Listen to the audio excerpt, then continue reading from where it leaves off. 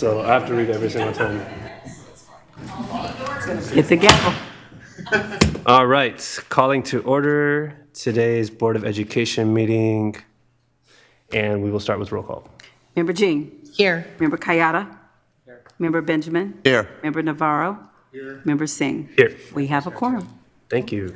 Member Ibarra. Here. Yay. Perfect. All right, and Al, do we have any public comment? We have one, Mo Kashmiri for item 3.2. All right.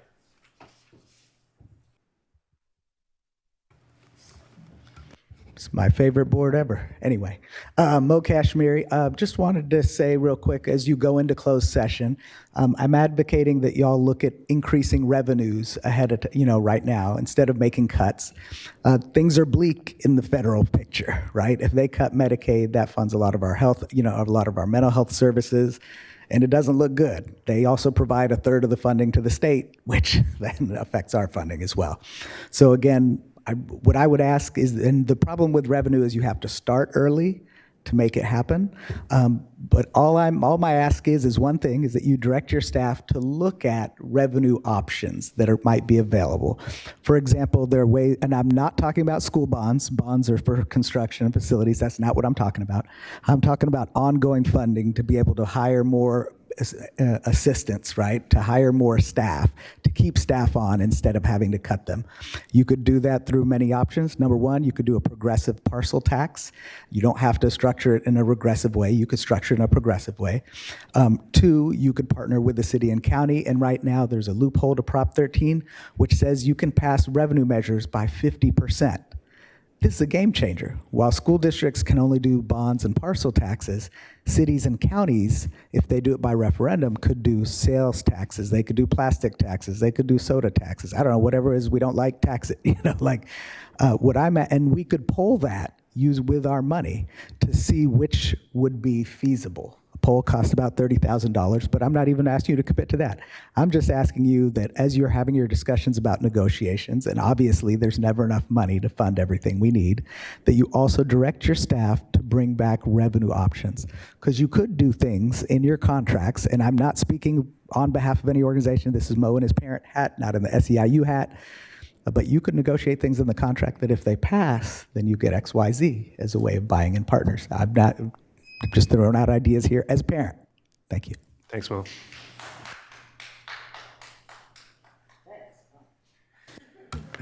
Any other public comment? No more public comment. All right, thank you. We're going to head to closed session.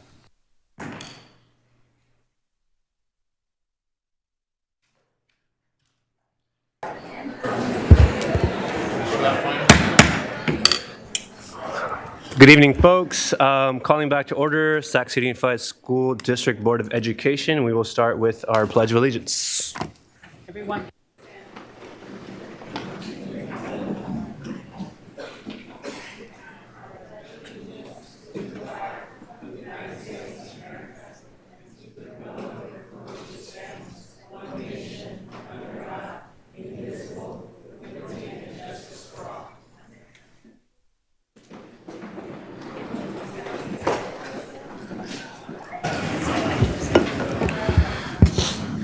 All right, item 4.2, broadcast statement by our Vice President, Member Jean. Thank you. This meeting of the Sacramento City Unified School District is recorded. The recording will be cablecast on Metro Cable Channel 14, the local government affairs channel on the Comcast and DirecTV Uverse cable systems. The recording will also be closed captioned and video streamed at metro14live.saukcounty.gov. Today's meeting replays Saturday, April 5th at 1 p.m. and Monday, April 7th at 6 p.m. on Metro Cable Channel 14. Once posted, the recording of this meeting can be viewed on demand at youtube.com/MetroCable14. We welcome members of the audience to address the board. Please complete a speaker form, which are located in the back of the room, and give them to our communications representative, along with any handouts you may have for the board prior to the conclusion of the item's presentation. Please speak into the microphone when addressing the board and state your name for the record. Please limit comments during public comment to items that are not on the agenda. If you do comment on an item that is listed on the agenda, we will ask that you please defer your comments until your item comes up on the agenda. Please also either turn off or silence your cell phones. Thank you. Thank you so much. Item 4.3, we have our stellar student introduced by Board Member Michael Benjamin. All right, how you doing? My name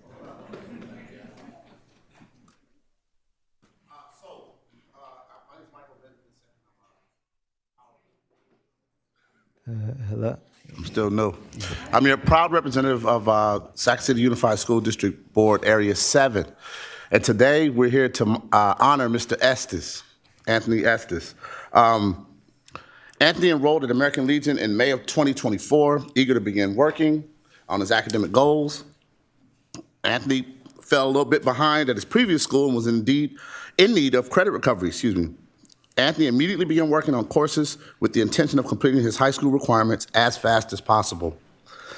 Anthony made the choice to enroll in the summer program at American Legion to continue working on his academic goals.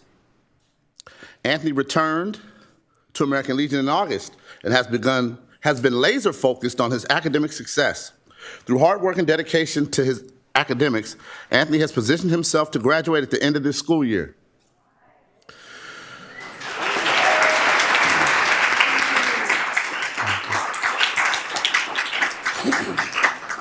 I need it really loud for this. As a junior.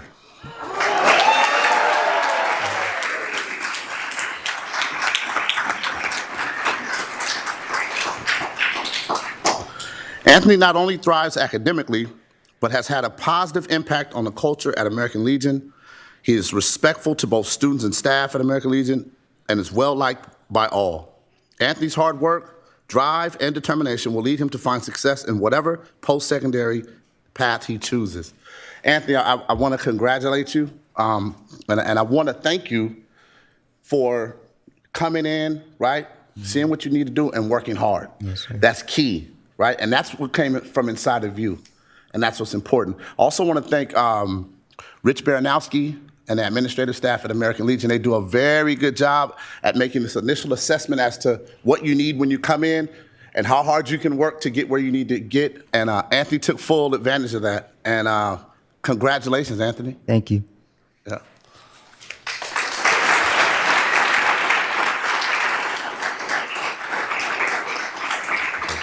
And then I just wanted to thank my principal and all the staff at American Legion for giving me this opportunity. Thank you, guys.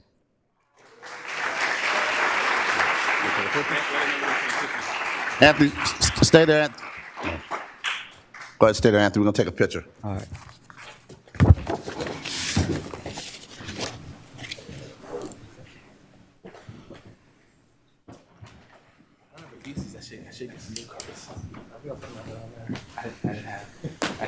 Thank you. Thank you. Talking about. That's you, brother. Your family want to come up? Is the family in there? Yeah, my dad and Come my on, family. Thank you, sir. Thank you.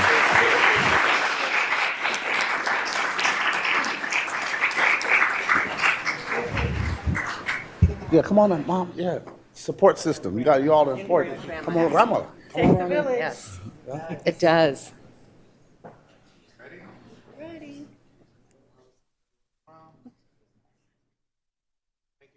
Thank you.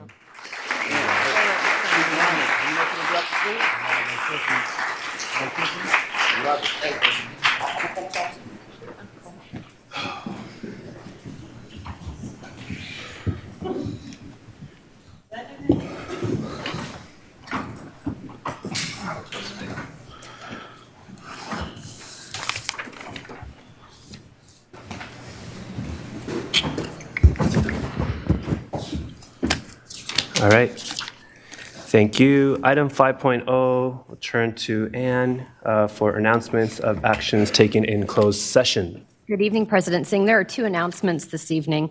The first, the board accepted an MOU with SCTA to rescind 6.0 FTE school counselor layoffs. Counselors will be notified tomorrow.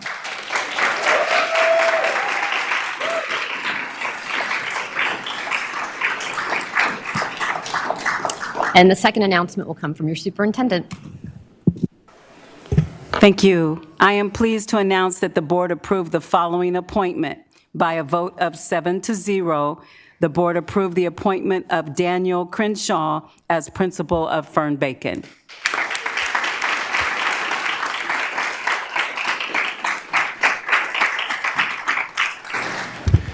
Thank you. Item 6.0, agenda adoption. Do we have a motion to adopt the agenda? Moved. Second? All in favor? Aye. Perfect. Moving on to item 7.0, public comment. We have 45 speakers, Presidency. All right. With 45 speakers, I will ask if folks can limit their comment to 1 minute. I respectfully ask that you stay within the 1 minute time frame. If we can come up in groups of the item. And I also I know we haven't done this before, just acknowledge that we also had 18 written public comments that were submitted, and the board is in receipt of that. We're always in receipt of that, and we do read those comments. So I just want to add that into the mix. But we can call them up by group, and you have a minute each. Thank you. First topic is on the SES robotics team. First speaker is Julie Hashimoto, who has 2 cards for 2 minutes, followed by Kenya Smith, who has 3 cards for 3 minutes.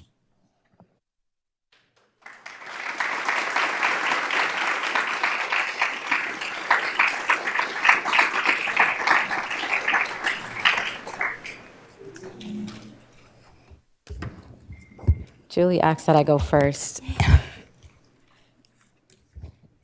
Hello, my name is Kenya Smith. To the Superintendent Allen and members of the Sacramento City Unified School District Board of Trustees, I'm writing you today in the spirit of urgency, hope, and a profound belief in justice, much as Dr. Martin Luther King Jr. did when he penned his letter from Birmingham jail.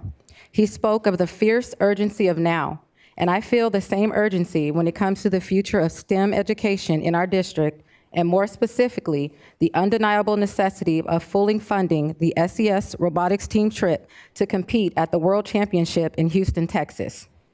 SES is a public Title I school serving a diverse population of students, many of whom face economic barriers to opportunities like this. The SES robotics team is more than just a collection of bright, driven students who have worked tirelessly to earn their place among the best in the world. They embody our district's commitment to equity, opportunity, and education that transcends the classroom. Their work has not been limited to just their own growth. They have spent the entire year inspiring and mentoring elementary students, igniting a passion for STEM in the youngest minds in our community. They have given of themselves so that others may dream bigger, reach higher, and believe that they too belong in the world of science, technology, engineering, and mathematics.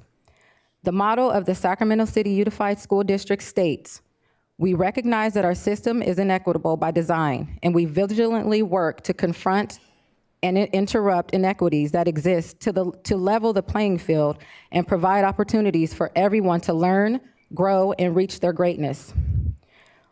What greater inequity exists than allowing systemic barriers to prevent students who have earned their place on a global stage from realizing their full potential? To deny them this opportunity is not just a disservice to these students, but to every child in our district who looks to them as proof that dreams are worth chasing, that effort is rewarded, and that greatness is within reach. To make this trip a reality, we need to raise $60,000 to take 45 students to Houston, Texas. Despite our best efforts, we have only been able to secure approximately $12,000. Our students are doing everything in their power to fundraise, and SES staff members have even volunteered their spring break to ensure that this trip happens. But without the district's support, we will fall short of the goal and deny these students the opportunity that they have worked so hard to earn. Funding this trip is not an expense, it's an investment in our students, in our future engineers and innovators, and in the promise that Sacramento City Unified School District truly stands by its word. The SES robotics team has done their part. They have competed, they have won, and they have lifted others up along the way. Now, I ask you, Superintendent Allen, and the entire board to do your part. Show them that does that mean I'm done? Okay. Okay. Show them that their district believes in them. Show them that their work matters. Show them that when we speak of equity, it is not just a slogan, but a commitment. The world is watching, the next generation is watching, and most importantly, these students, our students, are watching. Let's ensure that we see a district that honors their achievements and refuses to let financial barriers stand in their way of greatness. With hope and conviction, Kenya Smith, proud parent of the SES Robotic Team 3598. Thank you.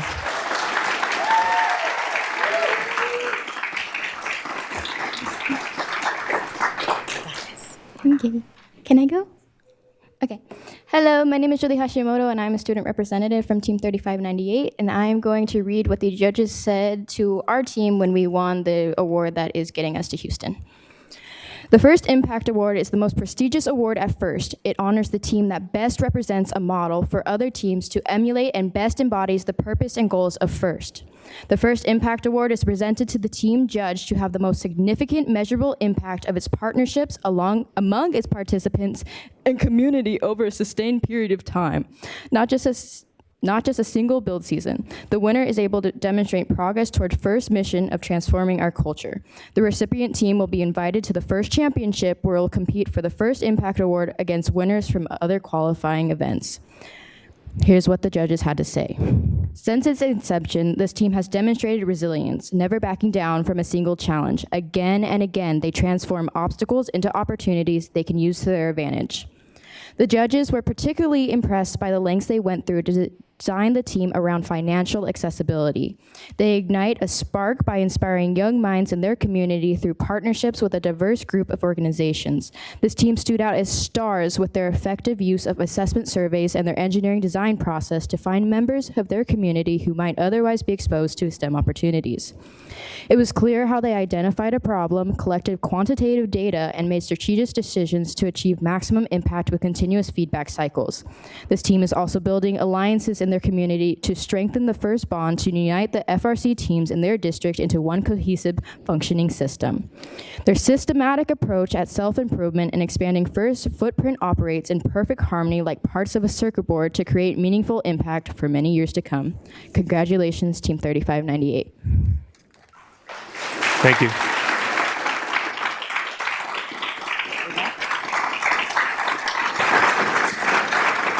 Final speaker on this topic is Berta Serrato for two minutes.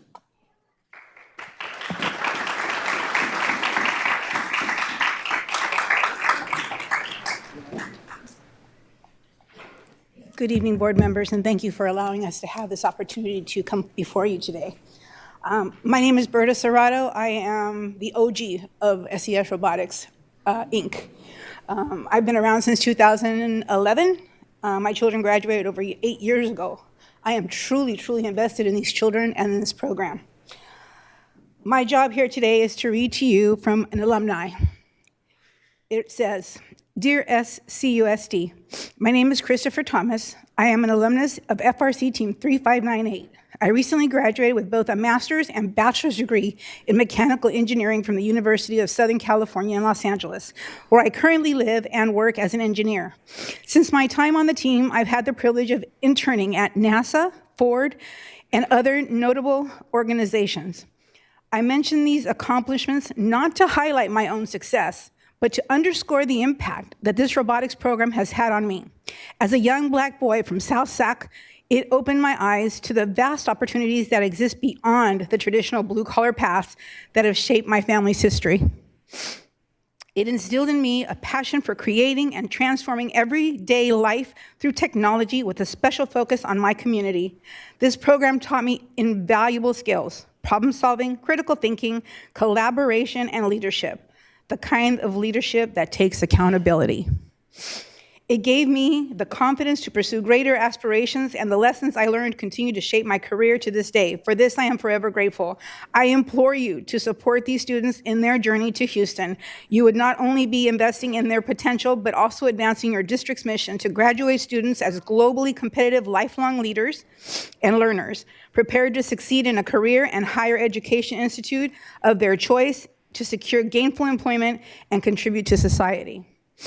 At the competition, these students will have the opportunity to showcase their community workshop format to teams around the world. Can I finish? I only have a few sentences more. Finish your sentence. Thank you.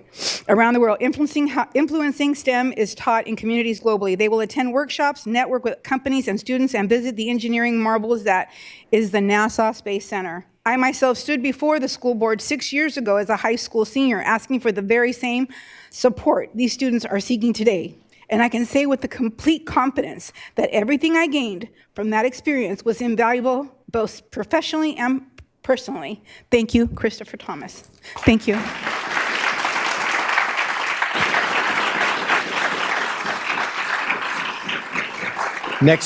Next group of speakers on the topic of TK enrollment, we have Mariah McGuire Fong, followed by Jillian Rich, and then Katie Hydorn.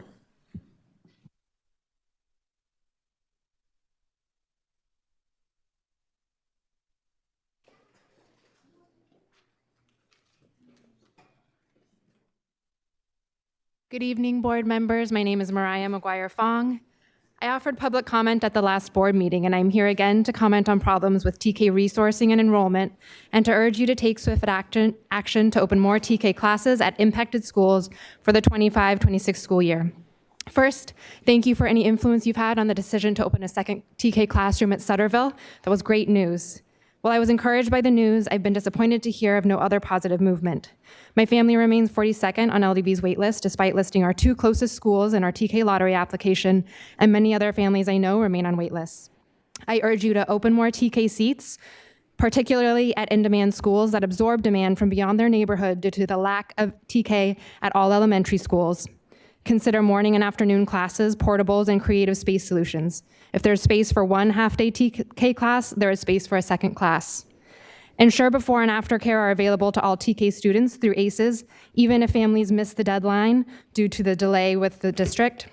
Prioritize continuity for students already receiving district services, such as IEPs and those in need-based preschools. There's been state funding for TK since 2013 for more than 10 years, and all elementary schools should have a TK. Thank you. Thank you.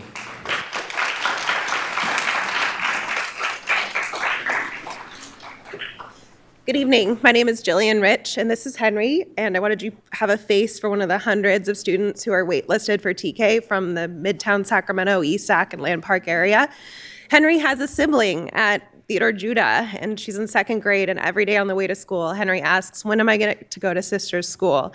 And I'm going to have to tell him every single day, probably not next year, because even with sibling preference, he's number 11 on the wait list. So unless a miracle happens and Theodore Judah can accommodate a 3rd TK classroom, he's likely going to have to go to another school. And so I ask mainly tonight for transparency. I really appreciate that the district, after the last board meeting, said you'd get back to us by May 15th to let us know what other schools are available for us waitlisters. That's great. However, we're having to make decisions in the meantime as parents. And so transparency would go a long way. Just let us know which schools do have room, how many spaces, which schools have you ruled out definitely don't have space for another classroom.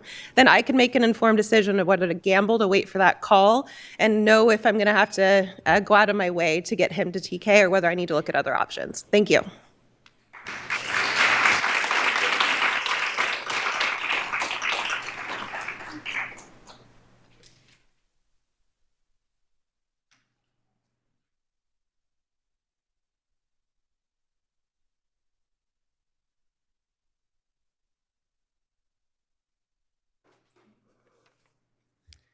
Hi, everyone. Good to see you again. I'm Katie Hydorn. This is my daughter, Rose, who's on the number 5 on the wait list for Theodore Judah. This is her brother, Conrad, who is in kindergarten at Theodore Judah, and her sister, June, who I think you'll hear from in a minute, because she put in a speaking card, is in 2nd grade at Judah. Here to talk about the TK wait list issue. I've passed out some definitions of the problem. We know that we have about 200 kids on the wait lists in East Sacramento, Tahoe Park, Land Park, and Midtown.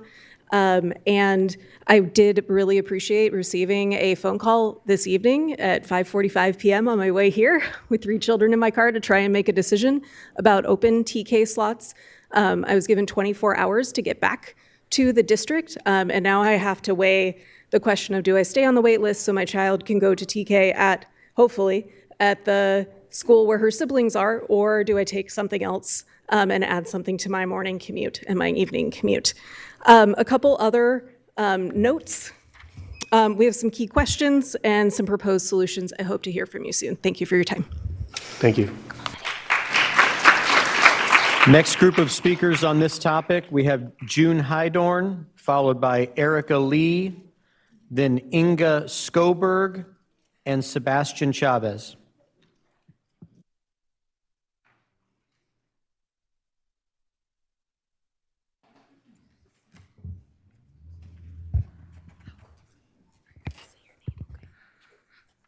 Hi, my name is June Hydorn, and I really want my little sister Rose to be in the TK class.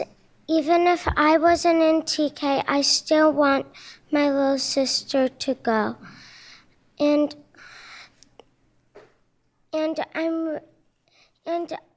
we go to the same school as her, and I really hope if she can go to Theodore Judah. And I just really, really want her to go. My brother went to TK. I might have not, but I still really, really want her to go. Can you please make that happen? Thank you.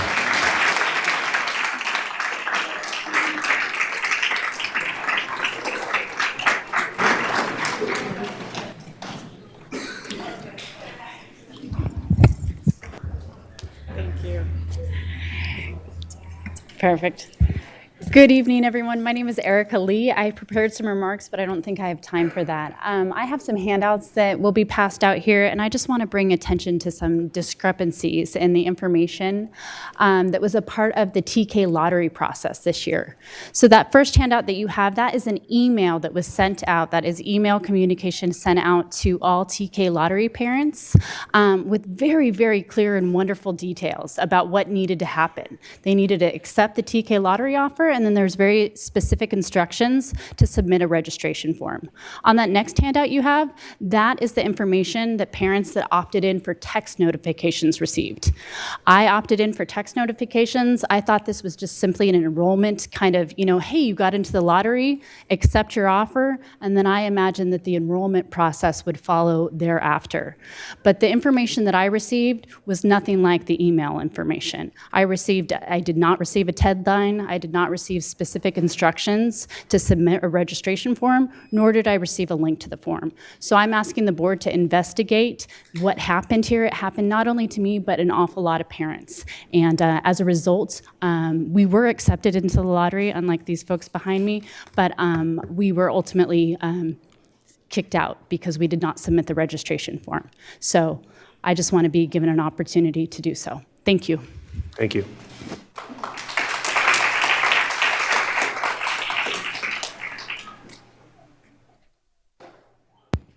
Hi, my name is Inga Skogberg. Again, this is kind of a separate issue from the TK enrollment. This is more of a school mint enrollment issue. I have a first grader currently attending Alice Burney right now, and my daughter is supposed to be attending kindergarten as well in the fall. I do run and operate a $2.5 million business. I know how to navigate technology and also make deadlines. As other parents have addressed, well, as you can see in the email versus the text message and information, it's just not clear on how to get to the message center. The message center on there, there's 3 bars up on the top. I don't know if you can see that on the text message area. There's no indicators on it. There's no missed messages, there's no unread messages. So for the text receivers to get the actual critical information, you had to hit that. So we never received the deadline. We never received the registration link. So our students were denied. And unfortunately, like these other TK parents, won't be able to go to school with their siblings. Thank you.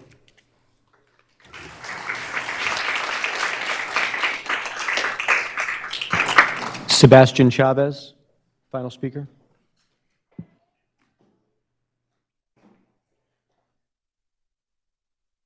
Hi, everyone. My name is Sebastian Chavez. This is my son Camilo, and he weighs 41 pounds. So if I lose my breath, you know why.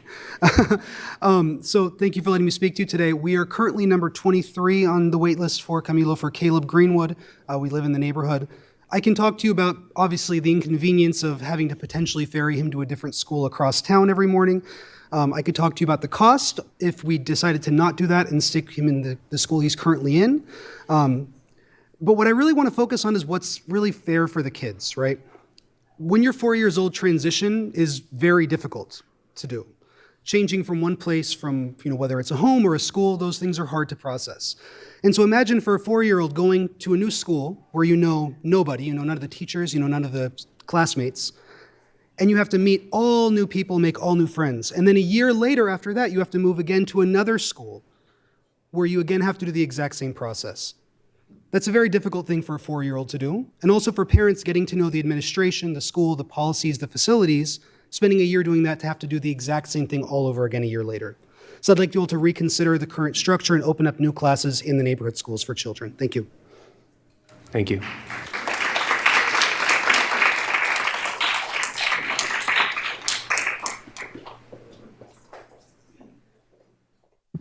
Next group of speakers on the topic of Phoebe Hurst, Tiffany Storneth, followed by Michael Gold, and then Marissa Collins.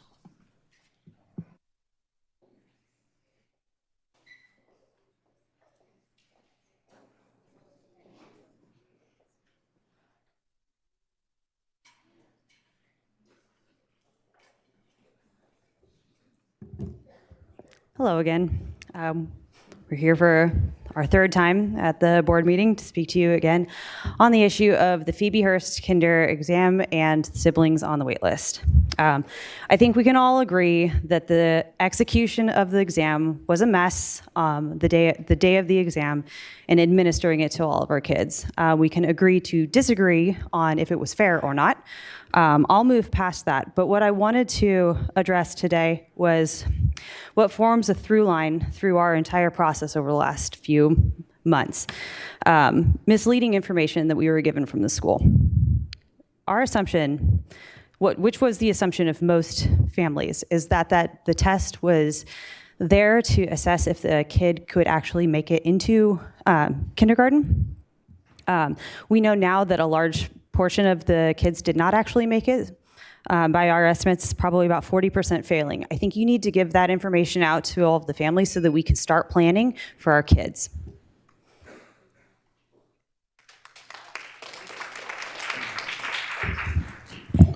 My name is Michael Gold. I'm father of a daughter that's impacted by the testing process. The decision to continue with the process without addressing the largest problem, which is some people knew about the test ahead of time while others did not. That was not addressed.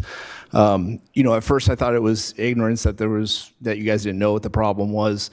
And then I thought, okay, maybe there's a lack of understanding that there was a problem. But now it seems like it borderlines incompetence, also with intentional deception of the process. Moving forward, from the decision that you guys have made and looking at the process now, no one from the school district, the school board, or any of your representatives can tell us what the process is to try and get our children into the same school as their siblings now.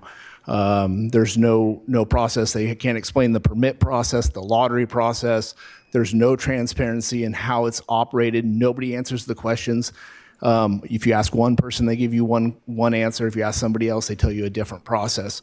The Principal Martin cannot tell us the process. No one has explained it to us. In fact, there has been very little to no correspondence from the school district or the board, which is disheartening. It actually makes my blood boil. The stonewalling and just the lack of engagement is not acceptable. In fact, limiting us to a minute here is infuriating. I'm asking President Singh, I'm asking you to agendize this. It's a problem. If you look at the TK families, you look at the Kinder families, trying to get in sibling preference, the testing process, all of it needs to be agendized. We need to have a real voice. If you're not going to respond to our emails and you're going to ignore us, we want a platform to speak, and we are demanding it.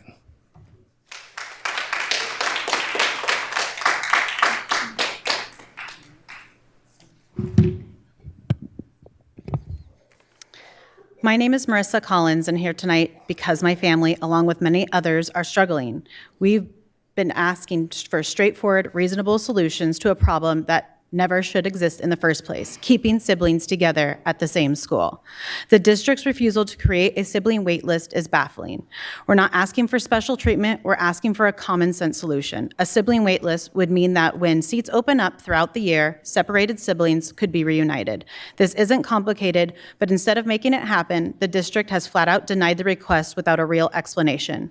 What's even harder to understand is the decision to leave seats empty rather than fill them with students who desperately need them. In a district where overcrowding is a constant challenge, how can leaving seats vacant possibly be the right call? It's not logical, it's not student-focused, and it certainly doesn't align with the commitment to putting kids first.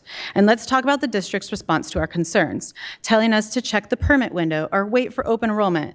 Let's be honest, that's a cop-out. The district knows Phoebe Hearst isn't listed as an option for open enrollment or permits for higher grades. Pointing us to a solution that doesn't even exist isn't just dismissive, it's intentionally misleading. It gives families false hope that while the district does nothing to actually fix the problem. But it's not just about my family, it's about the 19 new families who will be facing the exact same nightmare after the terrible mishandling of the kindergarten assessment. It's about the 5 kindergarten families I know who won't be returning next year, leaving seats open that will once again be left unfilled while siblings remain separated. It's about the new families coming into Phoebe who decided not to enroll and go private due to the risk of being separated. This situation is a failure of leadership, period. It's a failure to prioritize families, a failure to act in the best interest of students, and a failure to uphold the district's own commitment to supporting families. We've been given excuses, misinformation, and outright refusals instead of real solutions. The district has had a chance to make this right, but instead it continues to disregard our concerns. We deserve transparency, honesty, and willingness to address problems instead of pretending they don't exist. We aren't going away. We will keep coming to these meetings. We will keep speaking out, and we will make sure the community knows exactly how Sac City Unified is treating its families. Fix this, create the sibling wait list, stop letting seats go empty, and prove that this district truly cares about keeping families together. Thank you. Next 2 speakers, Catherine Adams, and this card, no name, so that must be you.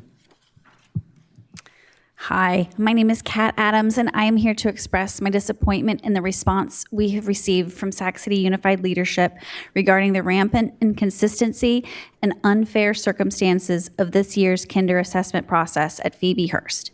Since the last time we addressed you, we received notice that the wait list was resuming with very dismissive language suggesting our concerns were invalidated without providing evidence or alternative paths forward. On top of this, our direct communications with leaders continue to be ignored. In my case, I disputed the claim that my daughter's speech delays were accommodated during her assessment. I have been waiting almost 3 weeks to be told the specific ways in which my child was accommodated, and I want proof. The lack of response has entirely eroded my trust in leadership. We look to you to hold accountable the people who are responsible for this situation, provide avenues for our children to have a fair chance to enroll in Phoebe Hearst for Kinder, and create transparent, consistent systems for siblings to enroll in upper grades as well. Thank you.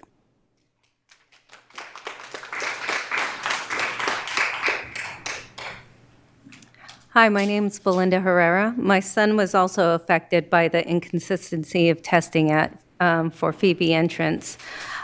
This past Monday, I was told by Principal Martin that there is a sibling wait list and a lottery system after kindergarten. I am now told that that's not correct. So I ask for a clear, consistent message to be sent to all of us so we understand how we can move forward, create a environment for our children to be together. And I think that's the most important thing, is for the families to be together. Not only myself, but I speak for the 19 other families who are affected by this as well. I ask that, I plead that my children and these other children get a chance to be at the same school together. and that we get a consistent message and a clear path on how that is going to be done. Thank you. Thank you. Next group of speakers on the topic of student support, we have J.T. Roberts, followed by Dexter Niskara and Pam Reeder Esparza.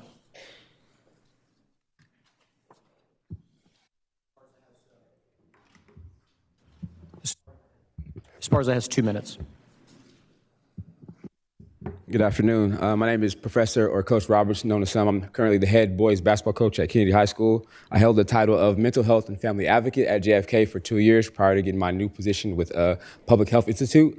Just want to share you the importance of student support services. The role models, the staff that the students have to lean on. As we know, mental health is at the highest state it's ever been. I'm a Sac City, I would say, school district graduate, employee. I've been employed for Sac City School District over 15 years, either as a classified employee or as a basketball coach for years. Just an example, 2 years ago, one of my players lost his mom due to fentanyl overdose. The access to the Student Support Center, I was able to check on my player, but have him sent there for if you needed one-on-one, if you needed some type of therapy, some type of counseling from just random time and days. So that was just the biggest thing as far as support center was needed. But also, I'll say this, mental health has no color, gender, age, or anything. So I seen, I would say, teachers at this school go in there and talk to people or come see me or vice versa. So being that bridge, that gap for the students and the families and the parents in the schools is highly important, more than you ever knew, ever could think of, more than we know. But also, I would say this, what if it was your student? What if it was your kid? Thank you. Thank you.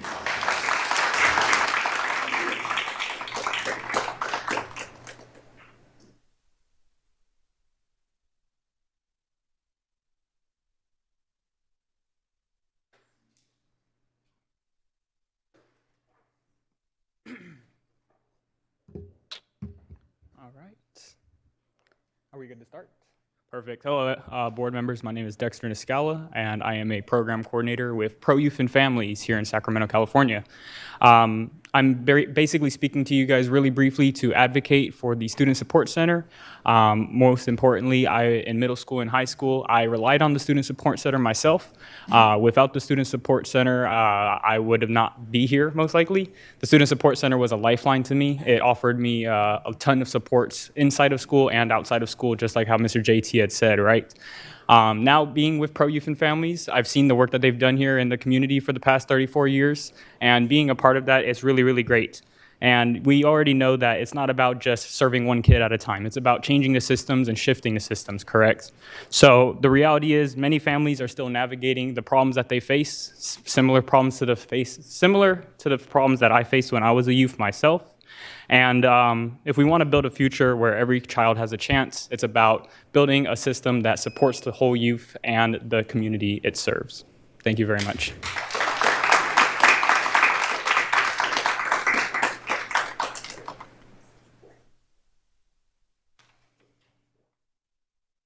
Hello, my name is Pam Reeder Esparza, and I'm a counselor at Rosemont High School. I've been with the district since 1999. This is my 21st year at Rosemont. I've been through a host of budget cuts and increases, and I just wanted to make sure I corrected information regarding the position of coordinator of college career experience. Jackie Navarez is in that position, and she does not supervise our college and career counselors. She is our go-to for counselors for information regarding FAFSA, CADA, college applications, CCGI, policy changes at the state level, and coordination of services. She is the first individual in my years at Rosemont that has accurately updated our UC CSU doorways and NCAA portals. The precision of this information affects whether our students can get into CSUs, UCs, and play Division I and Division II level athletics. She coordinates a host of field trips for our district students, even though it drives us crazy. Her attention to detail and planning makes a significant impact on district counselors as well as our students and staff members who chaperone. This year at Rosemont, we didn't have money to pay for food for our Cash for College night. We feel we need to feed our volunteers and CalSoap staff who help our students and families complete their FAFSA and CADA applications, especially this year. We feed the families as well with the nacho bar to entice them to show up and allow us to assist their students. This position is key for our districts as well, district counselors, as well as for the students and families we serve. And thank you for rescinding the counseling cuts. Next group of speakers Adriana Lucero, followed by Jamie Kerr and Jackie Rose. Ms. Rose gets 2 minutes.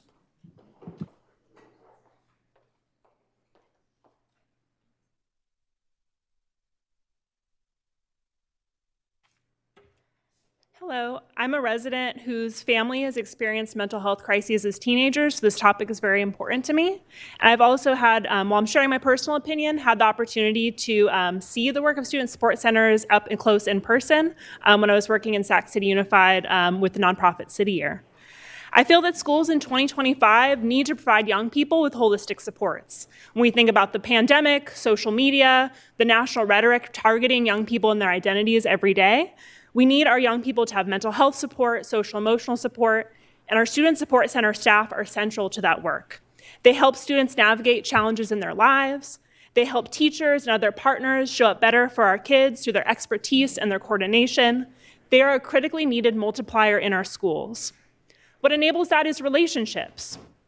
I've heard talk of reducing to maybe one staff member per every couple of schools, but we can't have those critical conversations with young people and teachers if that's built on inconsistent and infrequent connections. I know you have really difficult budget decisions ahead of you, but let's not balance our budgets on the back of trusted adults who are there for our kids in the most difficult times. Thank you.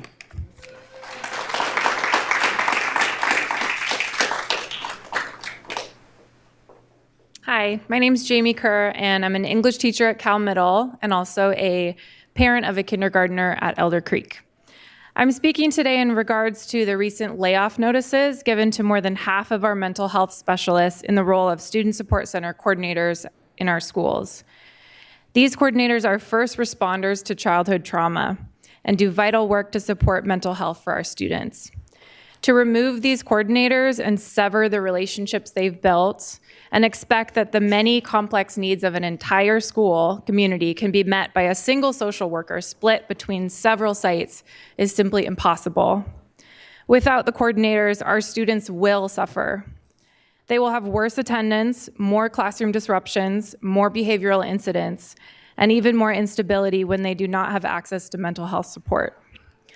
As a district, we claim in our LCAP goals that the social and emotional well-being of students is one of our top 3 priorities this year. How can we say that while we simultaneously end the relationship with the staff members who our students trust and replace it with nothing? Our other 2 LCAP goals are about improving graduation rates and academic achievement.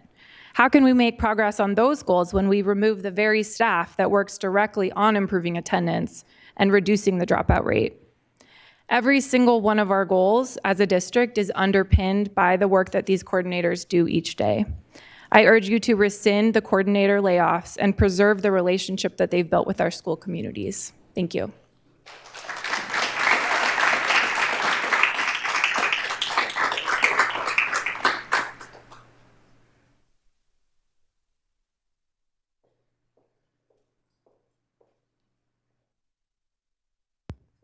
Good evening, board. My name is Jackie Rose. I'm the CEO of Rose Family Creative Empowerment Center. I'm here to speak to the issue of student support services.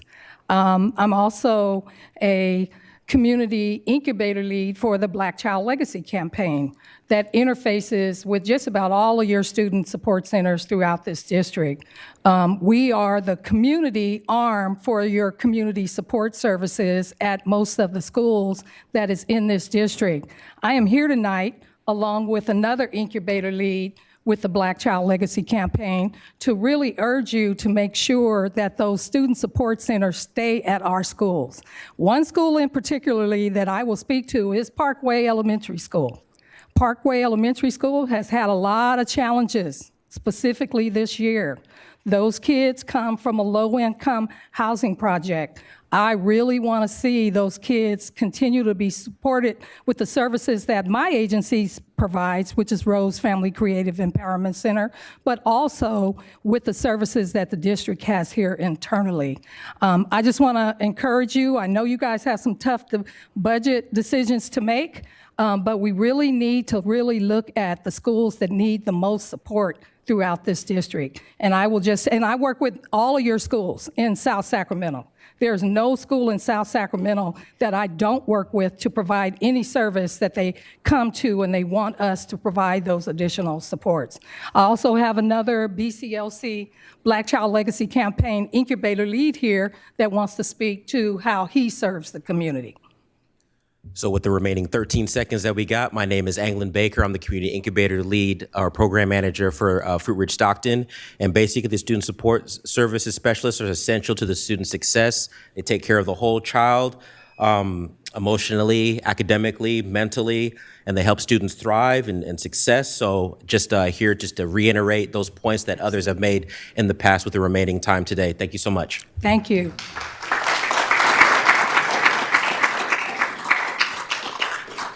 Next group of speakers on the topic of college and career counseling, Ethan Cohagen for 3 minutes, followed by Lewis Jacobson and Ellie Brown.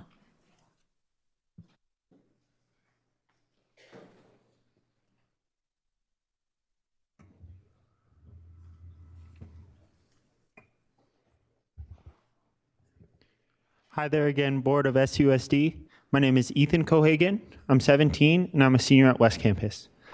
Ms. McNamara has been a key part of West Campus, helping students graduate year after year. Her presence reminds us that we can.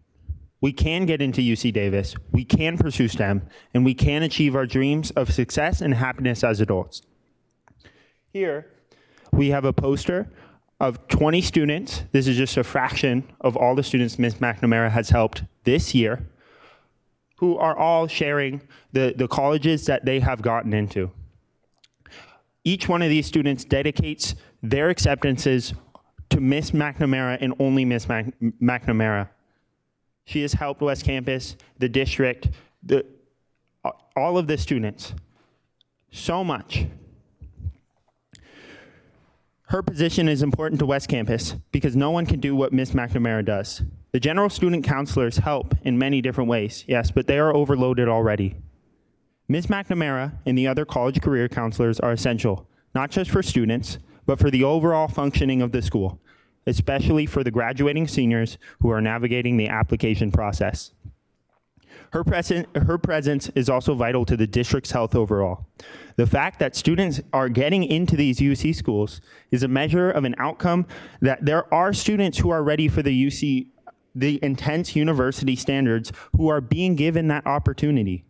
As the Sacramento City Unified Board of Education, you are all able to affirm, because of Ms. McNamara and her colleagues, that students are able to represent that potential that they have. Without them, many of the students in SUSD will lose one of the greatest opportunities of their lives, getting a long-term job, putting their life, the lives of their children and family on a stable, secure, and successful path. I, along with many, many other students, listed here are lucky enough to have had her help with my applications. But her removal will strongly reduce the amount of graduating students who think that they can. Many capable students won't see their dreams as achievable or know how to present their strengths to colleges. They won't know that their success is hidden right behind the door of higher education. So they just won't try. Thank you for your time.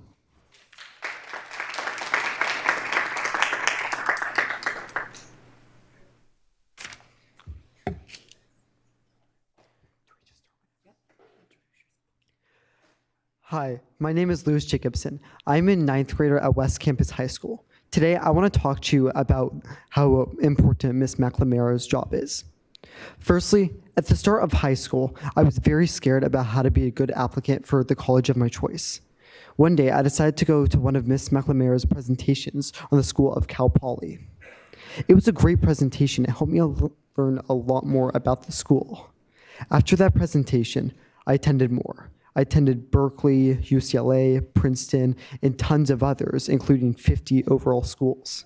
These meetings followed with me attending more and more of her stuff, like college application presentations or civic seal of approval workshop. Since that first presentation, I've gone for hours at a time asking scary questions, such as, how do I apply for financial aid? What school should I be looking at with my grade point average? And how can I be an attractive applicant to colleges? Ms. McNamara has shown us that we have a chance to get into colleges of our choice with all the helpful resources and advice you have given us. Can I finish? We need to prioritize Ms. McLemaire's job so my classmates and I can get the help we need to thrive in this environment. Thank you for the time.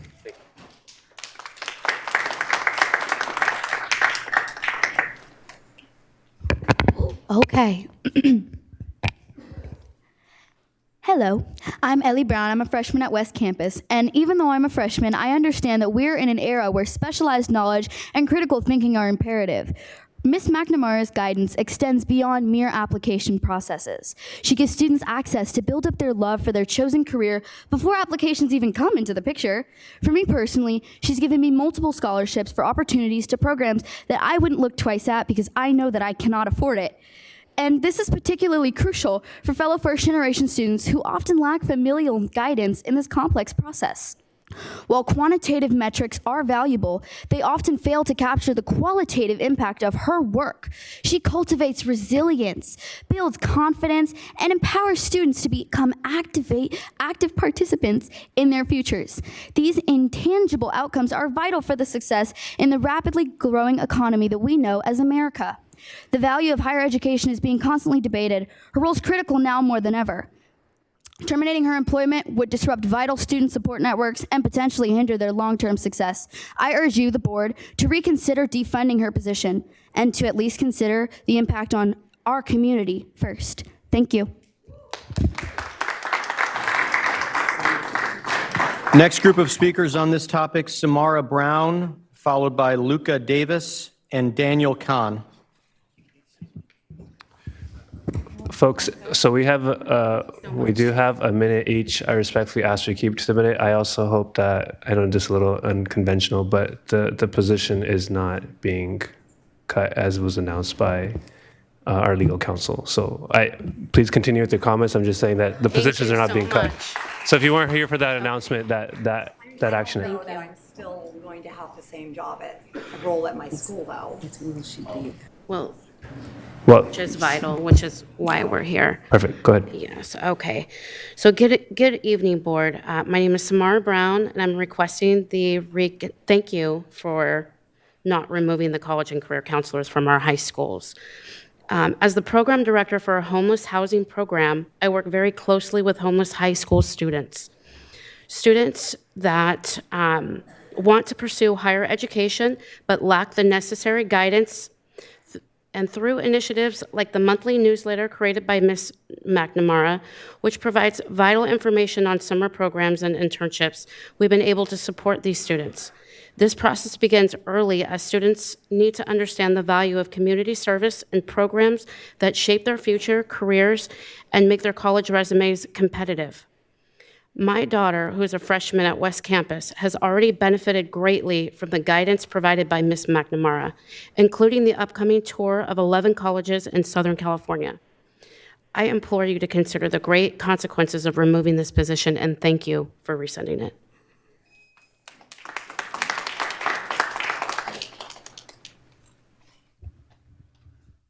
My name is Luca Davis, and I'm a senior at West Campus High School, and ever since I stepped into this room, my heart has been racing. But I stand up here confident before all of you because Ms. McNamara came up to me and said, I think you're going to do great in here.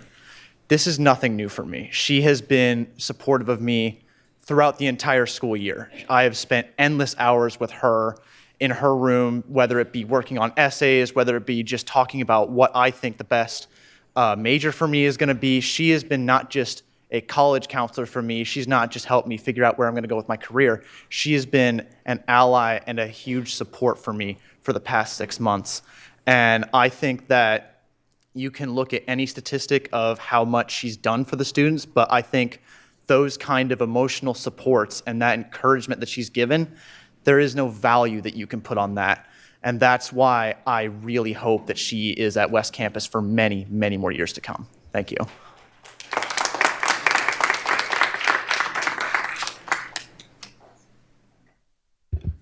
All right, hello. My name is Daniel Khan. I'm a freshman at West Campus High School. I stand here today for you guys to reconsider any funding for our college and career counselor, Ms. McNamara, and instead make the position permanent. Ms. McNamara's role is one of the most critical positions at West Campus and cannot be performed by a school counselor or teacher in any way, shape, or form. The reality is each student counselor has an assigned workload over 350 students, and I can tell you from experience, the lines run out of the classroom. They simply do not have the time or expertise to provide the specialized support Ms. McNamara provides.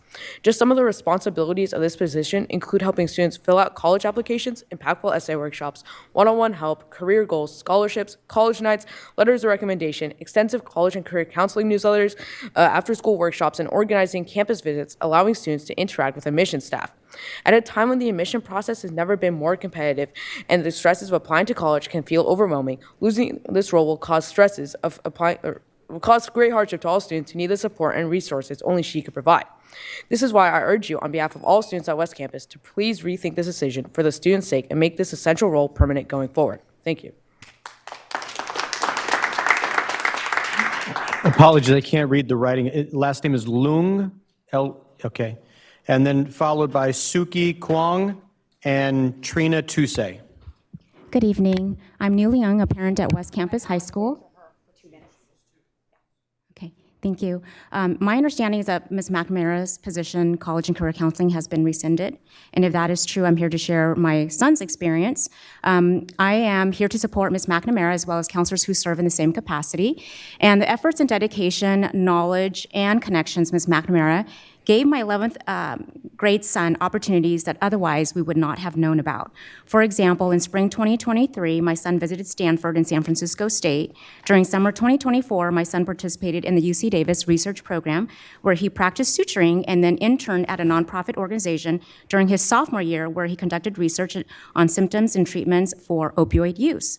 Ms. McNamara's continuous communication to educate and alert our families about college and internship opportunities enabled my son to apply and got accepted in the Future of Medicine program, where he will participate during summer 2025. This intern will allow him to learn about medical professions while shadowing physicians in the surrounding Sacramento Kaiser hospitals.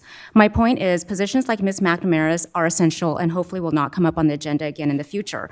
First-generation families and other families with limiting backgrounds like mine would not know how to navigate nor seek such resources and experiences, and would not know with whom to connect with for these opportunities to support our children's future goals, resulting in limiting the visions and journeys of our children.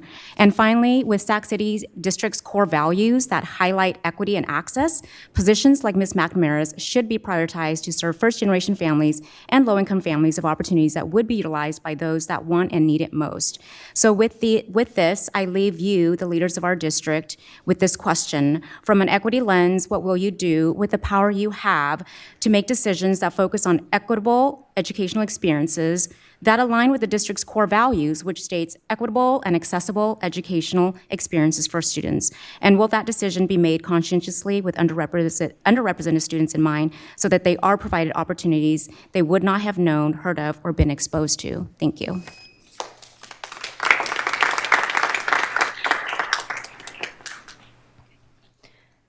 Good evening. My name is Suki, and I am the case manager at a transitional program. As someone who works closely with at-risk youth, I've witnessed firsthand the impact these counselors have, especially for students facing challenges. These counselors are often the only ones helping students connect the dots between high school, college, and careers. For many, they offer not just practical tools, but mentorship and emotional support that are critical for building brighter futures. In my role, I've seen the absence of such resources leaves young people feeling directionless. Our program has taken on the Youth College and Career Initiative because we understand the importance of this support. Removing these counselors will harm students' chances for higher education and undermine their long-term stability and success. Youth college and career counseling is not just important, it's transformative. It gives students the tools, directions, and encouragement they need to succeed, no matter the challenges they face. I strongly urge the reconsideration of removing these vital counselors as they are essential to ensuring all students have access to the opportunities they deserve. Thank you. Trina Tusay for 2 minutes. Good evening. My name is Trina Tusay. I come to you as a parent of a West Campus High School student. Sorry, it's been a long time since I've done public speaking, so I thank you for your patience.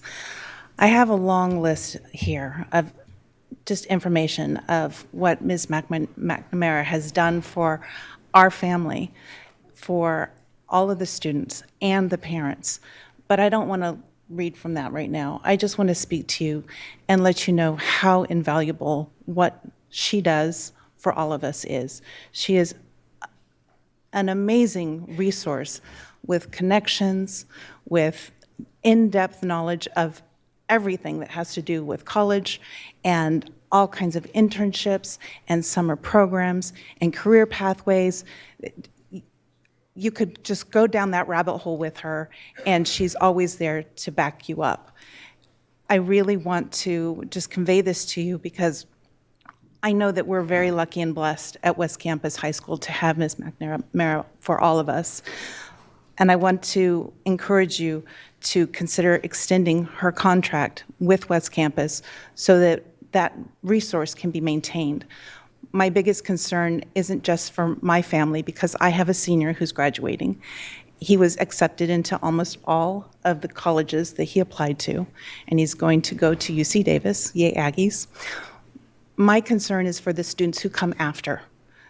My concern is for the students who might not have this opportunity to go in depth with somebody who knows all of the resources, who can make the connections, who will read the applications, who will take the time to listen, to hear, to advise.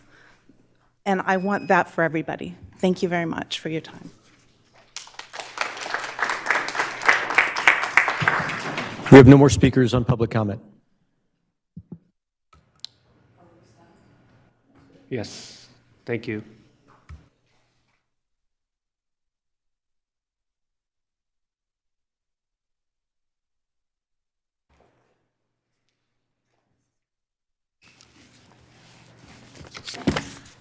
All right. Thank you so much.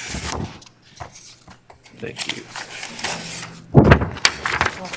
So prior to taking action on the consent agenda, I want to clarify that on item 8.1K regarding the Head Start grant application has been pulled off the agenda and will not be voted on by the board at this meeting. 8.1K.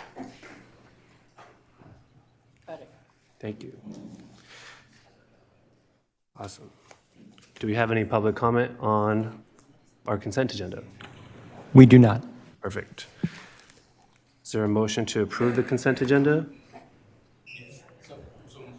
So moved by Member Rhodes, second by Member Jean, and we'll go to roll call vote. Member Jean? Aye. Member Kayada? Member Benjamin? Aye. Member Navarro? Aye. Member Rhodes? Aye. Member Singh? Aye. Member Ibarra? Aye. Perfect, thank you. All right, moving on to item 9.0, communications. We will start with SCTA.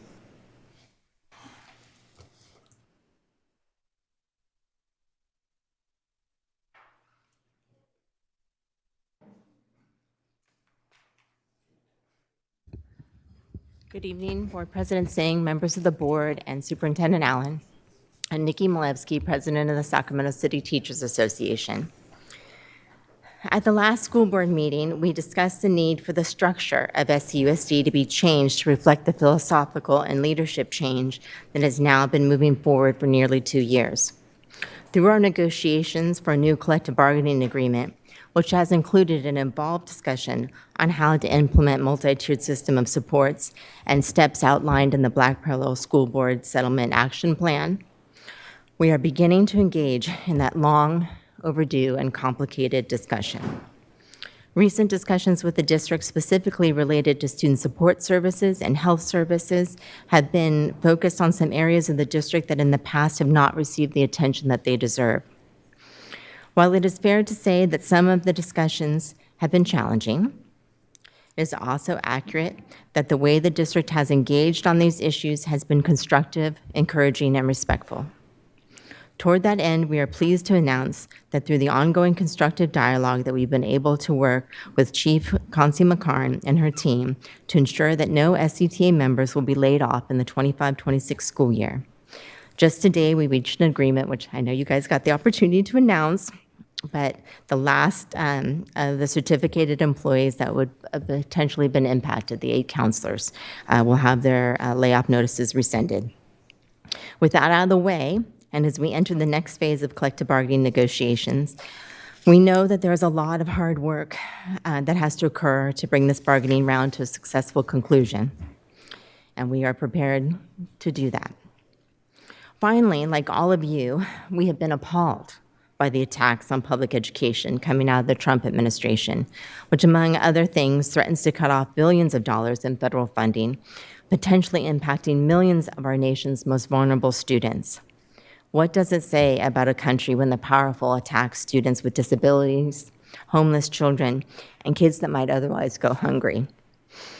At SCTA and CTA, we are fighting back, and we want to invite you and the greater Sacramento Unified community to join us at Cesar Chavez Plaza on Saturday, May 17th at 11 a.m. to be part of CTA's statewide Fight Back initiative against the proposed Trump cuts to public education. You'll be hearing a lot more about this event in the upcoming weeks, and we hope that you will all put it on your calendars and will help us spread the word to make this a successful event. Thank you. Thank you.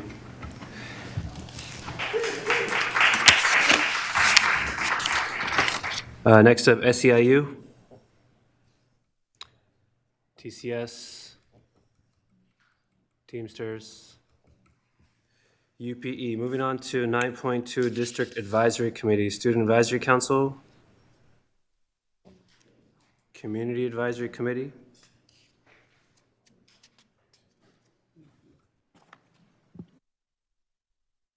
President Singh, we do have 2 public comments on 9.2. Oh, perfect. You want me to do those first? Do I need to do those first? Okay, go ahead. Sorry. Good evening, esteemed members of the board. My name is Jennifer Womack, and I'm the member at large for the Community Advisory. My name is Jennifer Womack, and I'm the member at large for the Community Advisory Committee.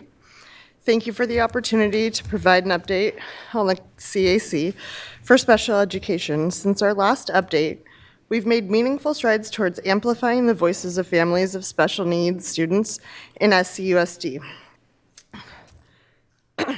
In March, we were honored to welcome Dr. Eldridge from the LCAP, who presented insightful data on the district's most vulnerable students, shedding light on areas where support is most needed. Additionally, ESY and Summer Matters delivered a joint presentation on their plans for this summer. We're excited to share that they have collaborated on their summer programs to provide a more cohesive and supportive experience for our students.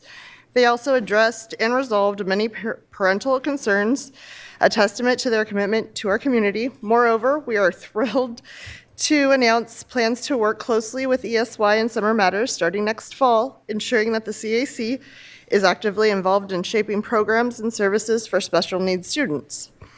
Another exciting note, we're in the midst of planning our end-of-year celebration, an event dedicated in honoring the incredible families and staff who work tirelessly to support our special needs students.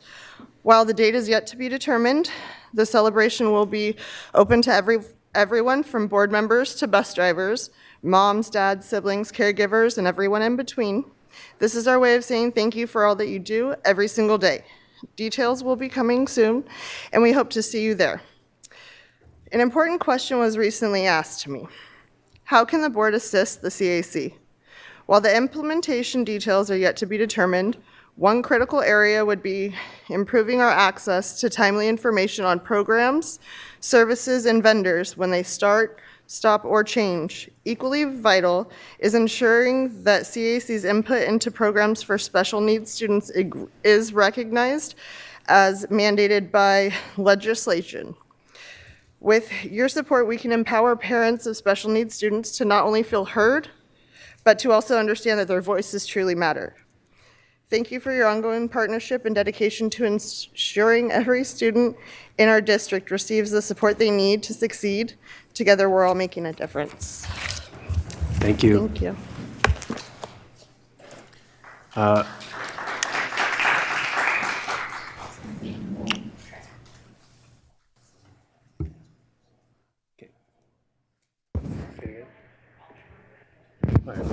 We'll do public comment at the end of our committee updates. So next up, we have District English Learner Advisory Committee, LCAP Parent Advisory Committee, Black African American Advisory Board,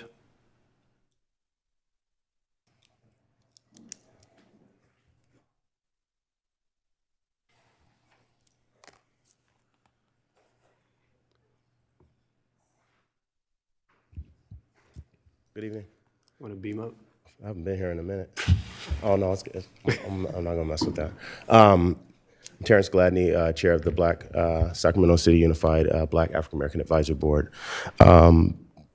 Today in Black history, in April 3rd, 1968, was when Dr. Martin Luther King Jr. delivered his I've Been to the Mountaintop speech, right? So it was the night before his assassination. As a young child in Berkeley, it always resonated with me that he had the foresight and was anointed enough to know what was coming the next day, in his lifetime. And he knew that, in his lifetime, he would not see all of the change that he hoped to affect. I look reflectively as to where we are today and know that in my lifetime, I still have not seen all of the change that he hoped to affect. It is with great urgency that we try to operate to make his dream and make his foretelling real. Last month, we had the opportunity to have Superintendent Allen and Board President Singh, as well as Board Member Benjamin, in our space to just have a conversation about where we are. And it really was kind of like a state of Black students in Sac City Unified, and talked about the conversations that happen in various spaces. So it was very enlightening. And we know that there is more work to be done. And I'm hopeful with collaboration and shared urgency and work, we can get to where we need to be. We are currently working alongside community members and our greater board to monitor and support the space in which African American Studies is being implemented. And right now, the first course will be an AP African American Studies course. I believe that the curriculum materials are still available upstairs for people to review, so I would recommend and urgently ask that community members review those materials. They're also available electronically, but for some of our elders, that's just not the way they operate. So we've been trying to work to meet them where they are. And in parallel to that, we're also seeking ways in which to start from the lower levels to bridge up to the AP courses, so that not only our Black and African American students, but all of our students in our district have an opportunity to enlighten themselves about the rich, deep history of Blacks and African Americans, not only in America, but across the diaspora.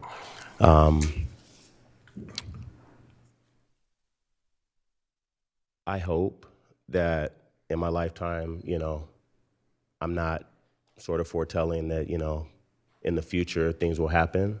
We have the space, we have the capacity, if we all work together and just keep our eyes focused on what really is a prize, which is, the well-being of all our students. So I look forward to working with you guys. Thank you.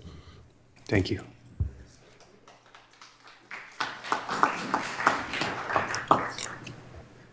Community Schools Advisory Committee.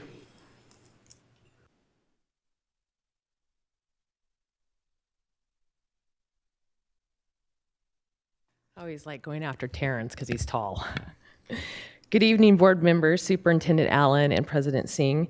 My name's Sarah Lynn Bienvenue, and I am the District Community Schools Specialist and co-chair of our CSAC committee. This evening, I'm excited to share some of the progress our community schools have made. To date, 13 of our school sites have fully approved CSITs, with 3 additional sites pending approval at our next CSAC meeting. Our philosophy has always been to go at the speed of trust. We didn't try to go in and move furniture before becoming family at our sites. So our specialists have been building meaningful relationships with all stakeholders, school staff, students, families, and community partners. Over the past 3 months, our specialists have been leading stakeholder listening sessions and collecting feedback through surveys. And I can tell you that at some of our sites, we have over 85% return rate, which is pretty amazing. We do have some good incentives through our generous partners, such as field trips that have been donated from SMUD, pizza parties, and different things like that. As a team, we've cultivated 47 new community partnerships across our 18 campuses and hosted over 99 family and student events on our campuses, with growing engagement at each one. We're especially excited to invite you to Woodbine Elementary's Community Schools Spring Carnival on April 25th. The event is generously sponsored by Trustee Rhodes, Sacramento City Council member Katie Maple, CSUS Fraternity Nu Alpha Kappa, Sorority Phi Sigma, the River Cats, SAC PD, SAC Metro Fire, SMUD, and many other community partners. I'd also like to clarify a correction from last month. We overestimated our donations, or spoke about our donations by almost $100,000. However, in the past month, we have exceeded what we reported last month. We are at over $280,000 in donations from community partners, which is breathtaking. I'd like to make a special recognition to Brian Peck, our community school specialist at Woodbine Elementary.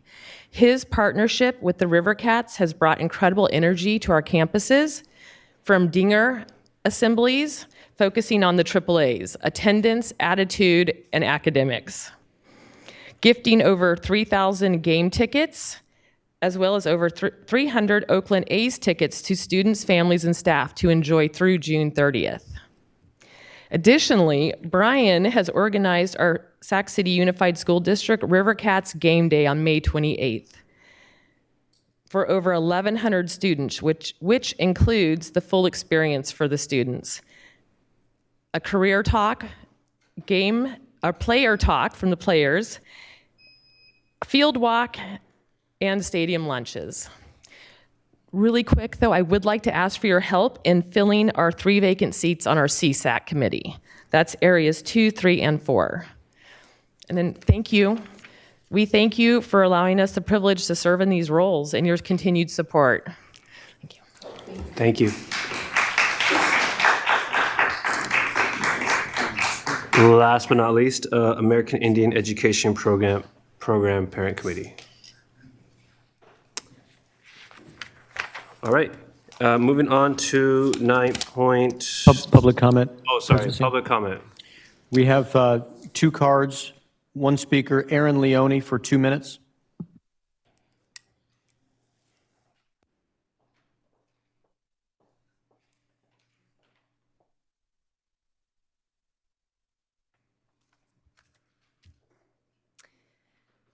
Good evening, members of the board. I'm Erin Leone. I'm our district's Teacher of the Year. I'm an SCUSD alumna, and I am a student advocate. We are here this evening on behalf of the Alliance of Anti-Racist Educators. We are here to follow up on the Restorative Justice Committee that this board voted on and approved in February. Our biggest concern with the board accepting or adopting a committee instead of a policy was that a committee would be used to stall progress and the systemic changes that our district so desperately needs. We refuse to allow a committee to become a symbolic gesture that delays real change while our school communities continue to face harm. Restorative justice requires commitment, not just conversation. We need to see tangible steps, not just a promise of future discussions. We would like to know when we can expect the committee to be formed and what the process looks like. If you are unable to speak to that today, we would also like to know where we can go to get answers when our emails and messages go unanswered.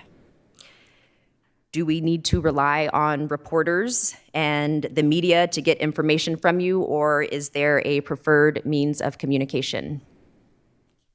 We would like transparency and clear communication to be a part of this process. We have questions and we want to be involved. And more than anything, we want to make sure that an accountability and restorative justice policy is adopted and implemented district-wide. We want to address the ongoing harm that is caused to educators, to students, and to our school communities. So we are here this evening just to remind you all that we are still here, that we are paying attention, and our fight for accountability and restorative justice is not over. You have our emails, you have our phone numbers, you know where we work. Please reach out to us and allow us to be a part of this work. Restorative justice cannot happen without the community, and we are a part of that community. We want to be informed, and we want to better understand this process and how it works so that we can help move things along. Thank you. Thank you.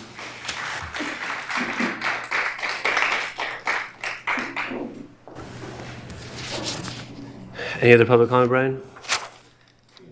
All right. I'm going to jump to 9.4, Superintendent Report. Thank you. Good evening, everyone. I want to begin my remarks tonight by congratulating Principal Devin Davis and the educators, staff, students at Leonardo da Vinci TK8 School. This week, we learned that LDV has been named a 2025 California Distinguished School by the California Department of Education. To be selected as a California Distinguished School, the CDE considers many performance factors, including demonstrating excellence and growth in academic achievement, and ensuring a positive school culture. Congratulations, Leonardo da Vinci, on this statewide recognition. We are all very proud of your accomplishments. Yes. I'd also like to congratulate Dr. Priscilla Isaias for being recognized as a woman of distinction by the mayor of Sacramento for her service to the community to build effective school-family partnerships. Dr. Isaias works to engage parents. Her work to engage parents has built better schools and better outcomes for our students. Thank you, Ms. Priscilla. I also want to give a very, very, very, very, very special shout out to Miss Wendy's class at Rosemont High School. I was given the esteemed honor to attend their theater presentation titled The Biker and the Boy Band Rumble. And it was yesterday. It was fantastic. They have one more showing tomorrow. If you can make it, you will be very happy that you went. It was excellent. And finally, I would like to invite everyone to our next community fair at Golden Empire Elementary School on Saturday, April the 26th at 10 a.m. There will be live mural paintings on the campus that day, along with dozens of community partners, multicultural activities with Golden Empire staff, folklorical dancing, and free meals from the Central Kitchen. We hope to see you there on April 26th.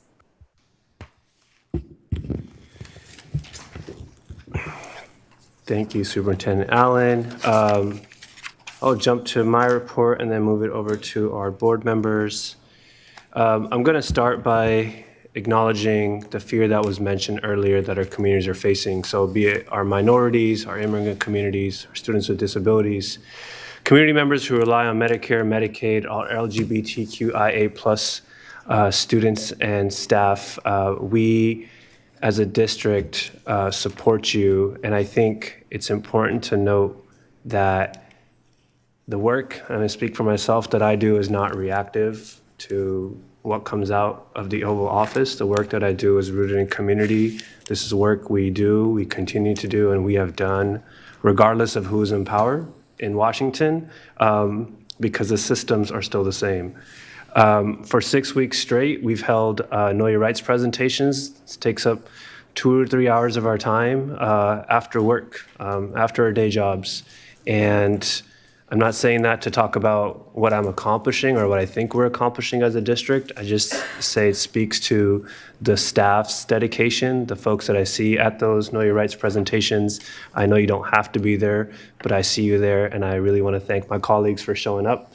especially in their areas. But just note that for those of you who showed up outside of your areas, that it is all of our district. You are not limited to the boundaries that the district has created or systems have created. In that same realm, I want to share the community that we are committed to the committees that we have formed, and that includes strengthening the current committees that we already have. So earlier, it was mentioned that we have vacancies on the Community Schools Advisory Committee in areas 2, 3, and 4. So areas 2, 3, and 4 includes myself. So we will be working on that, and I will be talking with our superintendent on how to get that messaging out. So it probably won't be from here that people are listening and will decide to join a committee. It will have to be a bit more proactive and probably send out some messaging through our district messaging system to encourage families and parents, guardians, anyone else who is interested to join any of the vacancies that we have. And that includes working on the Restorative Justice Committee and making sure that that work is moving forward, and hopefully have an update shortly for folks on how that process will work. But please be assured that that work is ongoing as well. Couple of things that I do want to shout out. I want to thank our district's HR team, I think, is who was there. We had Unity Eid for our Muslim staff members and students who concluded their month of Ramadan. The district staff had a table at the Community Eid Festival at Cal Expo, and it was attended by thousands of folks, many students who are in our district who come from the Muslim community, and it was just great to see folks out there and an opportunity to connect with people in a different way, and just want to thank our students and our staff who went through that month of their own trials and tribulations and fasting, and want to congratulate you on the month of Ramadan. So I also want to shout out the fact, I guess, to myself or to our community, federally, April is Sikh Awareness Month. I haven't heard anything federally about it being Sikh Awareness Month, but I also don't need the feds to tell me what month I should be celebrated or our community should be celebrated. I know that California historically celebrated Sikh Awareness Month in November, but I've said this before, months only exist when you're not celebrated enough throughout the year, so I'll take it. I encourage folks to just learn about one another. I don't want to sit up here and talk about my community in particular, but I encourage you all to continue to learn about the vast diversity that exists in this district that makes this district great, and also is part of the challenges that we face, and the reason we have so many folks communicating their concerns is because our district is unique, our district is diverse, our district is dedicated to that inclusion and that diversity, and that is why we will continue to hear those public comments, understand your concerns, and also find solutions that are not always a one-size-fit-all solution. And I think I'm going to pause there for my public comment, so thank you. I will move over to our board members. If anyone has any information sharing, we'll start with Member Ibarra. Thank you. I want to start off by saying I was able to attend on Tuesday the Know Your Rights training at Ethel Phillips. Unfortunately, I was going through some stuff. I wasn't able to attend the one in my area, but we have one more coming up. So I really want to encourage you all, if you are staff, if you are family members, bring your kids. I was blown away at how engaging the presenters were with our kids, and it spoke volumes to me. And so I cannot, there's no better way to express it than to just say, go see for yourself. So please, if you're able to join, the next Know Your Rights is at McClatchy, is that correct? On Tuesday at 5:30. It is not the end, but it is the end of the series, right? So please show up if you can. I also wanted to share a little bit about some of the stuff I got to see. I was able to visit Elder Creek and visit the Student of the Month I had announced, I think 2 or 3 weeks ago, or meetings ago and learned from her teacher and the awesome stuff that they're doing in their classroom, while also getting to know their community schools coordinator a little bit more. And I got to see the cool stuff happening with Dinger and the River Cats, and that was really fun to watch. But also, if you have a community school in your area, board members, I encourage you to look for opportunities to do the same thing, because it is very energizing to interact with the kids in that way. And then last announcement, or no, actually not, last two. Mark Twain is having a fundraiser event through their PTA in hopes to build a new STEM lab. And so with that said, if you would like to participate in supporting that, please reach out to them either through their website, or you can reach out to me and I can connect you. Either way, I think it's a great opportunity for us to come together and really support the kids in that area. And then lastly, it's really nice to hear all of the parent voice that come up here for public comment, but I want to just say there are so many other spaces where your voice is valuable, and so I encourage you to reach out to your school sites and learn about the committees there where your voice can really be amplified. And also, you just heard, we have committees here at the district that we have spots that need to be filled. So if you're in Area 4 and you're interested in learning more about how your voice can be impactful in our Community Schools Advisory Committee, please reach out for that as well. So those are all of my announcements. Thank you. Member Benjamin. Yeah, so to piggyback on Board Member Ibarra, we did attend the Know Your Rights Forum, and it was absolutely amazing. Outside of the specific issue it was addressing, it was just great general information. I have a whole pocket full of red cards now, right, that I carry around. It was just absolutely dynamic. So please take time to, if you can, to attend and tell a friend to attend the upcoming Know Your Rights Forum at McClatchy this Tuesday, I believe. Big thing in the area for our students is Little League opening days. We had Oak Park Little League last Saturday, as well as Parkway, which I attended, and it was absolutely amazing. Just to see our students outside of the classroom interacting, playing, and those types of things is very nice to see. Board Member Rhodes and I, we attended a scoreboard dedication today at Airport Little League that was sponsored by the River Cats. And so they came and they resurfaced the whole scoreboard. And so it will be lit up this Saturday at Airport Little League's opening day. So please, we welcome you to come out. There will be a parade before the opening day festivities that will start at Harkness Elementary School, I believe at 9 a.m. And we just encourage you to come and get involved. And last but not least, I want to say, give a huge congratulations to Leonardo da Vinci for that Distinguished School award that they won. I went to the school to try to talk to the principal, and I seen the big sign outside, so it looked really, really nice. And so I want to congratulate them on that accomplishment. Thank you. Those are my analysis. Thank you, Member Benjamin. Member Navarro. So aside from the events that are happening in Area 3 this Saturday, there's an additional event on Friday. So if you haven't heard, George Washington Carver is having a chili cook-off event tomorrow from 5:30 to 8 p.m. And it's $9 per person if you buy ahead of time, $30 per family.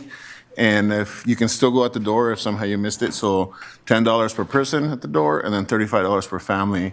I also want to mention that I attended the Defense of Learning panels at New Tech High School. It was a great experience. Actually, my favorite part was actually challenging the students on their technical knowledge. It was great. They all responded very well. I was really impressed. And it's something that I think that, you only really get asked to do in a college level type of class. So I was really excited for the staff that actually do this, but then also more excited the way the students actually go through this, and they're actually very confident and very knowledgeable technically. There was also a member in the panel that was from Sac City College. So he actually teaches all this stuff. So he knew all the stuff, like all the algorithms they're supposed to know and all the search algorithms. So it was pretty cool. I didn't actually have to know that. He was asking all those questions, but I was following up. It was excellent. If you want to experience that too, there is another opportunity for the engineering and sciences Academy. They're going to be doing it, I think, April 27th through 30th. I'm not sure if they're all technical, but I think that, you guys can jump in that opportunity, find out. It'd be great if you guys can make it. Since we're talking about the school engineering and sciences, the robotics team, so they come up here asking for funding. They need to make it to Houston, right? They're on their way to Houston for the World Championships. So if you can, please consider donating. It is a great opportunity for them. They should get to go. We have to figure out a way to send them. So we will. But yeah, they need your help. It'd be great if you can help out. I think that's it for now. Oh yeah, if you're in Area 3, there will be an opening for an LCAP spot and also the community services, community schools. Community schools. So there's 2 positions open if you live in the area. Please talk to me or also talk to the superintendent about it. Thank you. Thank you, Member Navarro. Member Rhodes. I'll keep mine short, I promise. April 25th, Woodbine, you heard it earlier, we're having a community fair. I just want to give a shout out to Brian Peck at the school.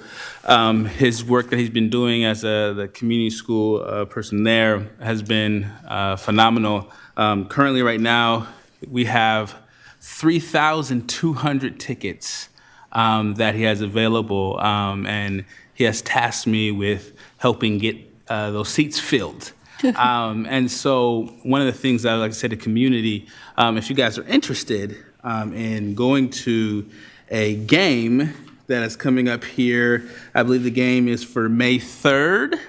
And if you're interested, we'll get some information to you guys. But I'm excited to have folks in, talk to the River Cats people today. And the person of the community work said, we want to have students in the seat and we want to compete with the box office. So we want more students than people who have paid for tickets at these next coming games, which is amazing for our community. And that's what the community schools folks are putting together. So I'm very appreciative of that. Also, we were at Parkway Elementary School, dedication for our new urban forest.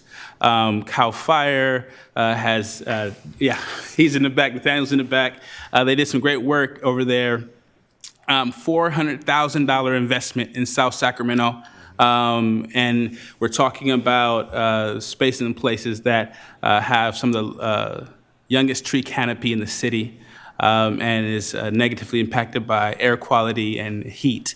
And so to have that type of investment right on the south side, the deep south side of the city is huge. And once again, it shows that our district is not only thinking about the education of our students, but their well-being in total. It actually has inspired me to want to plant more trees and do more work that way. And so hopefully through partnerships with SMUD and other partners, we can get some of that work going. But that's all I have for today. And if you guys can, you guys can give the SES, please do so. We would love to see those kids get down to Houston. They deserve it. Thank you. Thank you, Member Rhodes. With 15 seconds, I'm just going to quickly add that I want to acknowledge the many concerns that folks are raising around TK. We hear you. The district is working very hard. I appreciate our staff moving the timeline as best as they can. Please understand that TK comes with strict guidelines and rules and regulations, especially around access, how close those buildings and classrooms need to be to a restroom, what kind of spaces they can use. So it's not as simple as just opening a space. We need to make sure that space is safe for the littlest people in our rooms and make sure that it's accessible and it is safe. And that is why it takes time to find those locations. We hear your concerns, and I think I can speak for everyone that we also want to make sure students get access to TK and then become part of our Sac City unified family moving forward all the way K through 12. So thank you, we hear you, we appreciate your comments. All right, 10.1, update on ride-free RT. Mr. Ralston. Woohoo! It's always exciting when I show up, isn't it? Mr. Flores, you can join me. Good evening, President Singh, members of the board, Superintendent Allen. Tonight, I am joined by Mr. Chris Flores, Chief of Staff for Sacramento Regional Transit District. Together, we will provide an update to the Ride Free RT program and work that Chris and I can do together to enhance this program if it continues next school year. As always, as the leading department that injects equity straight into our processes, including community input, I am happy we have this item available to share tonight. Tonight, we will cover a few items which will include the overview I mentioned earlier of the program. Chris will also cover the work the NELP group is doing on everyone's behalf and next steps for Sac City Unified with this group and to make sure our input is captured into the research. Oops. I will return with some possible pathways for the program in 2025-26, which largely is contingent on the yet announced city budget. Finally, we will share some ideas on how we can gather data that is directly impactful to Sac City Unified and our ability to best market this amazing opportunity. Mr. Flores. Thank you, Chris, and thank you, Superintendent Allen, Chair Singh, and the members of the board. It's an honor to be here tonight. As Chris mentioned, I'm Chris Flores, Chief of Staff and VP of Real Estate at SAC RT. We truly value the partnership for the Ride Free RT program. I know it was a last-minute ask last time, but truly appreciate how you guys have stepped up. And I'm here tonight to talk a little bit about where we are with the program and a little bit about the work that the Nehemiah Emerging Leadership Program is doing on our behalf, and I'll turn it over to them when we get there. So what is Ride Free RT? I think you guys all know is when it was launched in 2019, it was the first of the kind in the nation, an unrestricted youth fare through K through 12 students, about 300,000 students. We were receiving about $1.6 million to launch the program from local jurisdictions and school districts when we launched in 2019.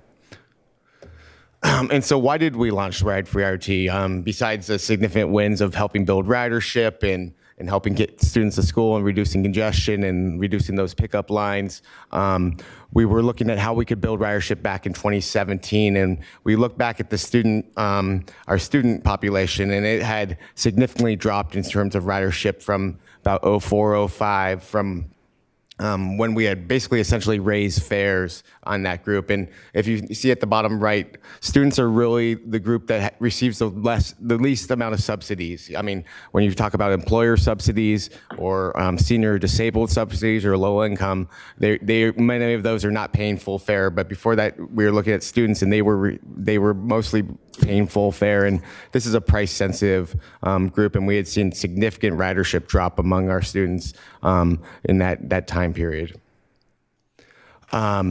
So since that time, we've launched in 2019. We now are on pace to finish this fiscal year with about 5 million boardings among our K through 12 youth. It's a tremendous success story. That's about a 200% increase from when we launched in 2019. We continue, and we can count those by automated passenger counters, APCs, that are on our buses and light rail systems. And the student population makes about 25% of our total ridership. We're on pace to get to close to 20 million this year, but student ridership is about 25% of our ridership, so a very valued group. So looking deeper, and I know this has been a request to the board, and we acknowledge we are working on getting better data of how this works for what the ridership looks like specifically for Sac City Unified. But we use those APC data to pull bus stop numbers, and we can do this for specific schools if you guys do want to see that broken down data. But bus stops that are adjacent to the schools, and we were able to pull that data to see how many, on average, what the daily ridership is during a school day. And at Sac City is about 2,764 boardings. This is just bus, and doesn't include light rail, doesn't include maybe the bus stops that are a few blocks away and the students are riding, doesn't include the transfers that are in there. So it's not going to be a perfect data at this moment, but this is the best we can come up with at the moment that shows it. I'll point out that we operate a 200 series. It's a bus series that operates around the school bells, mostly in Sacramento City Unified School District service area. Those services, we're carrying about 900 passengers per day. And with that, I'm going to turn it over to a group we're working with, the Nehemiah Emerging Leadership Program. One of the things we've been doing since the program was funded last year is engage with the Nehemiah Leadership Program to understand what does the community feel about this program? What is the data they want to see? How can we create a sustainable program for this? And then how can we also get the school boards, the various school districts that have bought into the program together to get an advisory board to really provide feedback for the program. So the Nehemiah Emergency Leadership Program, I think you guys are probably familiar with it, but they're doing tremendous work for us, and they chose their class project to be the Ride Free RT program, so I'm going to turn it over to them. Good evening, everyone. My name is Amanda Lewis, and with me today I have Taisha Watts, Demisha Coleman, Israel Okoro, and Torin Dunavant. And we are here representing Class 15 of the Nehemiah Emerging Leaders Program, otherwise known as NELP. Briefly today, we're going to share with you the who, what, and why of our collective efforts with Sacramento Regional Transit. So to talk about the who, we stand here today before you as 5 of 22 emerging leaders in the Sacramento region from all different backgrounds and industries that have come together to learn from one another, bridge communities, and become catalysts of positive change in our region. The NELP program, and specifically our class, is collaborating with SAC-RT to evaluate the impact of Ride Free RT and provide strategic recommendations for its future. Through research, community feedback, and data analysis, NELP is assessing how the program benefits youth and identifying opportunities to enhance its impact. The goal is to highlight Ride Free RT's successes while exploring ways to strengthen its impact. I'm now going to pass it over to my peer. Great. Torin Dunavant, proud McClatchy alum, by the way. The what is that our project team has engaged in multiple sectors, including schools, municipalities, community organizations. So far, we've met with 35 community-based organizations that service school-based communities throughout the region. We've met with 17 different municipal representatives, transit planners, and regional stakeholders. And we've spoken with all of the superintendents in the district, and as well have had direct meetings with multiple school districts individually. And we're scheduled to meet with a few more over the next few weeks. Our focus has been finding the links between the Ride Free program and the positive impact on students related to reducing absenteeism, improving college readiness, improving extracurricular activities, and improving community involvement. And while we were technically assigned to this project, speaking on behalf of myself and those of us before you and the rest of our class, we have found that this project is deeply meaningful to us and feel it is extremely important to our region. The why is that we see Ride Free RT as an essential service for our youth, especially those that are living in under-resourced communities. And we recognize that transportation is an equity issue that must be addressed. And Ride for Youth is effectively addressing this issue by increasing access to education for our youth. As a result, we are huge advocates for this program and its continued service to our region. So thank you so much. Your support is greatly appreciated. We are still working on gathering data and doing outreach, and we look forward to connecting with you all further potentially about this great program. We will be delivering our findings to RT in May and sharing our recommendations for how the Ride Free RT program can be enhanced and sustained. Thank you.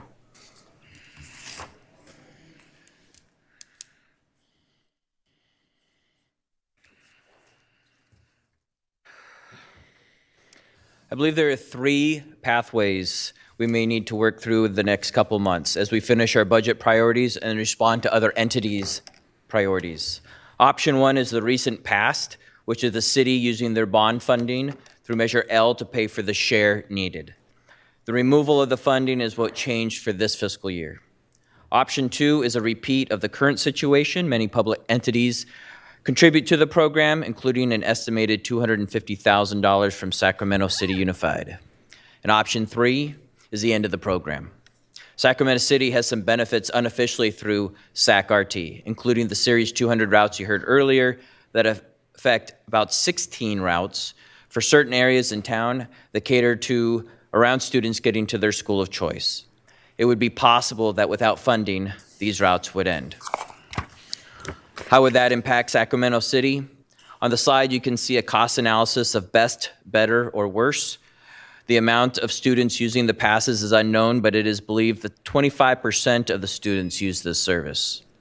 Also, what would it cost for the district's general fund if we took on some of the scenarios ourselves? If the district were to bring the routes in-house, including the need to buy 16 buses and hire 16 FTEs, it would be an anticipated first-year cost to your general fund of almost $10 million. Another scenario could involve the district buying almost 37,000 passes needed for each student. That would cost about $8.8 million to the general fund next year. Also, the program could revert and students would then get the discounted student rate, but purchase it on their own, something we know families may struggle to do with. The board has asked in the past for real data, and some ideas I have to share tonight may seem simple, but would take some extra work and commitment from leaders, including site principals and teachers, students, and families. Our first is just better marketing. In facilities, we love to show off our work. So with the great team and communications, we'd be able to develop a few layers of propaganda to make sure students know of your investment in them and to take advantage of the ride-free RT. We would track the students that get passes, not just deliver a bulk of passes to a site and anyone can pick them up. We would create a way to track how many students from each site use this service. Finally, we are getting good at doing surveys and think some help from the student body councils at the site. We could get information gathered, such as how do they use this pass? Is it just to and from school, work, or all of it? That way, the board will have data to show a return on their investment from the general fund.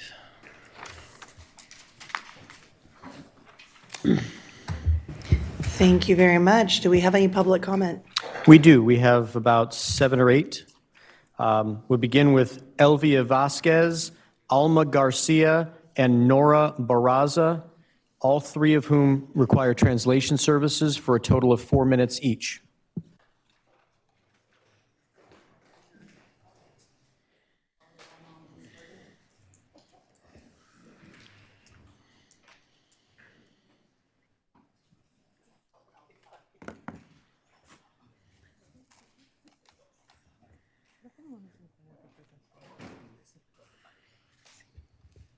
Hi, I only need, I guess, 2 minutes. I'm going to say it in English. My name is Elvia Vasquez. I have a son in this district. He is a very passionate student. That's track, and he's in his team in the school. He also goes to Rancho Cordova because he's also very passionate about native plants. And so for these 2 events, those 2 things, he has to, at times, take the free ride because I work. His father works far away. So, and I was listening out even though I don't understand the whole thing, I know that the city and the county should invest in our youth. We are a community here too. It does make me very upset, and I'm sorry if I'm going off. We part of the community. I know there's money in the city, but we don't decide where they put it. I know the expansion of the jail is gonna cost a lot of money. The police is well-funded, so they need to pay. The school, I know we're struggling. We need the money. We are less social workers, like I heard earlier, also mental health. So I'm here to say also that I know many parents as an organizer, and they're struggling because they work in 2 jobs. And we know who those students are: low-income community, low unhoused students. So we part of the city. We are part of this community. So I'm here to ask you guys to be together and for the city or the county to pay for the difference like the last year. Thank you.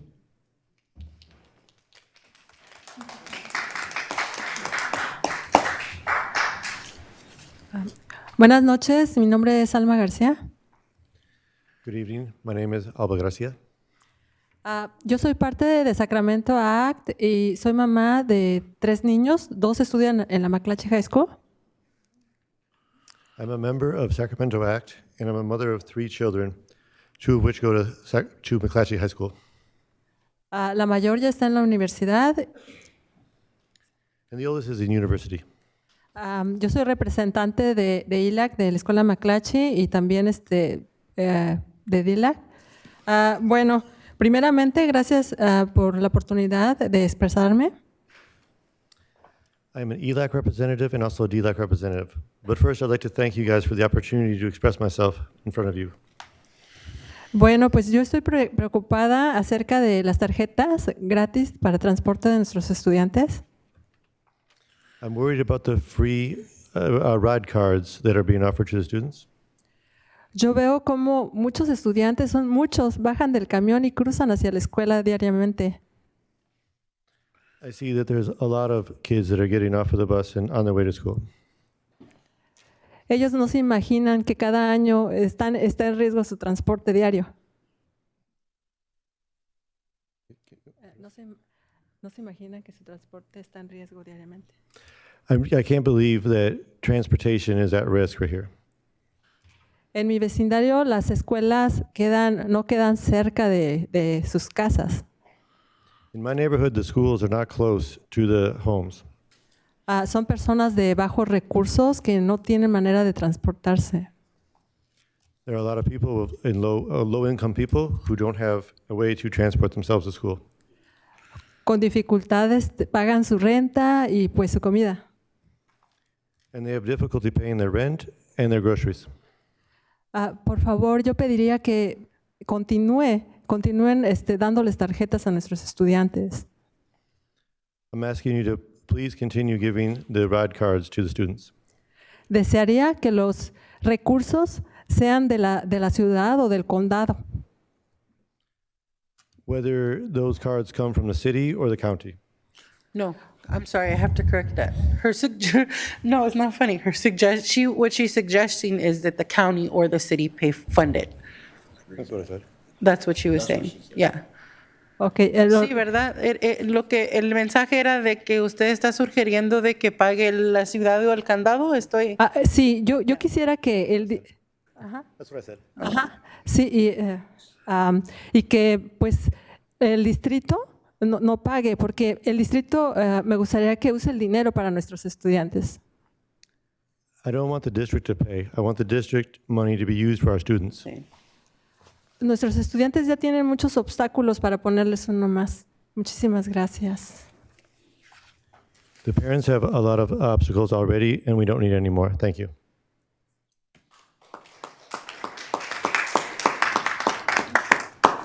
Next is Nora Barraza, followed by Maria Beltran and Maria Torres.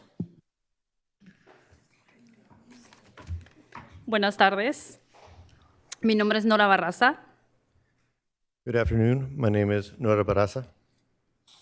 Soy padre de estudiantes de Luther Burbank High School. I am a parent of students at Luther Burbank High School. Hoy vengo a pedir por nuestros estudiantes para que ustedes, como miembros de cada área, apoyen a nuestros hijos tanto en el condado como en la ciudad. Today I'm asking for each of you as members and representatives of each of your respective areas that you support the students from the county and the city. Soy presidenta de ILAC de Luther Burbank High School y he estado mirando, muchos de nuestros estudiantes usan el transporte gratis para llegar a la escuela y a diferentes áreas. I'm the president of the ELAC at Luther Burbank High School, and I've noticed that a lot of the students in the program use the ride passes to get to school. Hay estudiantes que son niños de foster home, niños que no tienen el apoyo de sus padres biológicos, sino de otras familias. There are students that come from foster homes that don't have the support from their biological parents, but from other families instead. Es temporada de graduaciones y muchos de ellos usan el transporte para ir a diferentes áreas, para poder hacer sus trabajos, para graduarse. And there are also other students who use these passes to go to different areas, to go to their jobs and to be able to graduate. Hoy doy la cara tanto por mis hijos como para los estudiantes, no nomás por la área que me corresponde, sino para apoyar a otros estudiantes de diferentes culturas. I'm before you now, not just for my own kids, but for all of the kids in different areas, and not just my area that is the one that I can correspond to, but also that kids from other cultures as well. De antemano, muchas gracias. Y como dijo la señora Alma, hoy queremos pedirles a ustedes que no pongan dinero del distrito escolar, sino que la ciudad y el condado nos apoyen. Creo que el distrito tiene muchos lugares donde poner más dinero para nuestros estudiantes. And so I'm here to ask you to please do not put district money into this program, but instead convince the county and the city to continue to support us, because the district has many more places where we could put this money that would be very important. De antemano, muchas gracias, y a cada uno de ustedes, representantes, apoyen a nuestros niños. Muchas gracias. I thank all of you in advance, and I just want to say, all of you, thank you for supporting us.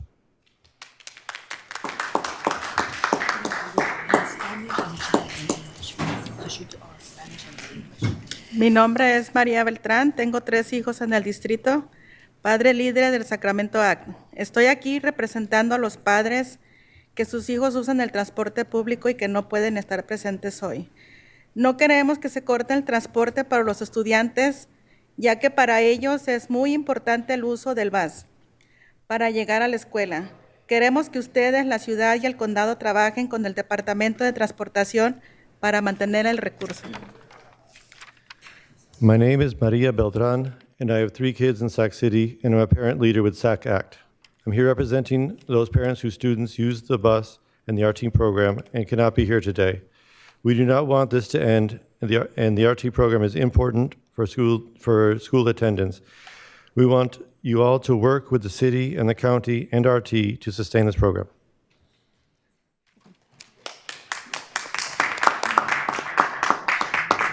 Mi nombre es María Torres, padre líder del SAC Act, y tengo hijos en el distrito. Estoy aquí porque...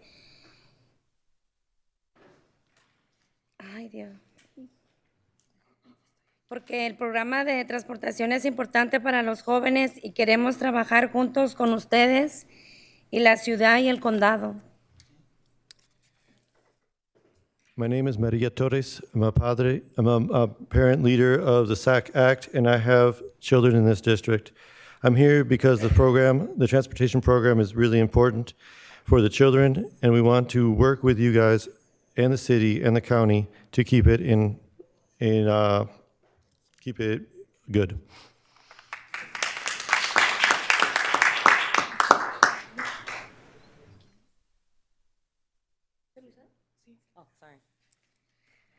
I don't need an extra minute for interpretation. My name is Lucero Soto. I'm a community organizer with Sacramento Act, and I'm here with parent leaders because we know that last year the decision to place $250,000 on our district was a big hurdle. We thank you all for taking the leadership in doing it. However, we really want to encourage you all as board members to use your power and influence to push our county and our city. It's really unfortunate that this presentation is so late. As we know, the budget cycle, a lot of these conversations happened months ago, and we're having different research meetings with several of you. We've already began to have meetings as part of our organizing model, and we are also meeting with City Council, the county, and RT. So we just want you all to know that we want this program to continue, and we want to be part of creating a system that does not require us to come here year after year, and also to uplift that it's not just school that is getting the benefit and students getting the benefit, but resources that our city is investing in, county, parks, right? The bus is a main way that students are getting these services. And lastly, I will say that both our city, our district, and our county uplift that they protect immigrant families. As we know, the bus is one of the ways that students could get to school without their families being in danger. So again, we just want to invite you all. We're here as a community partner. We are doing meetings to uplift all of this. You can count on us, and we really invite you all as we go to city council meetings to show up so parent leaders in your areas can see that you all are actively engaging, and again, that we are here to support you all. Thank you very much.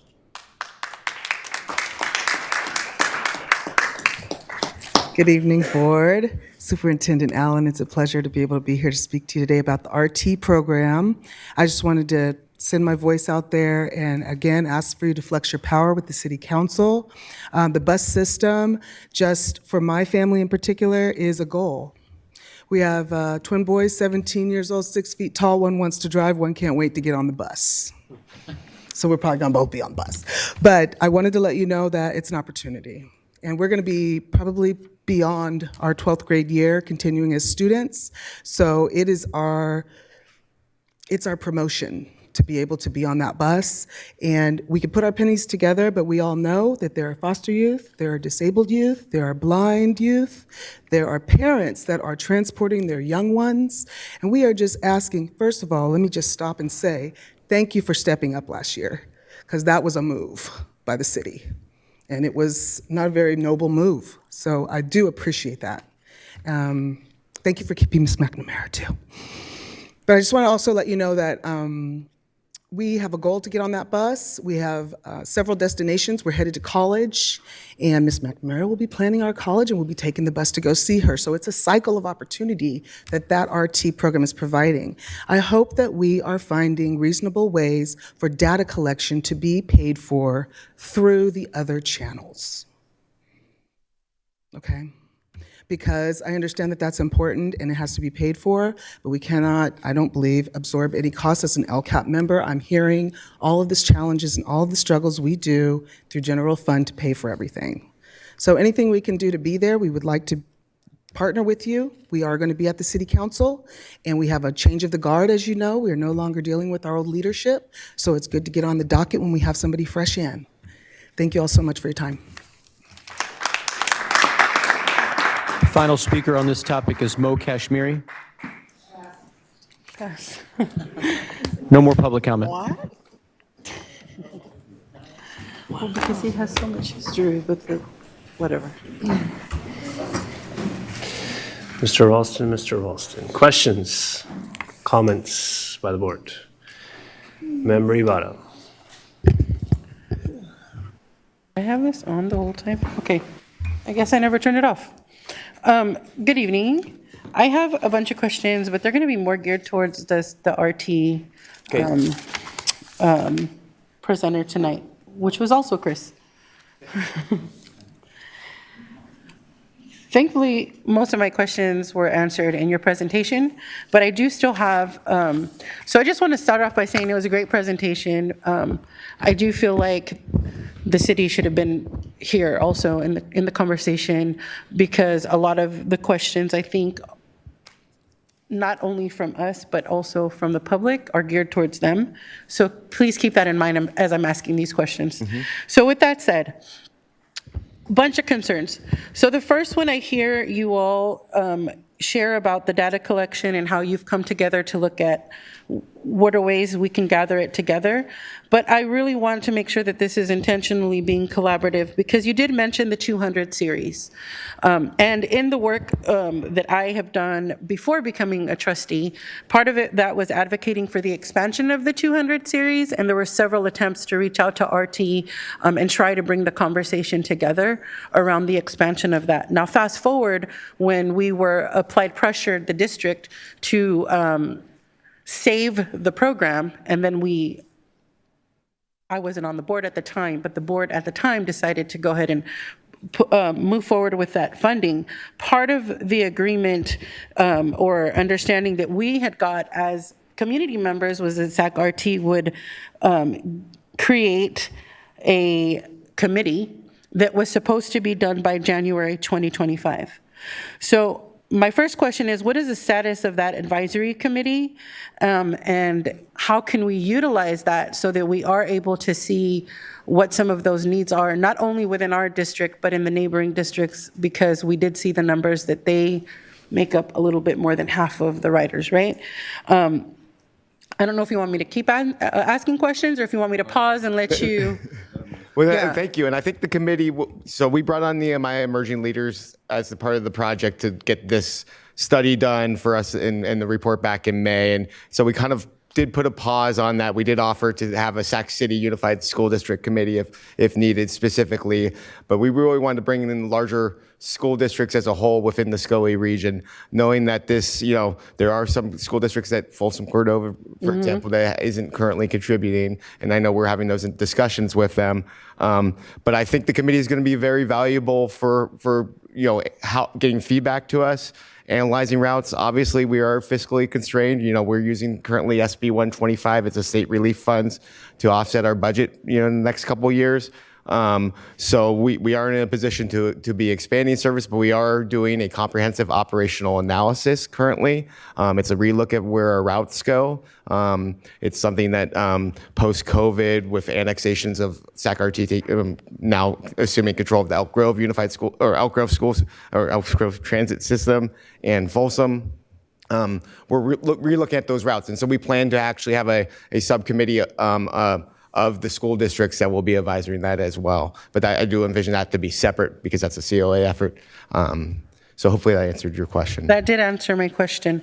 And then my next question is, when it comes to not only the 200 series, but also just in general, the routes that you currently have, what is SAC-RT currently doing? And you just mentioned that there is a lack of funding for data collection, but it is very important for us to understand that there needs to be improvement and expansion, not only of our 200 series routes, but the safety. I have a big concern for safety when it comes to the riders, specifically the students.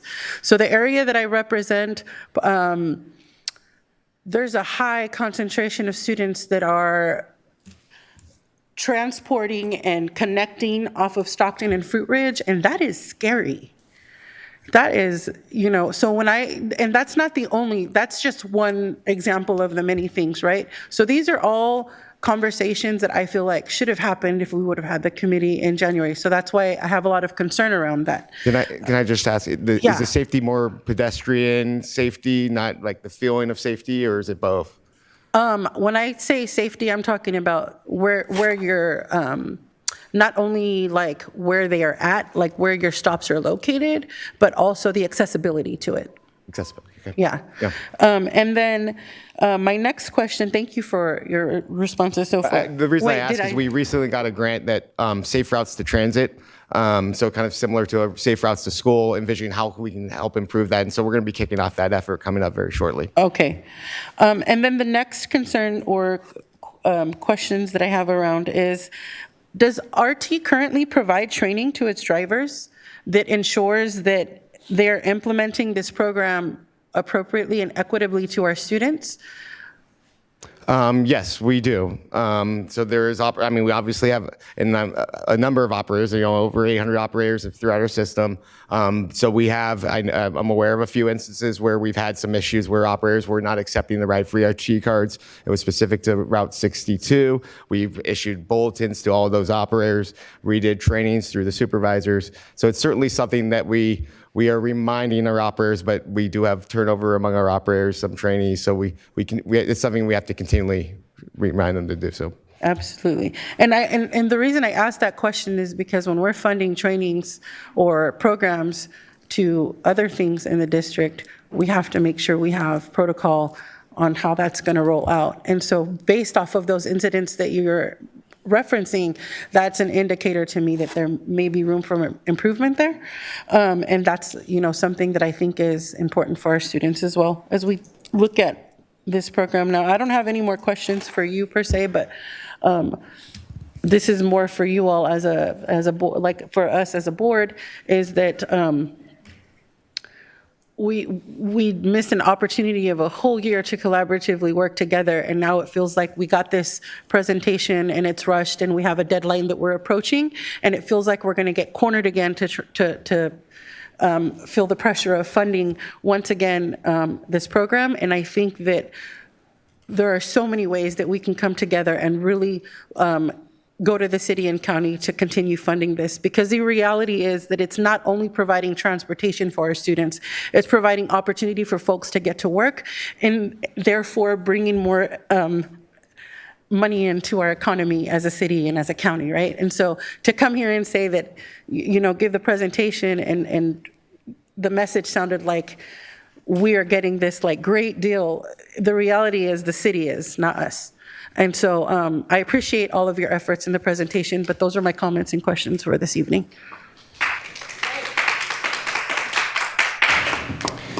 Thank you, Member Ibarra. Moving on to Member Benjamin. So thank you for the presentation. It's really informative.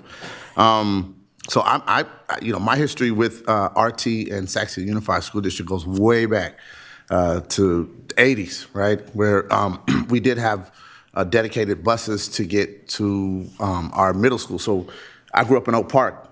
We didn't have a middle school. So you either had to go 4.2 miles to what was then Kit Carson, which is now Umoja, or 4.2 miles to Cal Middle School, right? So what happens is it created a situation to where if you couldn't afford it, because I think it was $1 either way, it's $10 a week, right? Then you had to walk, right? And so I guess transportation is a huge barrier. I kind of ran on that, right? How do we look at this transportation problem as it pertains to absenteeism? So I have a question, and maybe this is for NELP or you two, which is the student use data, right? I'm curious. It's TK to 12, but obviously from TK to 3, a parent's not going to put their child on a bus by themselves. So my question is there a parent program, right? Can you ride, which I know it's free for the student, but is it free for the parent, especially considering that we tend to build out parent support programs, right? And so where is the RT free ride program in terms of that? And then secondly, can someone for me define student ridership, right? As it pertains to just my point I was just making, elementary, middle, and high school. Because obviously let's say TK through 3, I don't know if the numbers, right, at what level they're riding. So, So really the data we provided was for middle school and high schools for those locations. There's a second part of the question.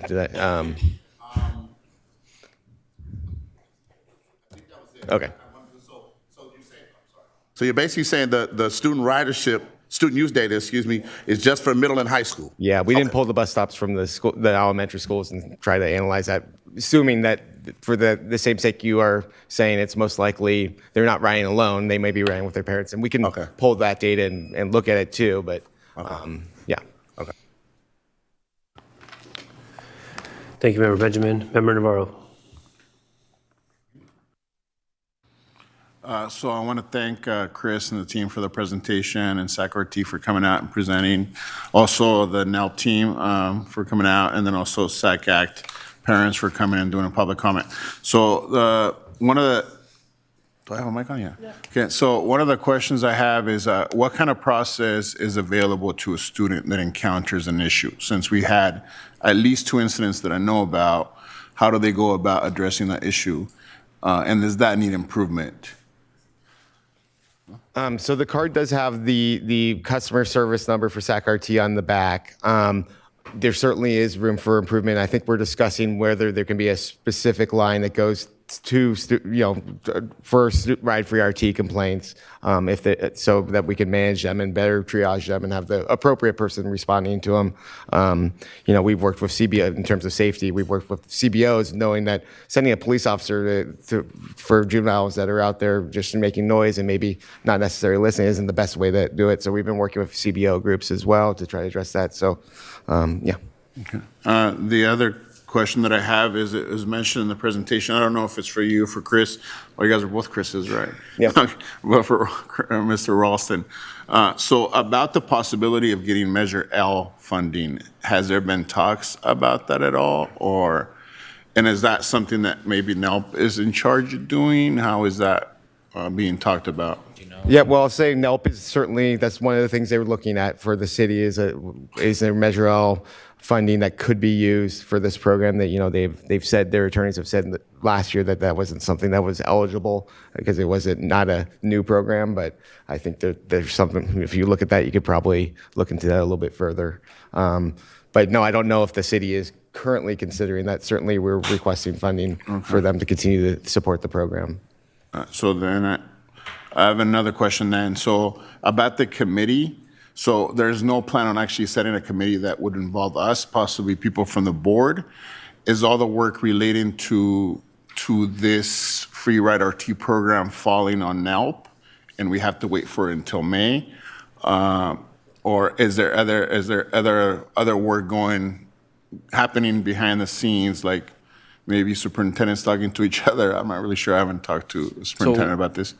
Chris and I work together. We're trying to do better than we did last year, right? Last year was kind of a uh-oh in June. We're in April. So we're doing already better than last year. Okay. And we're trying to learn those lessons, but you're not going to turn a ship that we didn't even know we were riding on in a year. And I think we have an interest from listening to you guys last year was, what's your long-term plan? Not what are we going to do year to year, and even like the public comment, year to year. Shouldn't be done that way. I think there's some work, and they've actually owned a lot of that work and research. They're doing groups. We have the questions that they're going to ask. I've received them. I think I need to get some word out to Ms. Marking. How are we going to address those questions? When he's offered a committee, if it's a Sac City only committee, or do we want to get all the district together? I think we need to create that framework and have that process figured out before we just jump in and start chatting. Because then there's no pathway to, you have an interest, I have an interest, maybe somebody else, teachers and students have interest. We need to make sure we collect some information and we have some agendas, and I think it's going to take some time. I think this year, coming early, we're ready to anticipate what may be happening a lot better than we have last year, but we've already started figuring out what does this look like so that this isn't a rush every year. Thank you. Thank you for answering my questions. Yeah, and I don't have much to add on, just that it was so late in the game last year, and then we were going through a process of getting the invoices, following up with the various school districts that were contributing and the entities, and then I'll apologize. I did go out on paternity leave in December, right when I was hoping to schedule a bigger district meeting. I am happy to meet with Sac City Unified. I know I've gone to New Tech, I've gone to McClatchy, I've gone to other schools. So happy to do that. In the meantime, if that's easier, we have gotten in front of the SCOE of all the superintendents and made a presentation as well. They know that we're working to secure funding to make this program long. But like we said, we don't want to be here every year. We want to find a long-term solution for this, and that's really why we're hoping to help NELP and others kind of guide us. Certainly, if there is a future transportation measure on the ballot, that's something we would want to identify as kids ride free, put that in there as a sustainable mechanism for this program. Thank you. Thank you. Member Cayetano.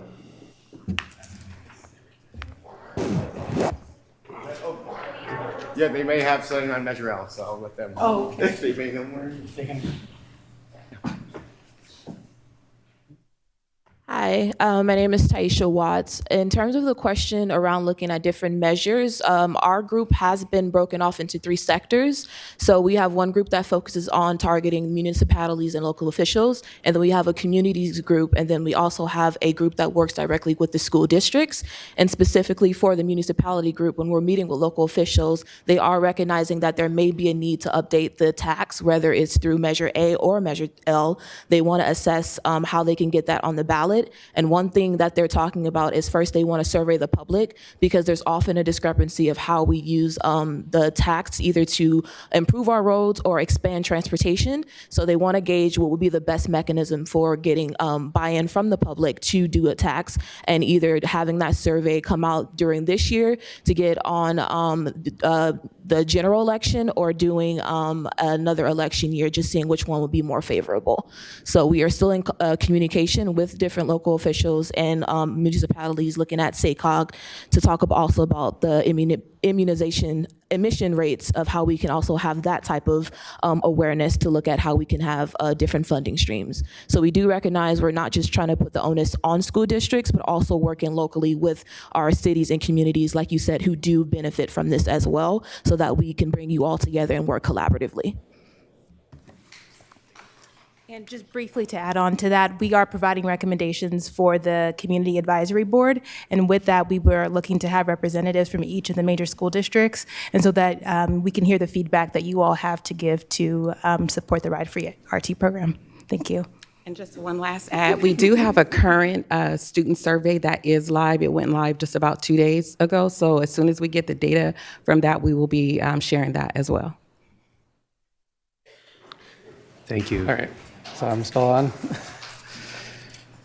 All right, so this is all comments, no questions, so please feel free to relax. I know Chris Flores in particular probably is wondering what I'm going to do, because I've sent superintendent probably about 100 questions about this, and maybe a third of those got to you. So no, I just have some general comments here tonight. First of all, I'd like to encourage NELP to reach out to this school board, in advance of any sort of committee that gets created, because we've been the most affected by the city kicking this football into our lawn last year. And I think you're gonna get some good feedback from us. So looking forward to those conversations, because again, it's hard to really get into the meat of this in 3 to 4 minutes of comment here from the dais. I also wanted to take a moment to acknowledge Chris Flores and your team and RT staff. You've been put in a really difficult situation, and I know when I spoke on this last year, there was a little bit of animosity that almost like RT didn't do enough to help us, but I understand that even though you have 2 city council members on your board, that's not your entire board. Is it 3? Yeah. It's 3, that's right. It's not your entire board, though there are 3. But you have competing priorities. You have big vision tasks that you really need to be spending your time on. I mean, I've watched many of your board meetings. I was watching them before this, but now I've watched all of them in the past 2 years. I'm really excited to see the future you have for improving transportation in our city, and I don't want this to interfere with that.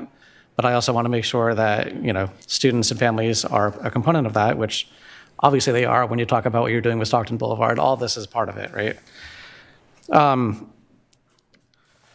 At the end of the day, I think a lot of it doesn't help generally to bring up history, but I think a little bit of reminding ourselves of where we were about 10 months ago is kind of relevant.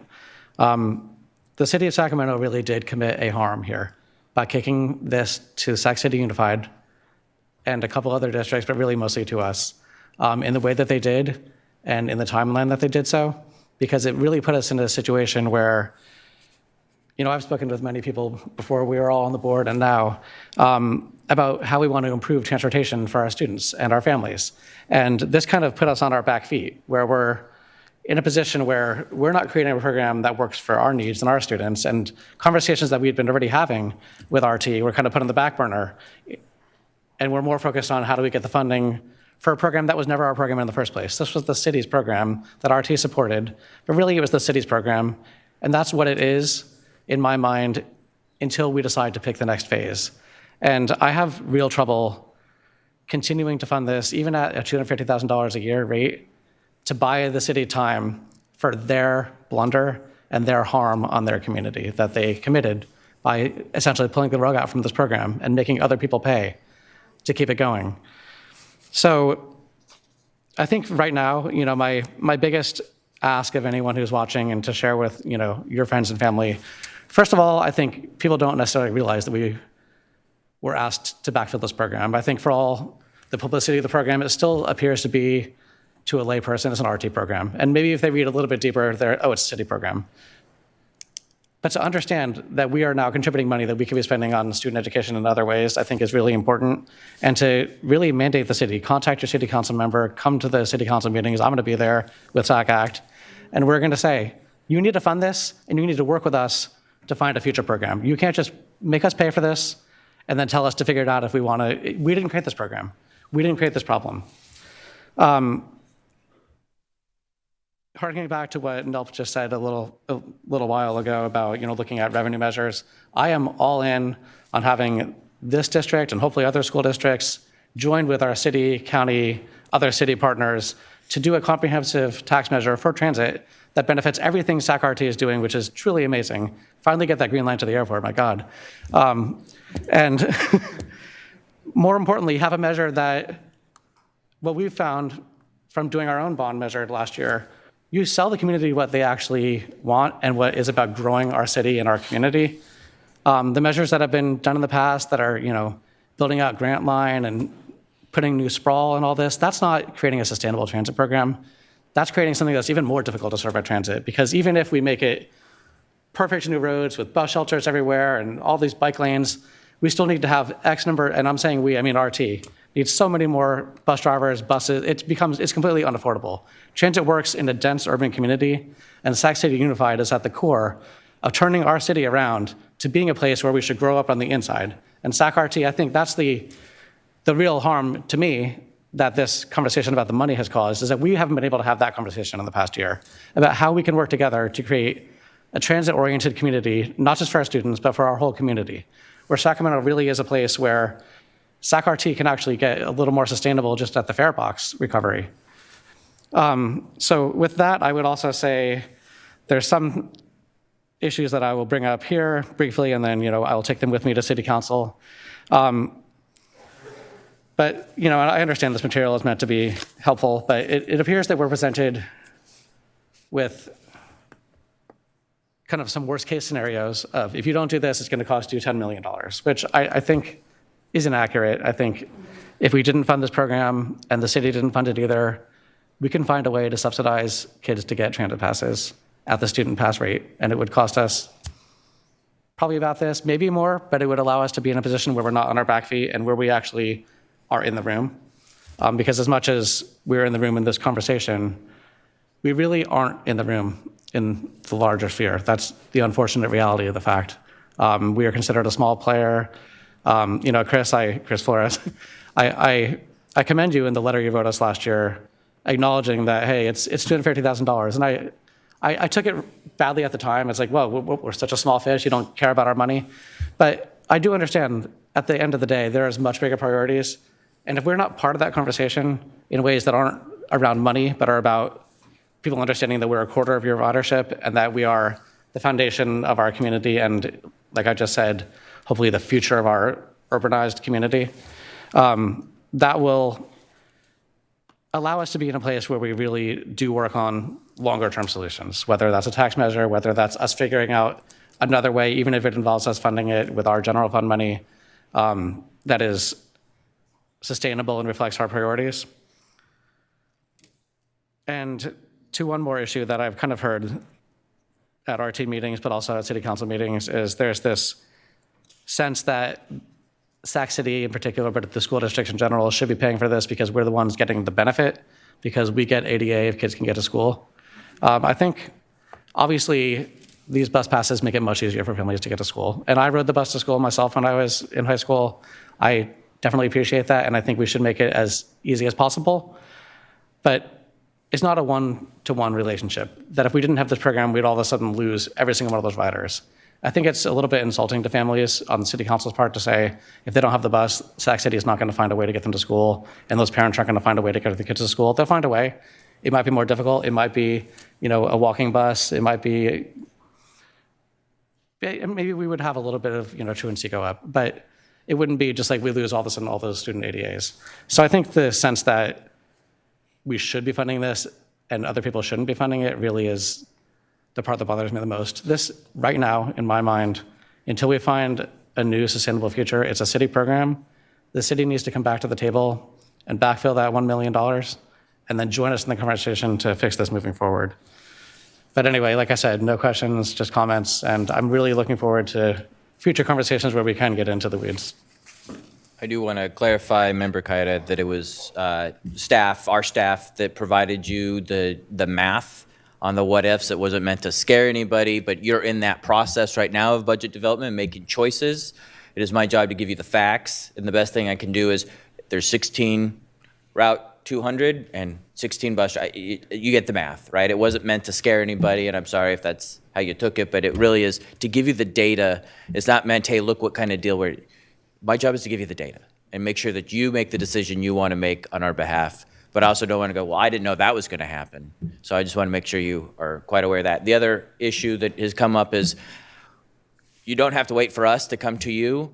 We're working on a sustainable program, so that's going to take a little bit of time, but you've got a lot of friends and a lot of places that are making these decisions for us.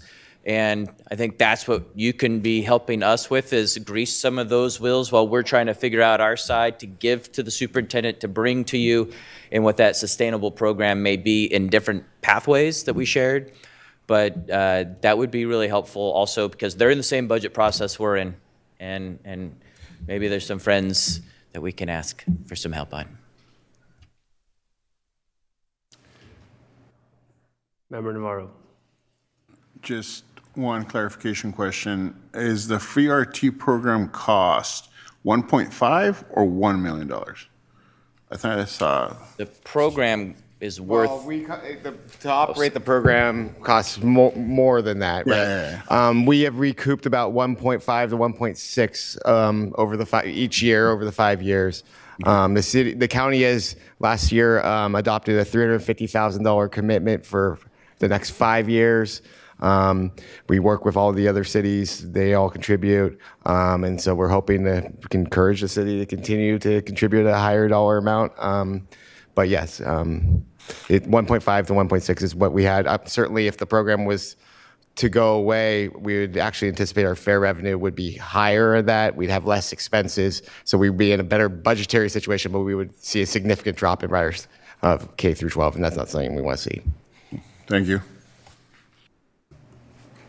All right. Okay, thank you. Okay. I will just add very quickly that I appreciate all the comments and the presentation, and especially the comments from my colleagues. I believe some of the comments that we have for you are best served in a different forum, which includes the city of Sacramento, because you can't take many of those back, and you're not going to be making those presentations. I will say for my colleagues that if we focus on our students, then we focus on the priorities of the city, which include traffic safety, pedestrian deaths, bike rider deaths, and as scary as it sounds, if there's a scary stat I want to throw out without any definite details, if our students are not riding the bus, then our students are on the streets, our students are riding bikes, and this city is not designed for bikes or pedestrians, and that is what scares me. I gave public comment last year at City Council. I have no issue doing it again, and speaking to preserve the ride-free program as best as possible.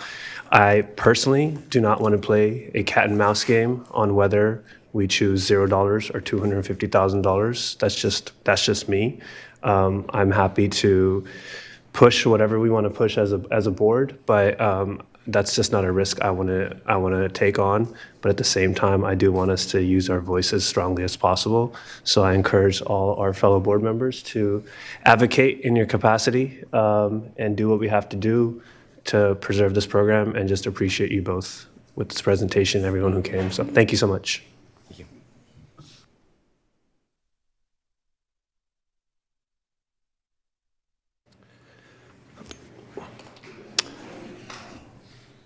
So next up, we have 10.2 college readiness update.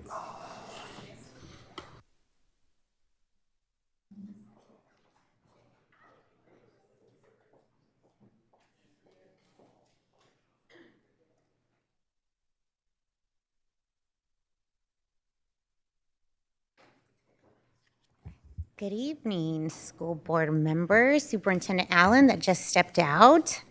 My name is Christina Espinoza, and I serve as the Director for College and Career Readiness, and I'm joined here by my amazing team. We're going to be providing a very brief update today about the awesome work that the College and Career Readiness Department has been working on this over this last year. To open up, as we will actually demonstrate to you how we've operationalized one of the items here in terms of interrupting inequities as outlined in our core values. So we're excited to share that with you today. Here's a glossary of terms in case you please ask for clarification after the presentation if you have any questions about. We're going to be using a whole lot of acronyms today. This is just a brief graphic which demonstrates the large bodies of work that falls within the College and Career Readiness Department. And again, this is just a org chart of those doing this work that we're going to be sharing today. So all of the work within our department primarily falls within the LCAP Goal 1, which is essentially increasing our graduation rate and the A through G completion rate and the completer rate. All of that falls within the CCI indicator. So just as a quick reminder, we had a very ambitious goal of increasing graduation rate by 5% by 2027. And I'm actually, feeling very encouraged right now, and I think that that is an attainable goal. Just some historical context. What you'll see is in 2017, we started really coordinating the efforts of counselors within our school district and taking, just really being targeted in terms of the interventions that we're providing schools to ensure that they were graduating and getting access to A through G coursework. A through G courses are the minimum course requirements in order to be eligible to a four-year college or university in the state of California. And as you can see in blue is the progression of graduation of the graduates within our district, and in red you'll see those completing the A through G rate. The green bar represents the work that we had done right up until COVID. To the right, you will see the data representing post-COVID. And you'll see that although we took a dip, we are steadily seeing an increase there. So we're making our way back up. The CTE participants in completion are depicted in this graph. Again, similar pattern, you'll see that students, we have seen a steady increase in the number of students earning completer status, which is the completion of one concentrator and a capstone course in a CTE pathway. All of this work is supported by school counselors. So, school counselors influence greatly the work related to graduation in A through G and CTE completion. So the scope of their work is very broad and requires a depth of knowledge. As a department, we are committed to providing the direct support and professional learning necessary in order for the counselors to do this work. So I'm not going to read everything, but some of the services included there are direct support with college and career exploration activities, anything related to course selection, the college matriculation process, financial aid applications. There's a lot of work around that this year, given the delays in the federal government. So a lot of work went into supporting the school counseling teams. And then also a lot of work related to just in the relationship with other departments within the school district. And today, again, we're going to be highlighting one of those partnerships in addition to the college mentors in our youth development department. Really high level, this is just a summary of all of the touches essentially and services that our school counselors have been providing over this last year. You'll see a total number of Sac State applicants. We're finally back to pre-pandemic numbers, so we were really excited to see that. The number of students receiving Tier 1 college and career type activities at the school sites, not centrally coordinated ones, reached 10,000 students. So that's really, something that we were proud of this last year. In response to one of the requests for a few years here from our LCAP PAC, they've been wanting for quite some time for us to be able to develop a four-year plan for our students so that they can actually, develop a four-year plan. This year we were able to operationalize that, so we're super excited about that, and this gives our students the ability to select courses 4 years in advance and will allow parents to be engaged in that process as well. All of that work cannot be done unless we have the infrastructure through the master scheduling process. So again, this is direct support to our APs and principals at our school sites to ensure that we're creating the academic programming that will give students as many options, as possible. That's inclusive. In our district, we measure that by ensuring that students get access to the A through G courses. That includes, any AP and IB advanced course work, and that's developed through the master schedule. All right, now we're going to quickly share some of the CTE work. Good evening, Board. Again, Daniel Spinka, the Career Readiness Director. Just fix this. And I'm joined here, not Jill Thomas, Ashley Clark, and I'll introduce why she's up here with us in a moment. So what you're seeing quickly is the different CTE and linked learning pathways throughout the district. We also have the different resources that we manage within the CTE department.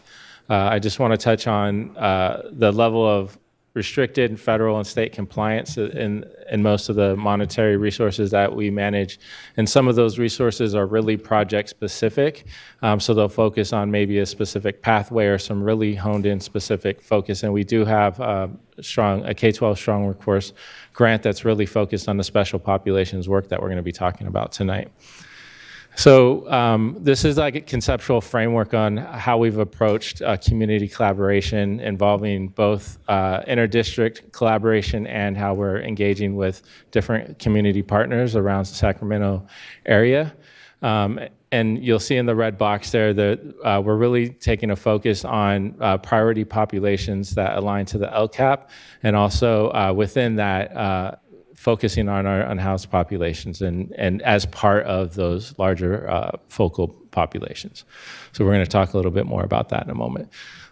This is just high level, some of the link learning and CT work that's happening around the district and some of the support that we're directly providing to school sites, both through our career technicians at school sites, our coordination through the central office, and so on and so forth.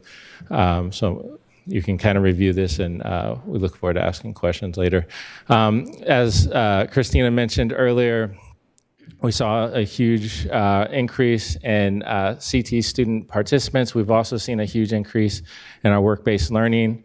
Those 10,000 engagements district-wide, this is kind of some of what you'll see all over the district, is really students engaging with industry, students really getting hands-on learning, and really just some awesome learning experience. And that's really due to the amazing efforts of the folks behind me. These are some more amazing pictures of what you would see. And actually, we have right in the middle here was an amazing experience at New Tech. I know they're coming up right after us. So here's what I really want to focus on. I know we're getting low on time, but it's a collaboration between the CT department and the Homeless Student Services. I'm going to kind of pass on to Ashley to kind of talk a little bit about how this came about and some of the impact that we've had. Hi there, Ashley Powers Clark, Homeless Education Services Coordinator for the district. So the slide that you see up here right now is actually a photo that I took while I was at a conference. So I was at a homeless education conference, and I sent this photo to Daniel, and I was like, wait a minute, do you understand that students who are experiencing homelessness graduate at a 96% rate when they participate in CTE pathways, compared to a 68% rate statewide? Now, if we think about the potential impact of that, youth who do not have a high school diploma are 4.5 times more likely to be homeless later in life. And so when we drill that down and really look at what's going on in terms of the crisis of homelessness in our community and our district, only about 55 to 60% of our students experiencing homelessness graduate high school. So we can think about that, right? And you can think about, you know, four out of those 10 kids, and that likelihood, 4.5 times more likely to stay homeless. And so for us, and honestly everybody else that we talked to about this, participation in CTE was like an absolute no-brainer. We've never seen anything like have that kind of impact. We could improve graduation rates and get that up to 96%. So that's when we just took a deep dive into our data. We looked at our data from 23-24 and asked how many of our students experiencing homelessness are currently enrolled in CTE. And that was only about 17%. Okay, so we looked at 23-24, and we only had 17% of students experiencing homelessness enrolled in CTE. The next step was, this is a very common process I'm sure you've heard about, was we said, who can have an impact on this? So we pulled together, first off, Daniel and Christina, who were already well aware of the impact CTE could have. And then we talked to our high school teams, our administrators, our 9th grade academia teachers were absolutely amazing to work with. We brought teams together, you show them the data, there's nobody that says this isn't a good idea. So what we did is we worked with those counselors, and we did one-on-one outreach to every single 9th grader experiencing homelessness, and we got 71% of those students enrolled in CTE pathways for the next school year. So that's flipping that 17 to 71% just by aligning the resources that we have. So you can think about the impact of what their lives could be like, how different their lives could be by graduating high school, and it's just pretty exciting. Thank you, Ashley. And so this really is a great example of the aligned efforts that we've been working really hard to do when both in college and career readiness across the board. All of these departments that you see above, we have really intentional efforts and collaborations going on across the district that we're really proud of. And here's some of the future innovations that we're working on that you'll see this summer and the fall. We have some amazing extended learning going on over the summer. Last year, Superintendent Allen was gracious enough to be a guest speaker and a mentor to a number of our students. We're going to actually scale that by about double this summer. We have community partners from around the district who've leaned in to create even more amazing experiences that we're really excited about, and some other amazing news that you'll be hearing about in the weeks to come. So with that, we open it up to questions. Yeah, pretty close to the 10 minutes. Public comment? We do have one speaker, Terrence Gladney.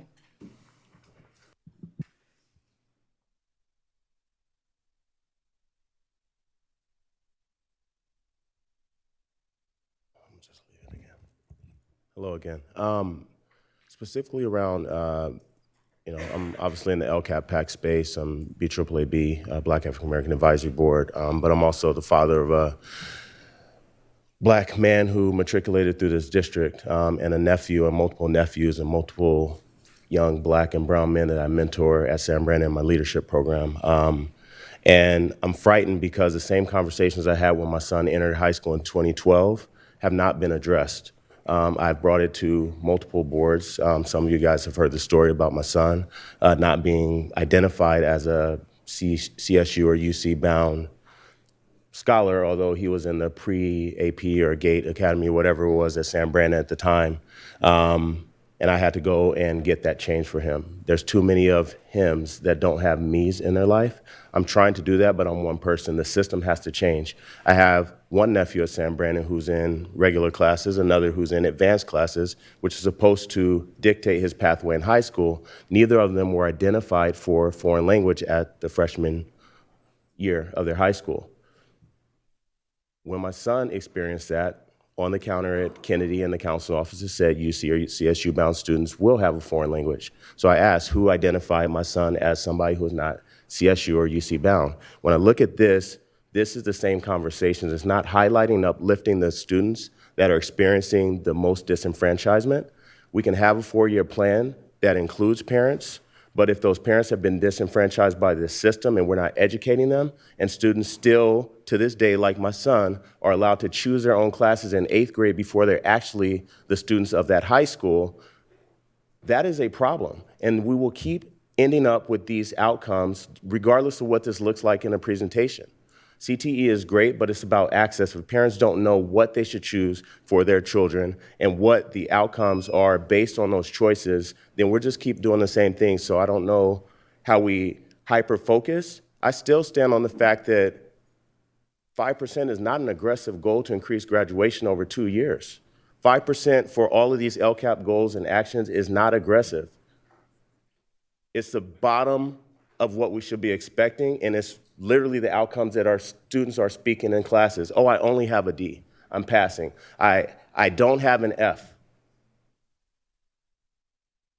Like what are we actually doing? 5% when we know that multiple populations have probably single to low double-digit outcomes and and I hate having to do this, but when I'm having those conversations at 7:30 in the morning and getting those scholars and picking up multiple kids to get them to middle school at 7 o'clock in my own vehicle to make sure that they are excited about school, that they understand the way that this system presses down on people like them. Like, that's the urgency we need to share. I invite any of you guys to come by San Brandon at 7 o'clock on Tuesday or Thursday, room 107, and sit down with those scholars and explain to them how 5% increase in graduation rates shows the urgency that you guys have for them. Thank you.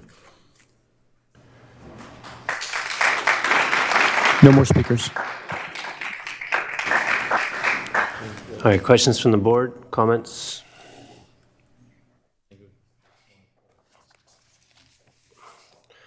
Go ahead, Member Navarro.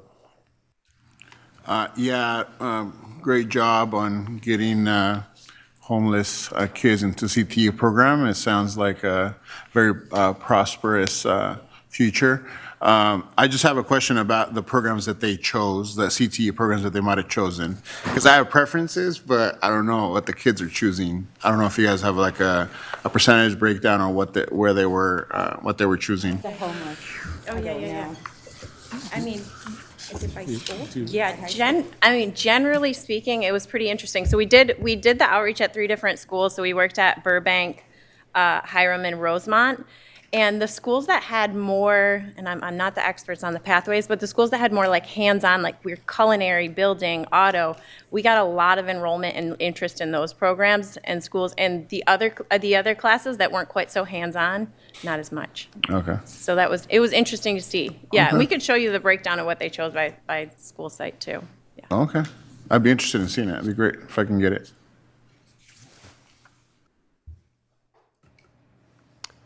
Member Ibarra. I just have one question. Great presentation, by the way. Fascinating information that you shared. On slide 7, it was pretty alarming for me to look at. I think that when you begin to understand A through G requirements and what that means as a parent, and then we think about the current climate around education funding from our current administration, right, federally speaking. My question is, what are we doing to address the A through G numbers? Because it is nice to see that our graduation rates are high, but to see such low A through G requirements being met is concerning, because that tells me that we're sending college and career-ready kids to go spend 2 to 3 years of money to prepare them for a 4-year college university. So that's where my question comes from. My response is going to be in 2 parts here. As you know, and I think in a few weeks we'll be back to share information specifically about the work that we're doing around 9th grade, right? Because we understand and feel we have the same concerns, right? So there's one aspect is, are we getting kids access to the A through G courses? And the response to that is we are very fortunate that this board and administration has been very supportive of that. So no longer are we in a position where we're making decisions or limiting access because we're not offering the courses to students, like not in Sac City. Like students, if they want an AP course, we are giving them the access to the AP courses. So from a master scheduling perspective, we created the opportunities. However, where we see the drop off is many students are not successful in the courses, right? And that is very difficult to mitigate from a counseling perspective, but we're working with our C&I department very intricately to ensure that we're providing the supports for our students. And that is what drove the work around our 9th grade work, right? So we're being very intentional and proactive because all the data shows that if they don't pass the courses in grade 9, the trajectory, long term is not good, right? They're falling behind in grade 9. So in a few weeks, we'll come back and share that information with you where we are seeing actually that our students, we've seen about a 7 to 8% increase already in 1 year of the number of students earning a C or better in A through G courses in grade 9. And we that held in grade 10. After semester 1, our 10th grade students are, I believe it was like 4% more on track than they were last year. So we're trying to address this more proactively in grade 9, but we have some catch up to do, right? So that's why I was saying I'm feeling, encouraged that we will actually meet that graduation rate and or exceed it within those 2 years. And in large urban districts, it is difficult to move. It shouldn't be, but it is. That's the reality of where we are, but to see some of the growth accelerated is encouraging in grade 9. So I don't know if that answers your question, but that speaks to some of the work that we're trying to do to mitigate what you're seeing here. Thank you. That actually does answer my question. I would love to see a follow-up on those 9th graders and that data Hopefully and in a what that few looks weeks, like. I think. We'll check in, but it's in a few weeks. We'll come in and we're going to share with you an update on what it is of the work that we're doing and as of semester 1. And is that with current 9th graders? Okay. Current ninth graders. So And we have, and it was as a result of the A through G incentive grant dollars that we received that will be sunsetting, right? But we have a plan for sustainability as well for that as well. But we will share what the data based on really 3 semesters is what we've been doing, and we've seen some positive growth already. I know I said one question, but you shared some great information. So now I have another question for you. Are you all going to be tracking these same students throughout the years? It's year by year, right? So the goal was, the change idea was if we proactively target our ninth grade students and engage, get the teachers and students engaged, then they will pass courses at a higher rate. And we're seeing that that is actually happening. But really, the litmus test for success is going to be, is that growth sustainable beyond the supports that we're providing in ninth grade? And preliminary data is showing that, yes, like going into 10th grade, we have more students on track. So the growth is hopefully going to, stay. Like, we'll continue to see the steady growth. That is the goal by you taking so a much. proactive approach. Absolutely. Great information. Member Kayada.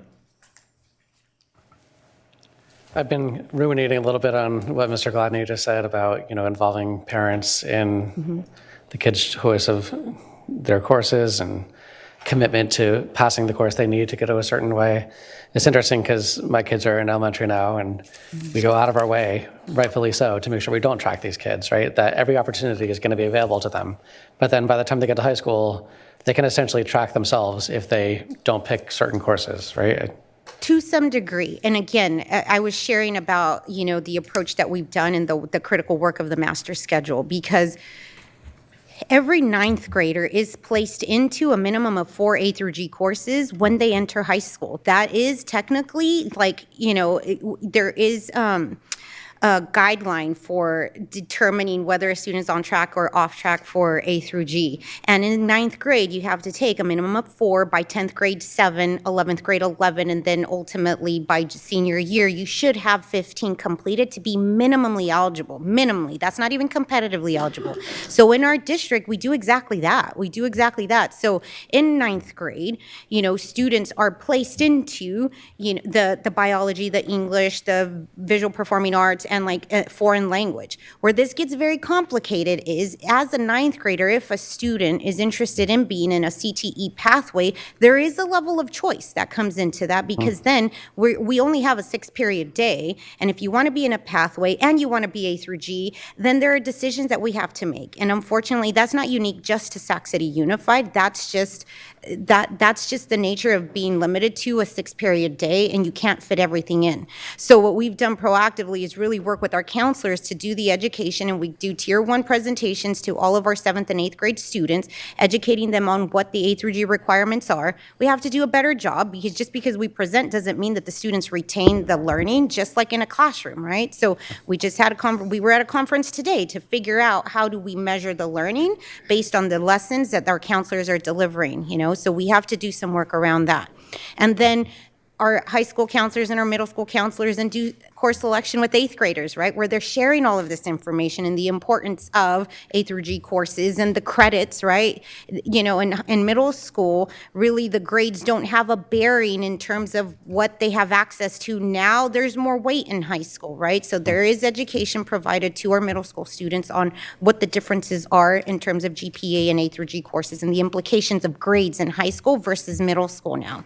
Again, we haven't nailed that either. We have some work to do. However, I can assure you that through our work and the infrastructure that we have in place through our master scheduling director, that we are monitoring very closely whether or not students are placed into the appropriate courses. And we have developed some very robust systems that catches immediately when a student falls off track, and whether or not counselors are then quickly getting those students enrolled in summer school and or credit recovery. So we have a lot of data and efforts that will show evidence of that work. And we have monthly meetings where we're checking that. The counselors are getting those lists. So we're trying to put in place all of the structures to prevent as many kids falling through those cracks as possible.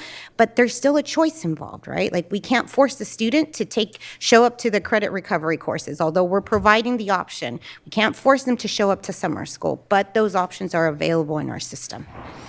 And we're monitoring it. Thank you. And Do we have any plans to expand how we bring parents into that conversation so that they can support the guidance the kids are getting at school when they come home? So as we said, it was very difficult, and I'm not going to go through the details about programming Infinite Campus and figuring out all the nuances between like a student being on track or off track, but it was a lot of work and another partnership with tech services to make sure that we had this in place. So this year we piloted it and released it. It was a soft launch because it's a huge undertaking for our school sites where students actually went into Infinite Campus and like planned out, at least for the next year, what their courses were going to be. Next year, we're hoping to expand to more grade levels and then give parents access, the ability, or give parents the ability to come in and view the courses that students are selecting, and then give them the opportunity to engage with their school counselors about what courses students have planned. And then that will hopefully, like open up that dialogue with parents. And then we're going to have to do some education, right? Parents are going to have questions about the courses that students are selecting and the why. So we're hopefully launching that this next year. So stand by. We're delving into that this next year. Okay, I guess I would share Member Ibarra's request then for an update. Yeah, absolutely. Thank you. Member Navarro. So you mentioned that at their freshman year, they might have to make a choice whether they go and choose a path in CTE. So I know that some of the CTE courses do meet the A through G requirements, but it's not a big percentage. No, all of our, so it's not a question about whether or not the courses are A through G. They all are. Like in our district, again, we did that work 8 years ago. Like all of our courses are essentially, they're eligible, or they do satisfy the A through G requirements. The challenge is we don't have enough time during the school day to do all things.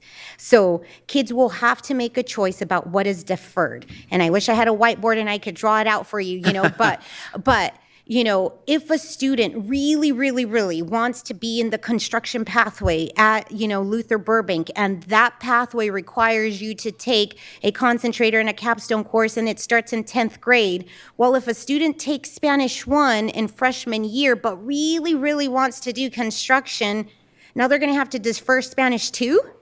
And skip a year and wait until their junior year. Now you have a gap. What if the student doesn't speak Spanish, right? And it's like, that's a very difficult decision to make. So then one has to then make the decision as a counselor to say, if you really want to be in the construction pathway, let's defer Spanish 1, which is an A through G requirement, to junior year so that you don't have a gap in between. And now, if you're not a native Spanish speaker in that example, you're going to take Spanish 1, junior year, Spanish 2, senior year. There's no room for error.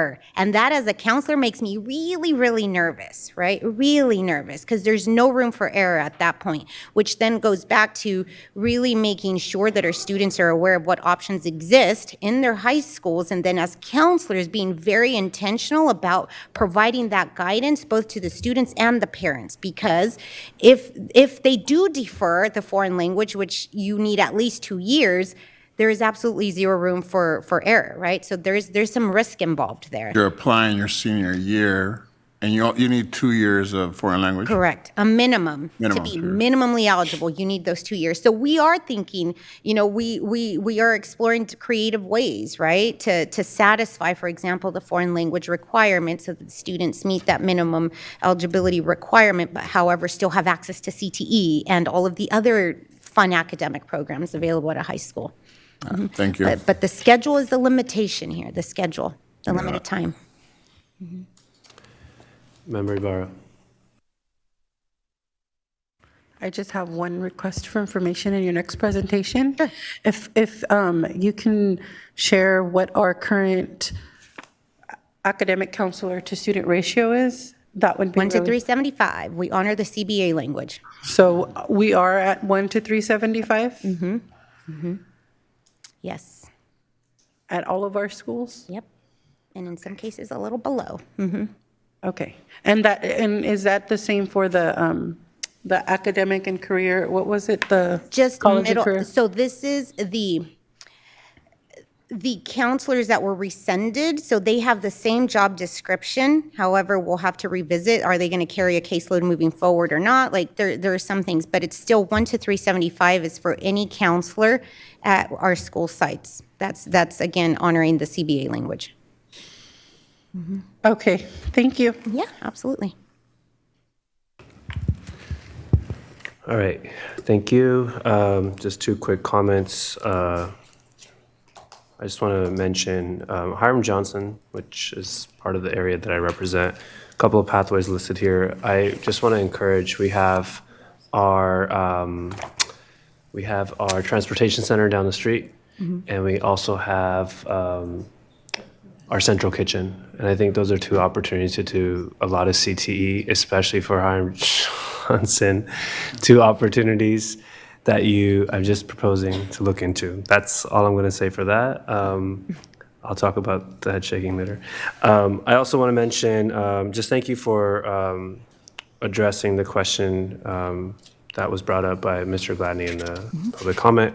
I know it's hard, and I think at the end of the day, sometimes the systems that we talk about so much that are not designed for students oftentimes leave students and let students fall through the cracks, and there may be a deeper reason for things like that happening. I'm not saying that that's us, but I think in general, the system doesn't always look at some of our students who come from socioeconomic backgrounds. Students of color are not always seen as career ready or school ready, and just for us to be mindful about those type of efforts. Absolutely. That's Like all. I said, just like we're doing with our homeless youth, we're being very, very intentional about disaggregating the data every month.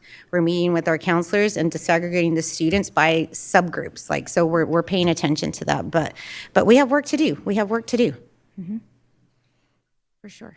This information item, so thank you so much. Thank you.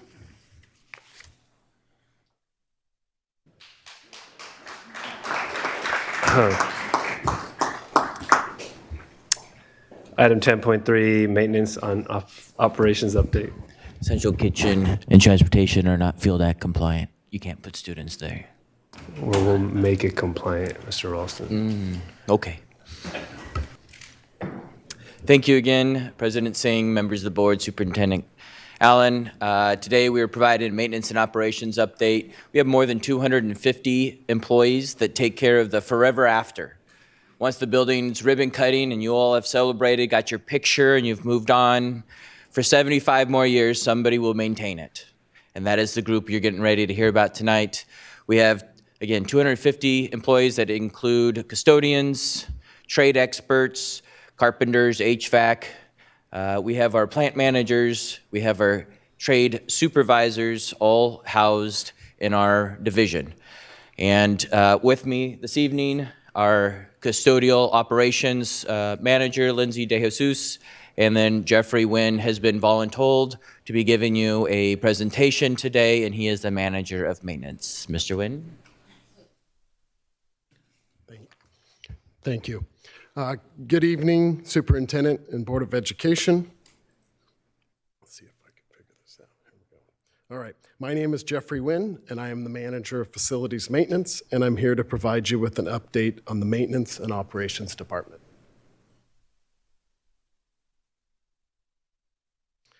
I will be sharing updates on the following items: the work order system, additional maintenance and support for district athletics, a brief overview of our 5-year deferred maintenance plan, our special projects request program, our preventive maintenance program, and finally, I want to share some information on the internship program at the Met that the maintenance department is proud to be a part of.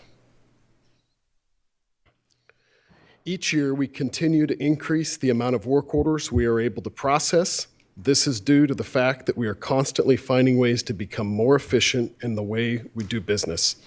Also, our preventive maintenance program allows staff to identify potential issues and make a plan to correct with little to no disruption to the learning environment. Last year, we worked with the district athletics department to identify sites with grass athletic fields that needed additional maintenance. Grounds crews leveled the playing field surfaces, aerated, spread seed and fertilizer to prepare these fields for the spring athletic season.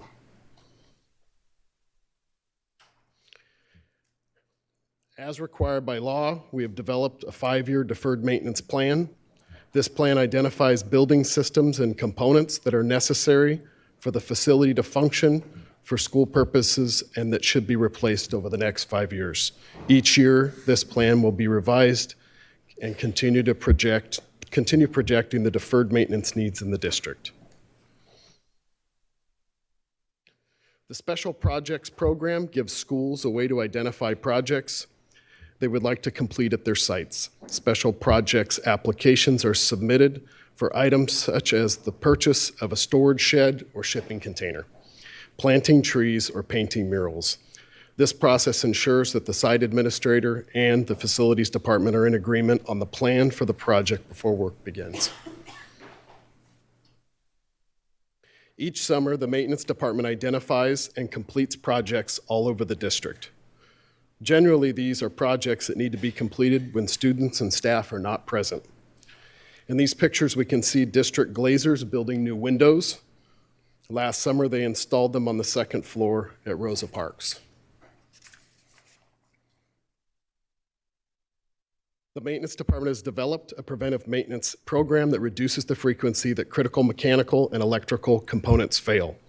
Through the use of infrared and camera inspection systems, as well as testing individual system components on a set schedule, we are able to use that data and technology to make critical decisions on when to replace certain components or entire systems, which reduces the chances for critical failure that could affect the learning environment.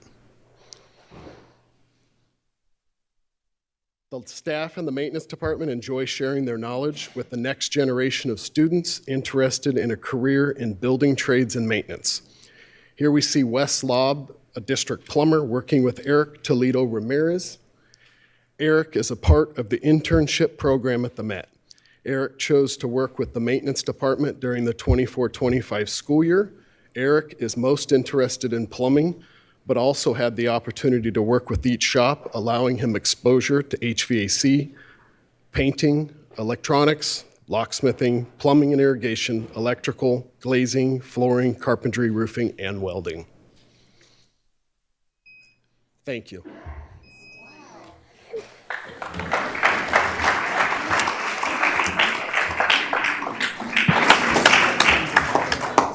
I think you got some extra claps for the timing, but good presentation. Public comment? We do not have any. Board discussion?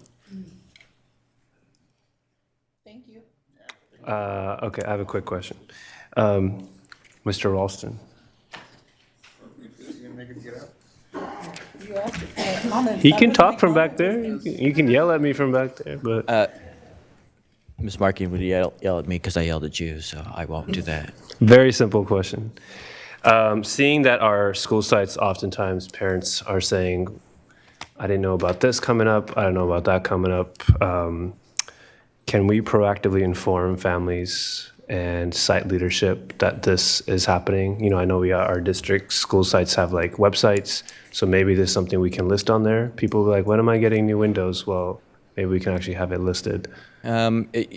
We can certainly create a list, and everybody says, where am I on the list? But that really has everything to do with funding. And people, in my experience, have a hard time understanding, well, I was supposed to be in 3 years.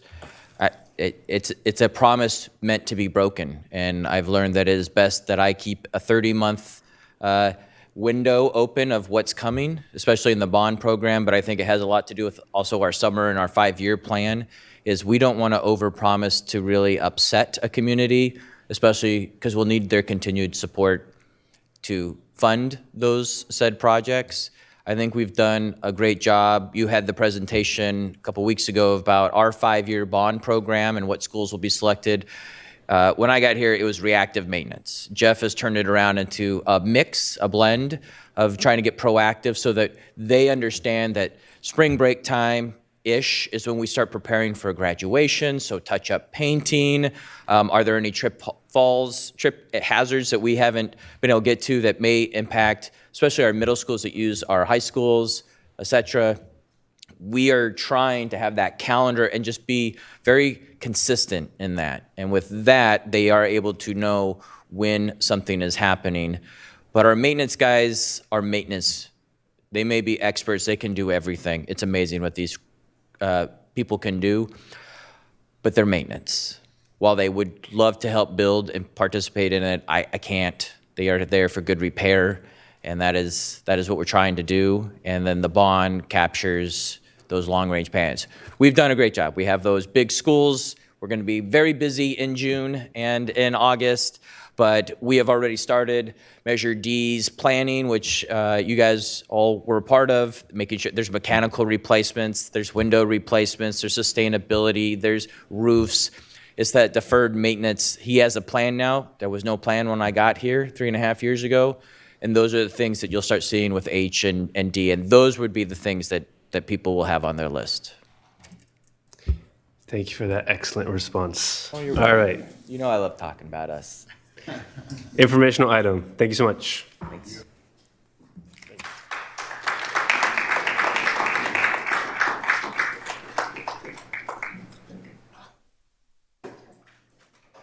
All right, item 11.1, hearing to receive public comment or approval of the district's initial proposals regarding SEIU 1021 collective bargaining agreement negotiation for 25-26. That was a long title. That is the title, and want to make sure everybody knows what we're talking about. Good evening. Thank you, President Singh, members of the board, Superintendent Allen. I'm Consi McCarn, your Chief Human Resource Officer and Lead Negotiator, and here to tell you with Dan Shalik, our Director of Employee Relations, that we are preparing to begin negotiations with SEIU. As you know, we are currently in negotiations with one labor partner. We have both SCTA and SEIU contracts ending June 30 of this year, 2025, and the other three partners ending June 30, 2026. So we are excited to get started, and we'll have our first session next week, actually, on Wednesday. The negotiations team for SEIU, as we begin to engage in talking conversations related to a variety of articles and language and updates. And as you know, we're working to implement MTSS in our school sites. We have the negotiation team that you see on the board in front of you. So we have a wide variety, really important perspectives as we begin. Part of our coming to you is to let everybody know. We are publicly beginning to have conversations, engage in collaborative, good faith negotiation sessions, ongoing sessions as we work to try to get agreement before our contract ends June 30th. So through this process, part of this process is coming and publicly saying that. So people are aware, they know, and we can begin in good faith in that process. We have, this is a successor contract negotiations. The entire thing is open. As I said, it ends June 30, so June 30, 2025. So everything is open. And as we look to both, of course, continue to update articles and language and ensure that we're following Ed Code, we're also trying to tie things together in a way to help best serve our students as it relates specifically to MTSS and safety. Happy to take questions or take questions, provide answers. Public comment? We have none, sir. Board discussion, comments? We have a motion? Second. Moved by member Navarro, seconded by member Jean. Roll call vote. Member Jean? Aye. Member Kayada? Aye. Member Benjamin? Aye. Member Navarro? Aye. Member Rhodes? Aye. Member Singh? Aye. Member Ibarra? Aye. Thank you very much. And as you know, SEIU came to you last board meeting and shared they were ready. So this wraps up that cycle and we'll start at the table next week. Thank you. Thank you.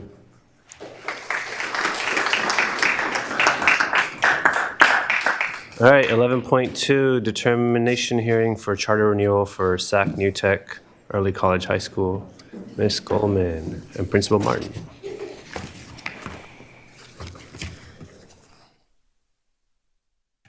I have a few things tonight. All right.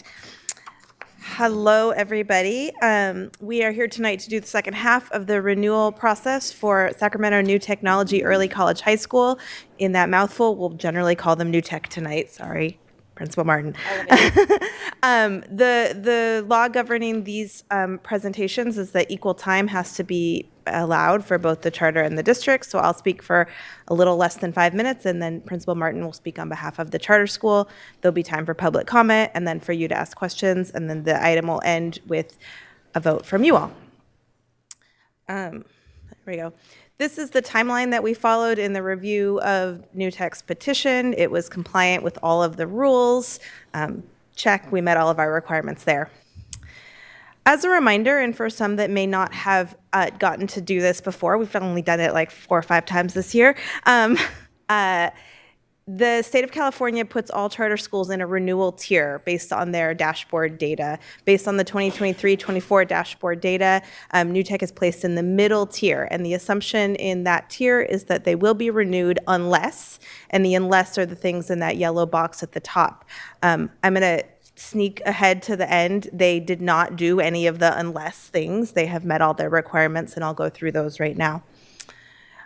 So we reviewed their petition as well as the record of their last 7 years of their charter, and they either have met or substantially met all requirements. Anywhere where it says substantially, there may be like little tiny cleanups that we need to do, but nothing that should preclude really the meeting of the requirements and all things that we can handle as we negotiate an MOU with them in the coming school year.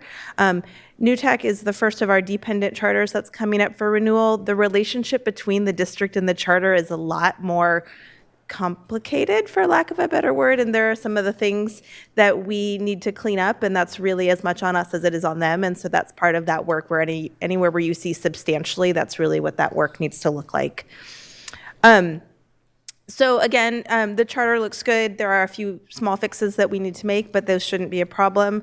The school is in the middle tier based on their academic outcomes. Both they and we have identified some areas for growth, and they are really engaged in reflection and continuous improvement. So anything that may still require a little bit of love and attention, I think we can feel pretty confident that they will put that in place.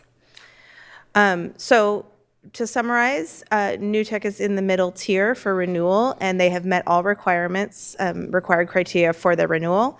They are eligible for a 5-year renewal term that would be from July 1, 2025 to June 30th, 2030.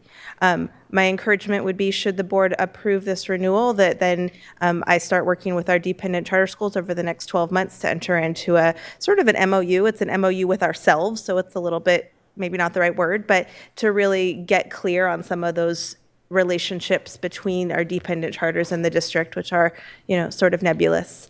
And with that, there are some options in front of you. I've provided you with a sample resolution for option A, which is a motion to renew. You obviously have many options in front of you, including to renew with conditions or to deny. At this point, I don't have any recommendations for those. So if you are interested in drafting those, we would have to do it collectively in this space, which we definitely can do. But the sample resolution that you have in your packet is for option A, to renew the charter. And with that, Principal Martin. All right. Good evening, President Singh, Superintendent Allen, and members of the board. I first just want to say thank you to my families and community members and students who are hanging out with us tonight. So thank you guys for sticking with us. So I'm here today to pursue our charter renewal and address the findings that were brought to us in the staff report. And so these are the topics that I will very briefly cover, and I welcome questions that you may have at the end. All the information is going to be in front of you. So the first topic, click, please. Won't click. How come it won't? Oh, ta-da, that way. Okay. Is we obviously know that we have a deficit in math, just like most people, but for me, that's not an excuse. And so we did have growth in math, which is why we were able to maintain an orange status on the dashboard. But we're looking for significant growth in this next year and beyond. And so here's some changes that we are making to address the deficits in math. Some of those are professional development, growth in our math department, and then because we were able to hire a full-time math teacher, so we have 2 now instead of just 1. And then also, I just want to really point out Fit Math.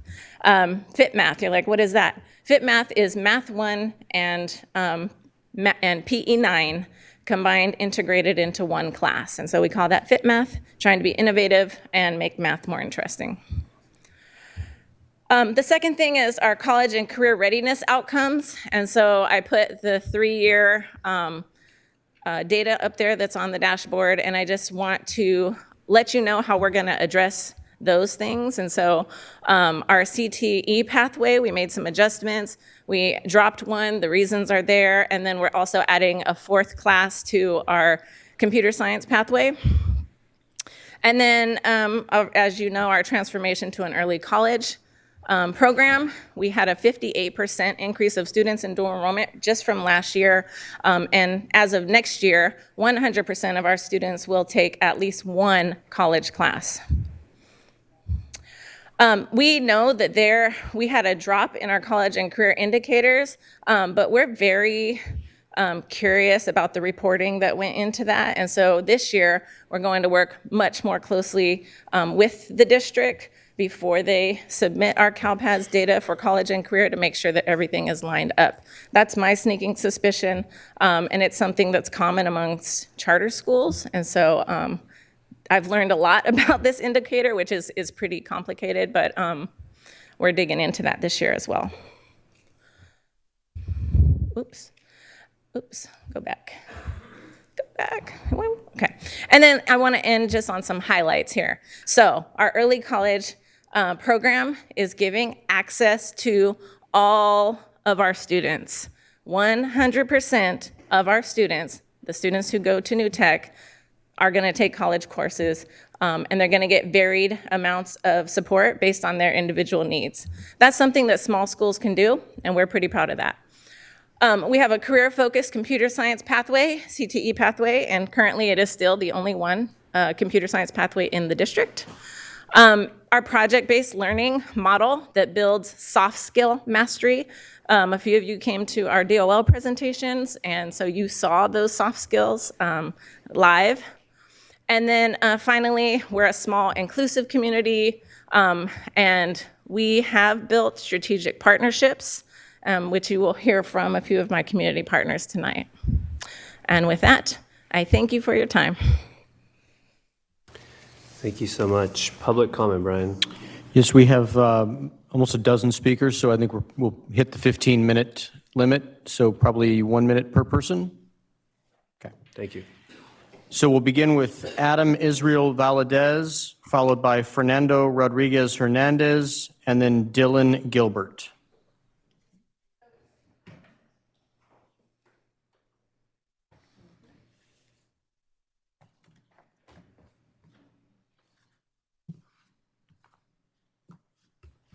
President Singh, Superintendent Allen, and members of the board. My name is Miranda Navarro Miranda.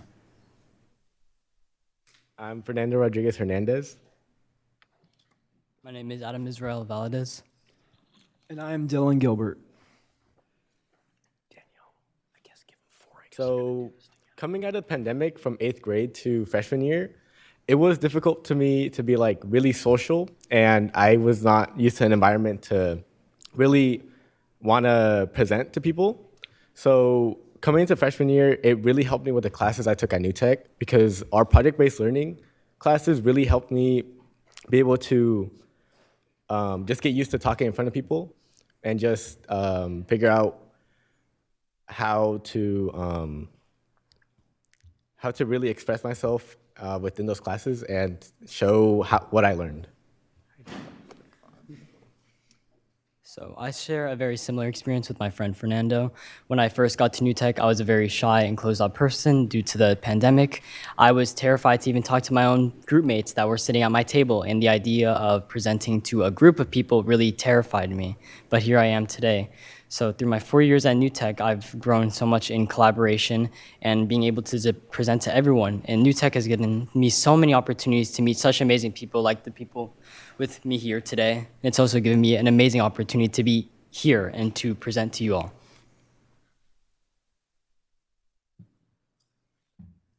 So I'd like to talk about our Principals Advisory Cabinet, which is a group of people that work in close relations with our principal, along with my peers behind myself. And so what we do is we work on like projects and policies for the school. For example, we've created phone policies for our school, which was very important to the school since we didn't have good policies for that. And so having this group of people to work with really helped me with this, like being able to work with people, because I've also was very shy and not very good at working with people. I always wanted to do things by myself, but through New Tech, I've been able to grow and learn and have better collaboration skills with my peers and even the principal, and I'm very grateful for that, and I really appreciate that. I am a third-generation student at New Technology High School. My oldest sister is class of 2012, my brother was class of 2021, and I will be class of 2025. My sister has a PhD, my brother's a fourth year at Sacramento State University, and I'm college-bound for Sac State in my degree in sociology. This school has taught me and all of my friends behind me that the best thing that you can do in your education is work with others. This school is a project-based learning school which prepares you for life. It prepares you for every kind of career you will have. It prepares you to talk in front of boards like what I'm doing right now. And it prepares you for lifelong friends, which I have standing behind me. So the clearest answer for this is to give us our charter renewal. Thank you.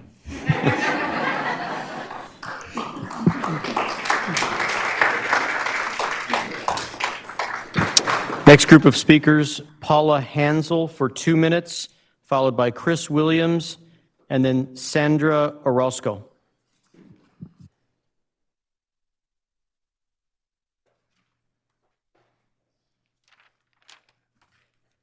Good evening, Board President Singh, Superintendent Allen, and board members.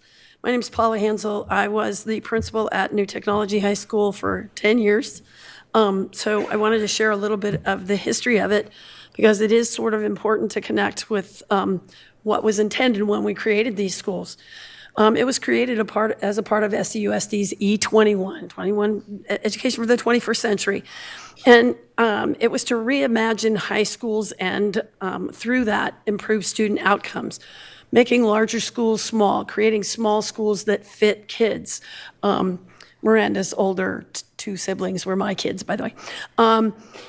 And it opened in 2003, 2004 as a replication of a very successful project-based learning school in Napa, and became the first school to take the model and prove that it could be done in an urban setting. New Tech has always had greater expectations of its graduates than district high school, comprehensive high schools. 260 credits to graduate, a 40-hour internship, 40 hours of community service, 12 college credits. That got lost along the way a little bit, and I'm glad that it's coming back to that place where it started, that it's a school that asks more of students because they can do, you ask and they do, and supports them in rising to the challenge and maintaining strong ties with the local community. And what we want to do is educate kids to stay home and build in this community. Strong leadership has been essential for these small schools, and not everyone is the right fit. New Tech experienced that for a while. But it now has the right leader. And under Jessica Martin's leadership, that school is now beginning to thrive in a way where it will be the diamond of this district if it gets that kind of support. She secured extra funding for New Tech, and is building back that college unit thing to be 30 college credits, which for kids whose parents didn't go to college or who are going to be first-time college-going kids themselves or people themselves, that is a huge, huge step up. And I'm trying to condense this down a little bit, but I want you to know that New Tech has doctors, lawyers, entrepreneurs, teachers, her sister, and several others. But more importantly, they're civic-minded, family-oriented members. Thank God for Facebook, because now I can see how it all turned out. My favorite thing. And in reimagining New Tech, you have the chance to support a remarkable school that gives all students Doesn't matter. It used to be my plaid house. The opportunity to graduate with at least a semester of college and put themselves on a strong path towards a meaningful degree or to post-secondary learning of their choosing. Remember, it's a diamond in the rough. Thank you. Thank you.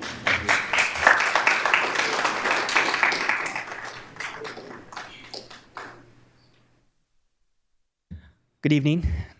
My name is Chris Williams, and I am the Director of Educator and School Development for the New Tech Network, which is the national organization that this school is a part of. As Paula mentioned, the school is one of the first to replicate a model that was first designed and implemented in Napa, and was the first really to take it on in urban environments.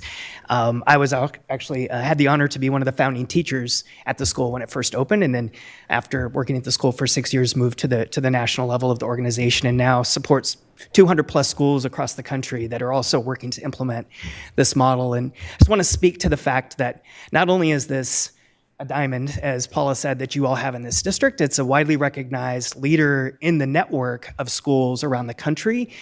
Early on in this school's first implementation phase, they were constant streams of visitors coming to see what it looked like to do this work in this space. And they're still receiving that same level of attention today and influencing countless schools across the country because of their innovative approach to supporting students when it comes to blending things like defensive learning, project-based learning, early college readiness, and really thinking about every single student coming in and getting access to all the things that they need. And so I really just want to underscore how important this school is, not just to this community where I live, and I have this school very close to my heart, but also it's widely recognized in the nation as well. So please consider its renewal.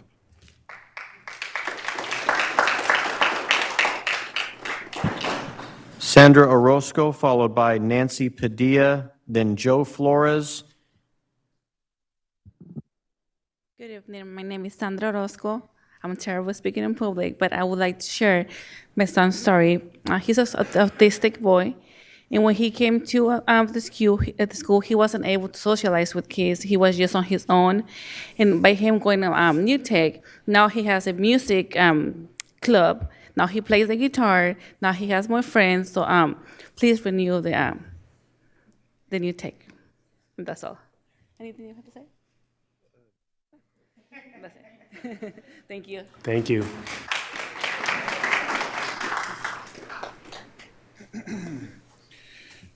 Good evening, school board. My name is Joe Flores. I'm a community member who lives not even a 10-minute walking distance from New Tech High School. I'm also a City of Sacramento Parks Commissioner, where in September 2022, we partnered and planted over 20 trees at Argonaut Park. Like some of the board members here, I'm also a SACB changemaker. And when the SACB asked, where do you want to do your profile picture, it was done at Argonaut Park, where Sac New Tech was behind us. And as being a SACB changemaker, then they also had a climate grant. And not even 10 minutes after I got that email, I emailed Principal Martin. I was like, because you're project-based, I know one of the slides said soft skills. I was like, I think these students can win. And sure enough, they had 3 $5,000 grant awards.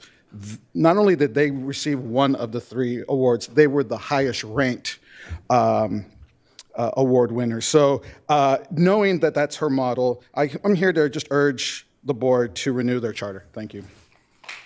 Thank you.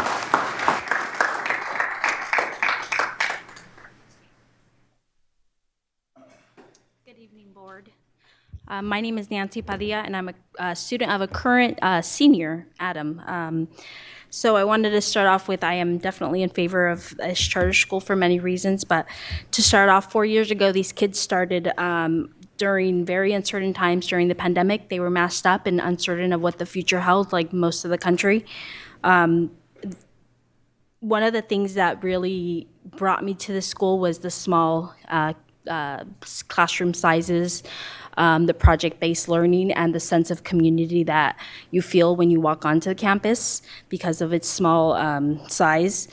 One of the things that did remain consistent and certain was the dedication that not just the teachers but Ms. Martin had for these students and their academic and personal growth. It was very important for me to have that community. My son Adam was very shy, as he stated, had never even really used computers at his private school prior to that because they really discouraged it. So he came in with subpar skills on lots of levels. He is now speaking in front of crowds. He's very comfortable using computers, which is pretty amazing. These kids today stand during a time that is still very uncertain, unfortunately, due to our political climate. What I do have the certainty is that they're leaving UTEC with the tools that they have been given by UTEC to not just excel academically, but also on a personal level. And although they're almost done with the school year because they are seniors, they are taking with them a great foundation of not just friendships and connections and the learning that they've experienced, but also that drive to continue being, productive members of society. I currently have a 7th grader who's really excited and looking forward to actually being a New Tech student someday. So please consider that when you think about renewing their charter. Thank you so much. I really appreciate your time.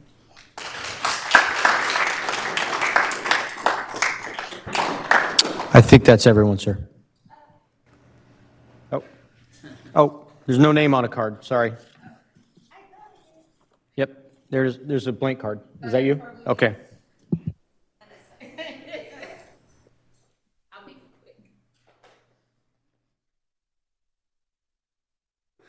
Okay. Hi, my name is Vanessa Taylor. I'm the current counselor at New Tech. And everyone's talked about the school and like the ins and outs and the amazing piece of it, but I want to talk about the school on a more personal note. New Tech is not just a school, it's a community. And it's a huge support system. So I've been in and out of the doors for the last 8 years of my career. So it's actually my 3rd time there as a counselor. And the staff and the students there have been there for me through all the positive and negatives of my life. So when my grandparents died in the 2-week span, it was the students and the staff that got me through all 12 stages of grief for me. When I bought my first house, it was the students and the staff that were there for me, turning my house into a home. And on November 8th, 2023, my dad was hit by a car and became partially paralyzed. It was the New Tech staff and students that were holding me down while my dad had his track kids holding him down. It was them. So we need a school like New Tech with a principal like Jessica there to continue to create a safe space for our kids because it's also a safe space for staff. So please do our renewal. Thank you. Thank you.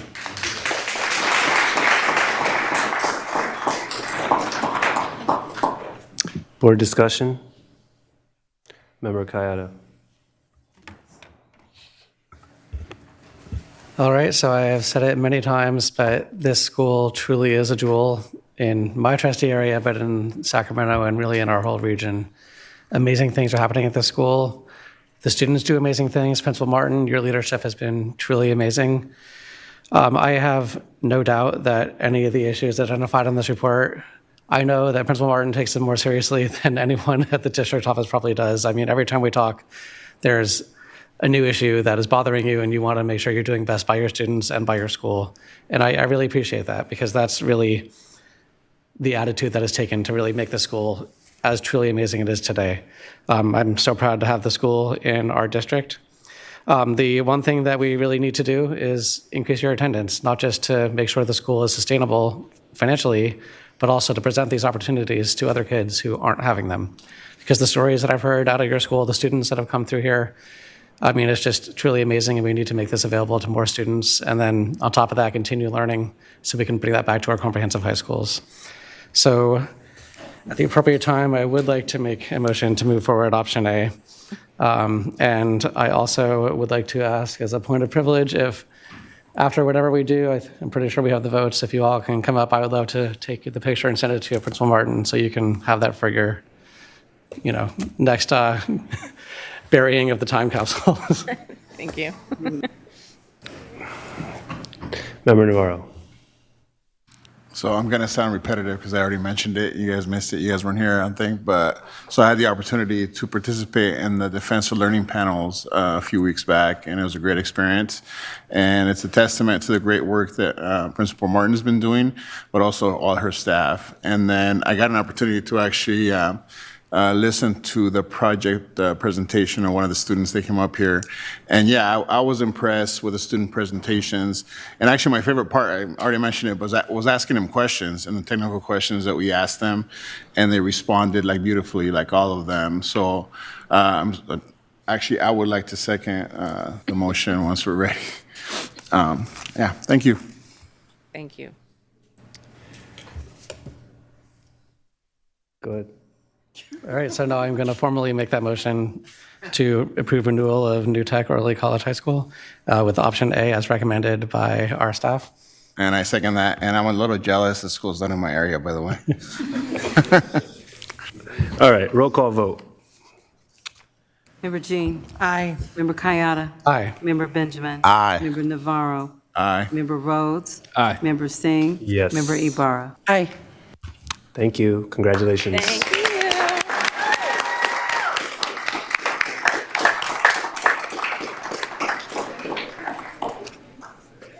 We can all get in there too. What do you want to do? Oh, we can come take a photo. That's fine. Yeah, we'll come down. You asked for a picture. We want it for the capsule. For the wall. No, you didn't. How's the leg?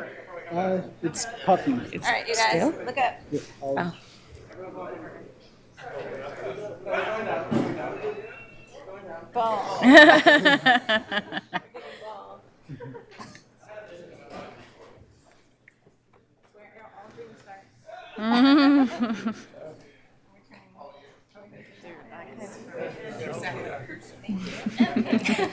Miss Katie, if I'm late tomorrow, can I get an excuse? Yes.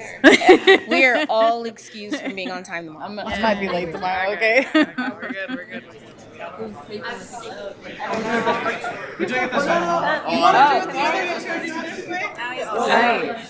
That should be behind us, Taylor. I agree. Okay, face that way. Because you want the purple behind us. You gotta have the purple one. That's what I think. Down. Wait, let's go more. I think, can everybody use feet? There's people behind it, I don't know.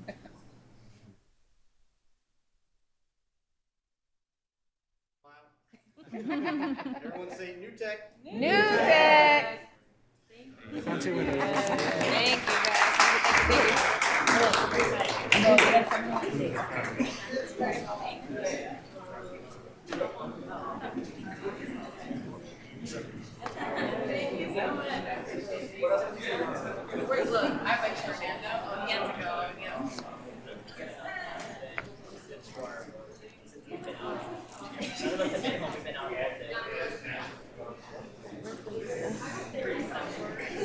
Which one we're doing is Carter.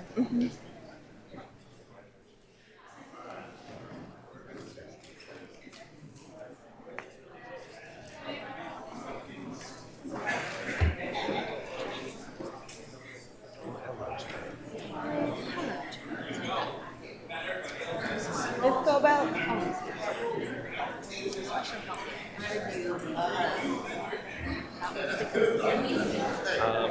Okay lately. I think I've been all right. Yeah. I have 3 kids and all do stuff. If someone's bringing something home, and then I hear like a person in the house. I'm like, I run over like, I can't. Yeah, it's not good. We'll get there. Before you start, I need to ask my Oh, board right. to extend the time. To be safe, I can say 11, but I'm going to push us to just say 10:45 so we can get out of here. All right. Do we have a, all in favor? Aye. Perfect. Thank you. Go ahead. All right, we're going to do everything we can to get you out of here by that time. So tonight I am coming to you with a bunch of folks with me. I have Chief Business Officer Janae Marking. I have Lenicia Cobelt, who is the principal from Carver. And this is not Twan, this is Jared, but Twan is not able to join us tonight, so he is standing in. And we are here to come to you for a request for approval of a financial contribution to George Washington Carver School of Arts and Sciences. Again, I'm just going to say Carver. I'm not going to say all of them. So we talk a lot about our core beliefs. I think we just want to emphasize here that our small schools really provide different opportunities to meet those beliefs. Not every path works for every student, and that's why we have some of these less traditional pathways. Tonight, we're going to do a really brief explanation of what is a contribution. You've gotten lots of written material on this subject from me recently, sorry. We're going to talk a little bit about the recent fiscal history of these schools, what the impacts of the decision is, and then make the formal request. I just want to point out that we make these decisions and they seem like small decisions, but of course there's a lot under the water. There's big systems that are in place that we're trying to shift that sometimes take a little bit more time to shift than we would like. They also reflect our beliefs and our values around what we want to see in our schools. And so I just enjoy sharing that little bit of information. So with that, I'm going to hand it over to Ms. Marking to talk a little bit more. Good evening, and thank you, Dr. Goldman. As Amanda said, we are here to seek board approval for a contribution from the district's general fund to our charter schools fund, which is 09, due to a projected deficit for George Washington Carver Charter School. So first, we want to make sure that we're all on the same page. A contribution describes a lawful transfer of revenue from one program or fund to another. It can be for a few different reasons, and in this case, it is due to a lack of sufficient funds to cover an operating deficit for one of the charter schools the board has authorized. To note, this is a new process to allow for transparency and approval of such a request. Oh, sorry, I'm going to click through this. Boop, boop, boop. This picture demonstrates that the district's general fund is separate from the dollars we receive for charter schools. Each charter school is its own district and is expected to maintain fiscal solvency, just as our own district is. The district may transfer or contribute funds to the charter school to resolve the operating deficit. That means moving dollars students have generated by attending traditional SCUSD schools to cover excess costs for students at district charter schools. The dollars generated by students who attend charter schools already go directly to those schools.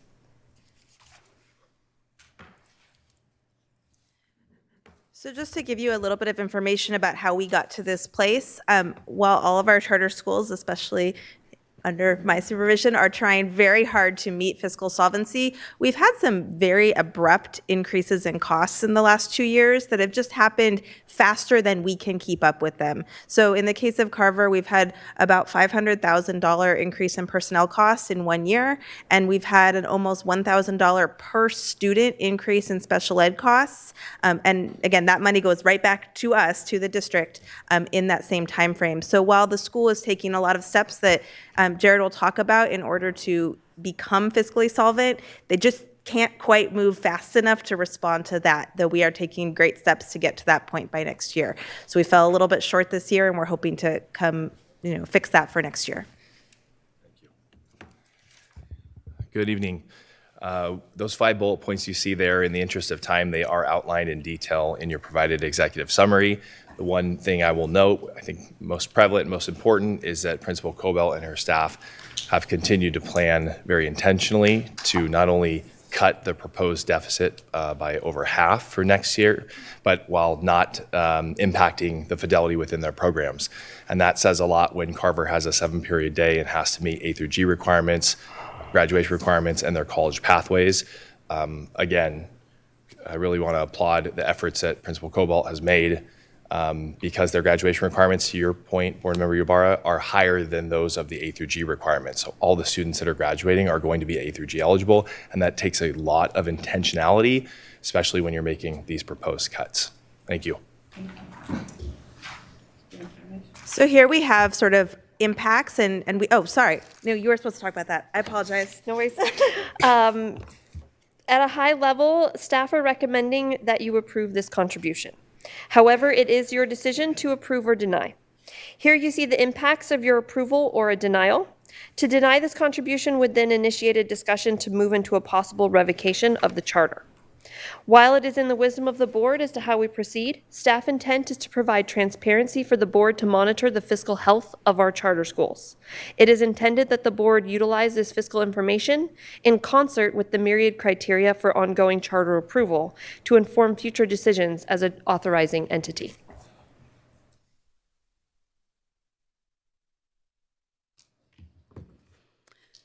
So, Carver Phoenixes are asking the board to make a $221,000 contribution to a school, not just only a school of choice, but the only public Waldorf-inspired high school in Sacramento and the first in the nation. Thank you.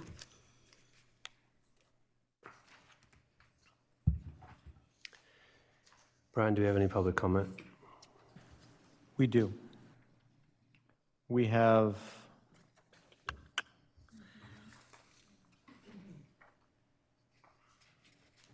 three on this particular school.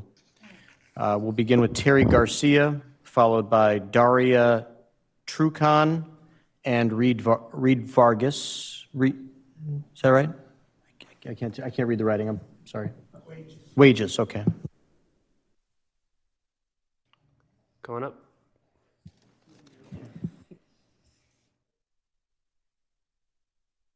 I got here at about 7 o'clock, and you guys still look as vibrant as you did when you first started. So I don't know what your magic is, but I have I'm an expert at watching countenances in my classroom. I'm a science teacher at Carver, so I just came to support these people here that I work with on a regular basis. And in the process, I just want to say thank you guys for your dedication and your time and your sacrifice, because I'm a new employee in the district. And I'm picking up a lot of the vibes that this is a good place to be. And I'm ready to sink my roots down and continue to fight the good fight that you guys are all doing. So thank you very much for your time. Thank you. Good evening, everyone. My name is Daria Truchan, and I am a proud graduate of George Washington Carver, class of 2024. I had the honor of serving as the school president during the year of 23 and 24, the 23 and 24 school year. Carver has been a huge part of my life, not just for me, but also my family as well. As a bilingual student with 3 students currently attending Carver, I've seen the firsthand impact of the school and how it affects its students. Carver isn't just a school, it's a community. It's a place where friendships are built, where teachers care about our success, and where we are given the tools to grow, not only academically, but as individuals. From the energy in the hallways to the support in the classrooms, Carver has always felt like a second home to me. The school spirit, the amazing staff, and the opportunities we have here make this a special place. What sets Carver apart is our culture. We drive to do our best, our effort to be inclusive as we can, and sorry, somebody's calling me. I apologize so bad.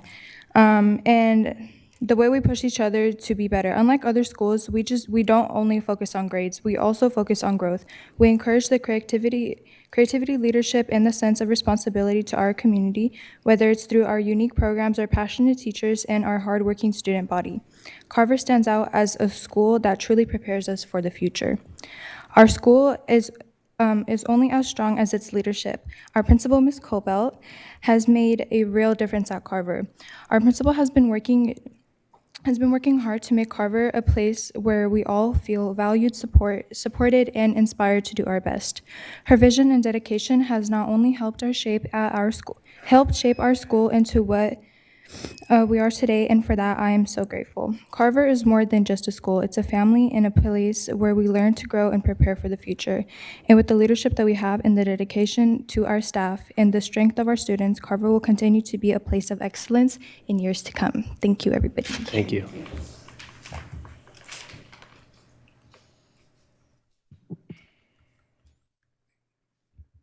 Good evening, members of the board. My name is Reed Wages, and I am a current junior at George Washington Carver.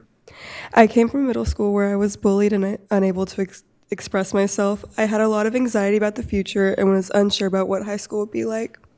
The only options I saw were these huge high schools where I knew the bullying would continue. Then I learned about Carver. The more I looked into Carver, the more I fell in love. The day I stepped foot onto campus freshman year, I felt welcomed and knew this was the place for me. Now, 3 years later, I am the current ASB treasurer, and I was elected for another year. I'm the president of the GSA at our school, and I lead the school tours. All of these things I do not think I would have been done would I do not think I would have been able to do without the environment that Carver brings. Carver provides a safe campus where every student is allowed to express themselves, and I think this is extremely important to continue. Thank you for your time. Thank you.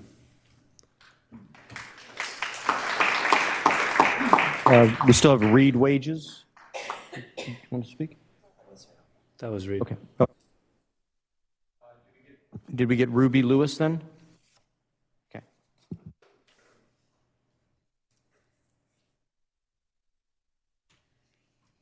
Good evening. My name is Ruby, but my peers and my friends call me Rose. I actually transferred from McClatchy. It was a very, very huge school for me, and I couldn't necessarily express myself or be myself in any way that people would appreciate me or even acknowledge me. Even though it's a wonderful school, don't get me wrong, it just wasn't my style. When I moved to George Washington Carver while also moving in with my father, it was a huge change for me. It was just wonderful. It was an eye-opener. I now I sing, I play the drums. I made a lot of friends. A lot of people know my name. I know a lot of people's names. A positive I can say about this school is that they separate themselves. Like the teachers will try to put themselves into the students' like feet and their shoes. And it's just they give me the time. Some of them give me the time and the help that I need. And my principal, she's very, very expressive with me. She knows how hard it is for me, and sometimes I can get very scared or just very emotional at times, and she's just very, very exceptional for me. She's with a lot of students. She tends to just care for us in a way that a mother or an auntie would for a kid. And it's just, I feel very much at home here. As a senior, I am looking forward to graduating and saying that I've been here happy and very expressional with myself. Thank you. Thank you. No more speakers. All right, board discussion. Member Jean. So I just looking at the reality of the SELPA contribution. And what was it, two weeks ago, we learned that 80% of our current SPED in our general budget is, 80% of the SPED budget is being funded from general funding. So I can see exactly why you are facing this. And I actually wanted to uplift and celebrate that you are encouraging and welcoming and contributing to special education student success at a small school, because so often I don't see that happening in our charter schools, and I really appreciate that you are. I think that is super, super important.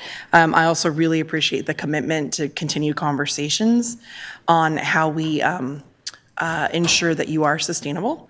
And because we are at the time we are, I do not want to dive into the answers now, but I do know that there has been a continuing question/conversation desire around how do we better advertise these incredible small schools we have, better get a website or materials. And I know that Member Singh has on his heart, President Singh, sorry, to do enrollment pushes and to be better at informing. And so we're looking forward to partnering partnering with you in that work as well. I shouldn't say we, I'm looking forward to partnering with you in all of our schools. I believe the board is interested in that too. So for the sake of time, we don't have to dive into that topic, but I know we need to continue that conversation. Thank you very much. Thank you, Member Jean. Member Navarro. Yeah, so it is one of the schools in my area. I'm very proud of this school. I got a chance to visit and got to meet Principal Colbert.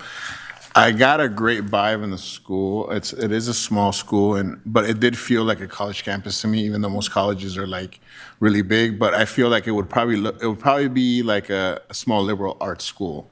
I never actually been to one, but that's kind of how I would imagine it would be. I just heard it. Anyways, I would like, when it's time, I would like to make a motion. I'm going to add this to the list of schools you wish you would have attended. This is in my area.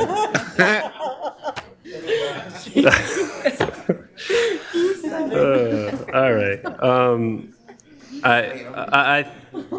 I just want to uplift what Member Jean said, is that there is an understanding, and I think it's really important to talk about the way the funding works. And although this is a deficit that we're trying to help overcome, there's also a lot of work being done here for students who really need it. And with that, I believe we need to make a motion. So I move. Perfect. Member Jean, second. We'll go to roll call. Member Jean. Aye. Member Kayada. Aye. Member Benjamin. Aye. Member Navarro. Aye. Member Rhodes. Aye. Member Singh. Aye. Member Ibarra. Aye. Thank you. Thank you. Please come out to our chili cook-off fundraiser tomorrow. If you want to buy tickets, I have fun. I think they just bought you them. did. You did. You just come through the door and eat some chili. How about that? I already told them about it, Principal Colbert. I already told them. Thank you. Next up, and our final item for the evening, 12.2, request for approval of financial contribution for the Met. All right. All right, so same team here. Jared is actually himself this time. We're here to do the same process to request a financial contribution for the Met. Just as we've talked about before, this really is, emphasizing that we have these small learning programs, and they are very unique and they are very hard to make work, but we are making them work. As we talked about before, this is reflecting, what our beliefs are, and I just want to emphasize what Chief Marking said. It's not that these decisions haven't been made before, they just haven't been made in public. And so we are trying to uplift the public transparency and the role of the board in that. But please don't think that this has never happened in the 20 years of these schools. With that. Thank you, Dr. Goldman. Similar slides, similar notes. Again, a contribution is really a lawful transfer of revenue from one program or fund to another. In this case, it is due to lack of sufficient funds to cover the operating deficit for one of the charter schools the board has authorized. And again, this picture is demonstrating that the district's general fund is separate from the dollars we receive for our charter school partners, and each charter school is its own district, expected to maintain fiscal solvency just as our own district is.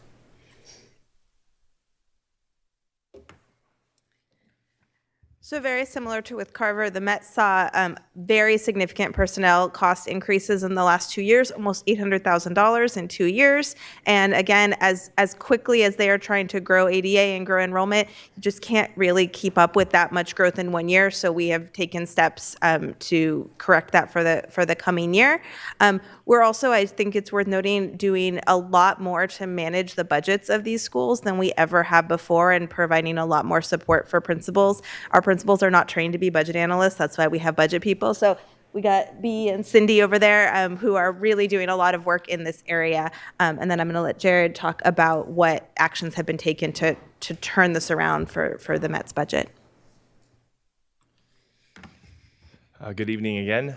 So I'm going to highlight 3 things about Principal Rockleo, and I use his first name intentionally because he's one of those humble leaders that you'll come across. The principal and the staff all use their first names with students there, which is a very unique model that they have around internships, offering kids access to college and career hands-on activities twice a week. The three areas I think are super important. The first one actually addresses Board Member Jean's comment earlier. They've created a very robust recruitment and retention process at the Met. The website's completely been redone. A video of Principal Rocklio is on the front page. I've sat with him when he's made targeted calls. They have a whole list of shadow days. He's reached out to every single middle school and feeder site to increase enrollment. They've gone from 178 students to over 210 students, and that's still growing. And that's kudos to really him and his staff, because they are working to get students at the Met. The second piece is through all of these really, I think, strategic planning with resources and making these cuts, they've reduced over $600,000 already, and there's more to come on that. And the last piece is really around the ADA increases, especially around attendance. So you can imagine having students off campus 2 days a week create some challenges around capturing that attendance. But through the work that Principal Rocklio has done, and again, he's way too humble to share this with you, they've increased over 6%, and they're above 96% right now on attendance. All of these things in a very short time. So yeah, thank you. I think that's huge, right? So a very short time to make sure that he's not up here again, because this is very difficult, I know, for him, knowing what I know about this man, to stand here and ask for this. So thank you.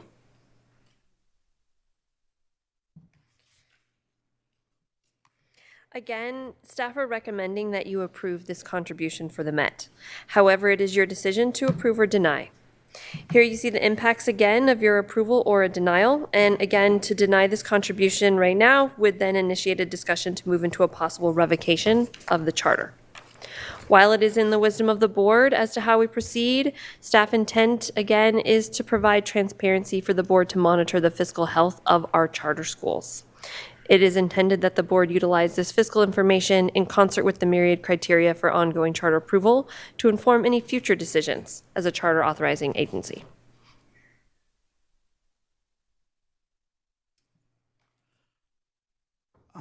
It is very difficult to stand before you. Good evening, all. My name is Heraclio Guevara, and as I presented myself last time, I'm the son of Manuel and Julia Guevara. I came to this country with the clothes that we were wearing, with my family, and I'm not a budget analyst, but I know how to work my tail off. And so I am committed to make sure that this is not something that is a reoccurrence on an annual basis. But I am here today representing the Met as their principal, requesting that our board approve a transfer of $541,000 from the district general fund to the charter school budget to support us in order to move forward. It's not easy to request. I've never asked my parents for anything. So it's a very humbling place to be, and thank you for your time. Thank you. Public comment. We have 5 speakers, President Singh. We begin with Carla Di Basilio, followed by Bay Higginbotham and Wyatt Rutherford. I'm going to ask you to limit it to 1 minute so we can... I got this. Yeah, all right, perfect. So a minute each. Finally going to enforce this minute rule today. So here we go. Are you ready? Okay. So good evening, everyone. My name is Carla Di Basilio, and I'm the site instructional coordinator at the Met. I have been in this district for 18 years. I've worked at comprehensive high schools, small high schools, and now a charter. I've been a math teacher, a counselor, and an administrator. And I'm much like the transfer students to the Met.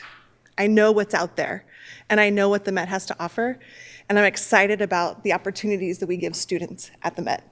I want to play a little game with you of only at the Met. Only at the Met. I just want to tell you a little bit about the Met. Only at the Met can the SAT become a family celebration where advisors bring breakfast for students and sit at the park afterwards for a family picnic. Only at the Met can a student walk by my office with a shovel because they want to fix something in the front yard. Only at the Met do parents and community members have the cell phone numbers of their child's advisor so they can message when there's a concern or a celebration. I almost made it. I'm sorry. And only at the Met can you find me, a math teacher, a counselor, assistant principal, and site instructional coordinator, wearing all of my hats to support students, staff, and families. I implore you to provide the funding to keep this site open. Thank you. Thank you.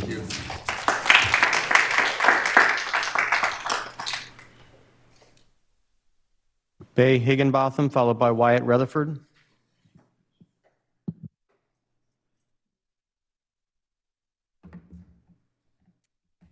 Hello, my name is Ray, and I'm a senior student at the Met. Despite my grade, this is only my second year here and my third high school. I came to the Met on accident. My brother was enrolling for his freshman year, and I attended his orientation. I was lost, and I sat amazed at the opportunities this school offered.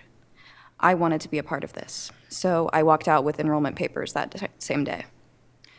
Ever since I started here, I have felt nothing but joy walking on that campus. I'm no longer dragging my feet from class to class, but excited to start a new day at school and at my internship. The Met community is nothing but supportive to all its students, no matter your sexual orientation, gender, or skin tone. And my mentor, Emily Pennington, owner of Asteria Florals, is one of the most strongest and capable people I've had in my life to look up to this past year, interning and working there. I've made what I hope to be lifelong friends and felt what I know to be a lifelong impact. I've completely turned my academic record around thanks to the Met, and despite messy transcripts and bad experiences, I've been accepted into 6 out of 8 universities that I applied to. I hope you allow future students the opportunity to look back on their high school years as fondly as I do, and I hope you understand how many lives you would be changing for the worse if you didn't. Thank you for your time. Thank you.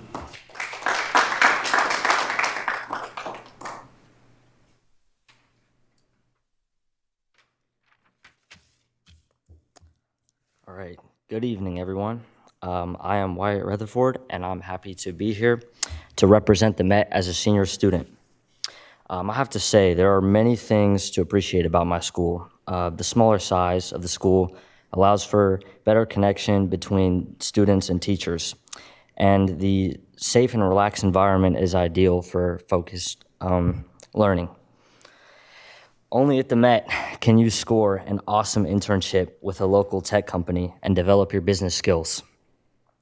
Only at the Met can you do quarterly presentations until you are no longer afraid of public speaking. And only at the Met have I truly felt supported by my principal, teachers, counselors, and staff. Thank you so much for this opportunity. Thank you.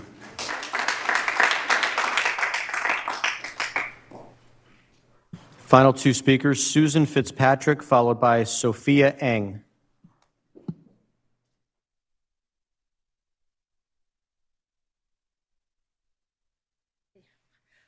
My son is a junior at the Met, and he transferred there after having gone to 2 mainstream high schools and having had really difficult experiences with bullying and other issues.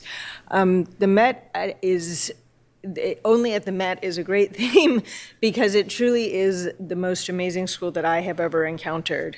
The principal, the teachers, everyone is so, the staff, everyone is so deeply engaged in the lives of their students, and you feel that not only the second that you walk onto the campus, but as you watch the students walk out of the campus. There is a sense of community that pervades the entire area around the campus when you're there. The opportunity that the students have to do the internships is phenomenal, not only getting the experience of working and trying to find out what they might or might not like, but also, as the student mentioned, these exhibitions, which are given each quarter, where the students describe not only their internship, but also their studies, including their academic records, their goals. In one case, in my son's case, they were given the opportunity and asked to identify a college, do research on it, and present it. So they began to think of themselves on that campus, talking about the clubs, talking about the experience of college. It's just a phenomenal environment. I think you said something about a liberal arts college somewhere else, and so that's kind of the feel there. Just this overwhelming sense of community, knowledge, exciting ideas and assignments, and people who are deeply engaged in their work and with the students. Thank you.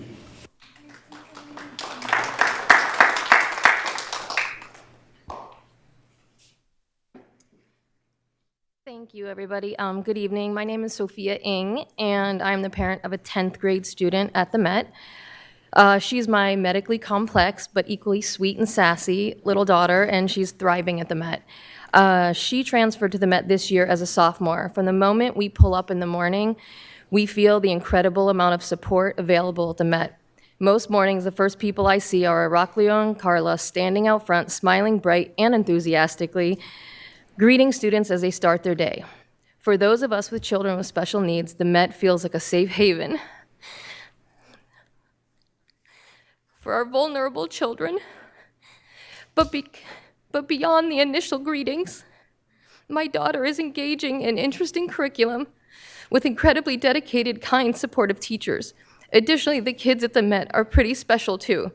She is making friends and meaningful connections. She recently attended a school dance with a special friend. This may sound like a common rite of passage in high school, but for us, it's something we didn't know if she would ever do. Another thing that makes the Met unique is the internship opportunity. She had to create a resume and cover letter and is currently working in a kindergarten classroom. This opportunity has provided a novel way for her to build independence, confidence, and gain real-world experience. Again, for a kid who's had multiple brain surgeries and endured years of medical challenges, this is not something her father and I could have ever assumed would be part of her school or life experience.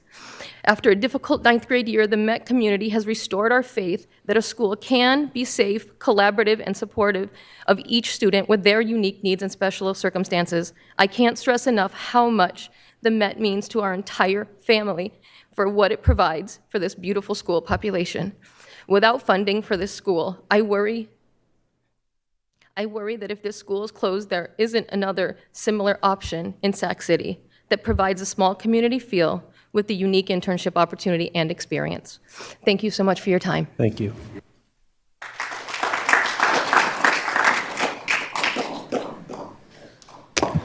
Board discussion, Member Jean, go ahead. For the sake of time, thank you for supporting SPED kiddos. I understand why we've got to do SELPA. What is the admin fee? That's what the charter schools pay for all the other things the district does for them. HR or Safe Schools, whatever. Administration. I just needed to figure out which administration we were talking about. Excellent. And I just wanted to say I've always enjoyed chatting with you and your team. And while it's hard to ask, you would not ask for those kids. So thank you for asking. Member Navarro. So I have not visited the Met, but I will. And I will confirm that it looks like a liberal arts college, even though I haven't been to the University of Pacific. Does that count as a small liberal arts? No, right? No, it does not. Okay. I'll have to visit a small liberal arts college. But I know some of the staff there. One is sitting right now, and I know the great work that he does in the community. I imagine all staff have a similar profile. And like Member Jean said, like if you're gonna ask for anything and it's for students, I'm all on board for that. So thank you for coming here and asking for it. Thank you, Member Navarro. I will just add that I would love to have, I think, the fiscal updates for both of these financial contributions that we're doing, both for the Met and for Carver. I think it's obvious, but the board would appreciate an update on how things are going as we move forward. But with that, would you like to make a motion? Yes. All right. I move. All right, Member Navarro, second, roll call vote. Member Jean. Aye. Member Kayada. Aye. Member Benjamin. Aye. Member Navarro. Aye. Member Rhodes. Aye. Member Singh. Aye. Member Ibarra. Aye. Thank you.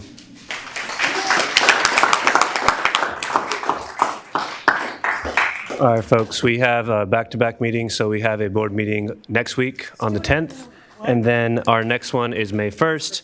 I will move to adjourn. All in favor, say aye. Aye. Thank you.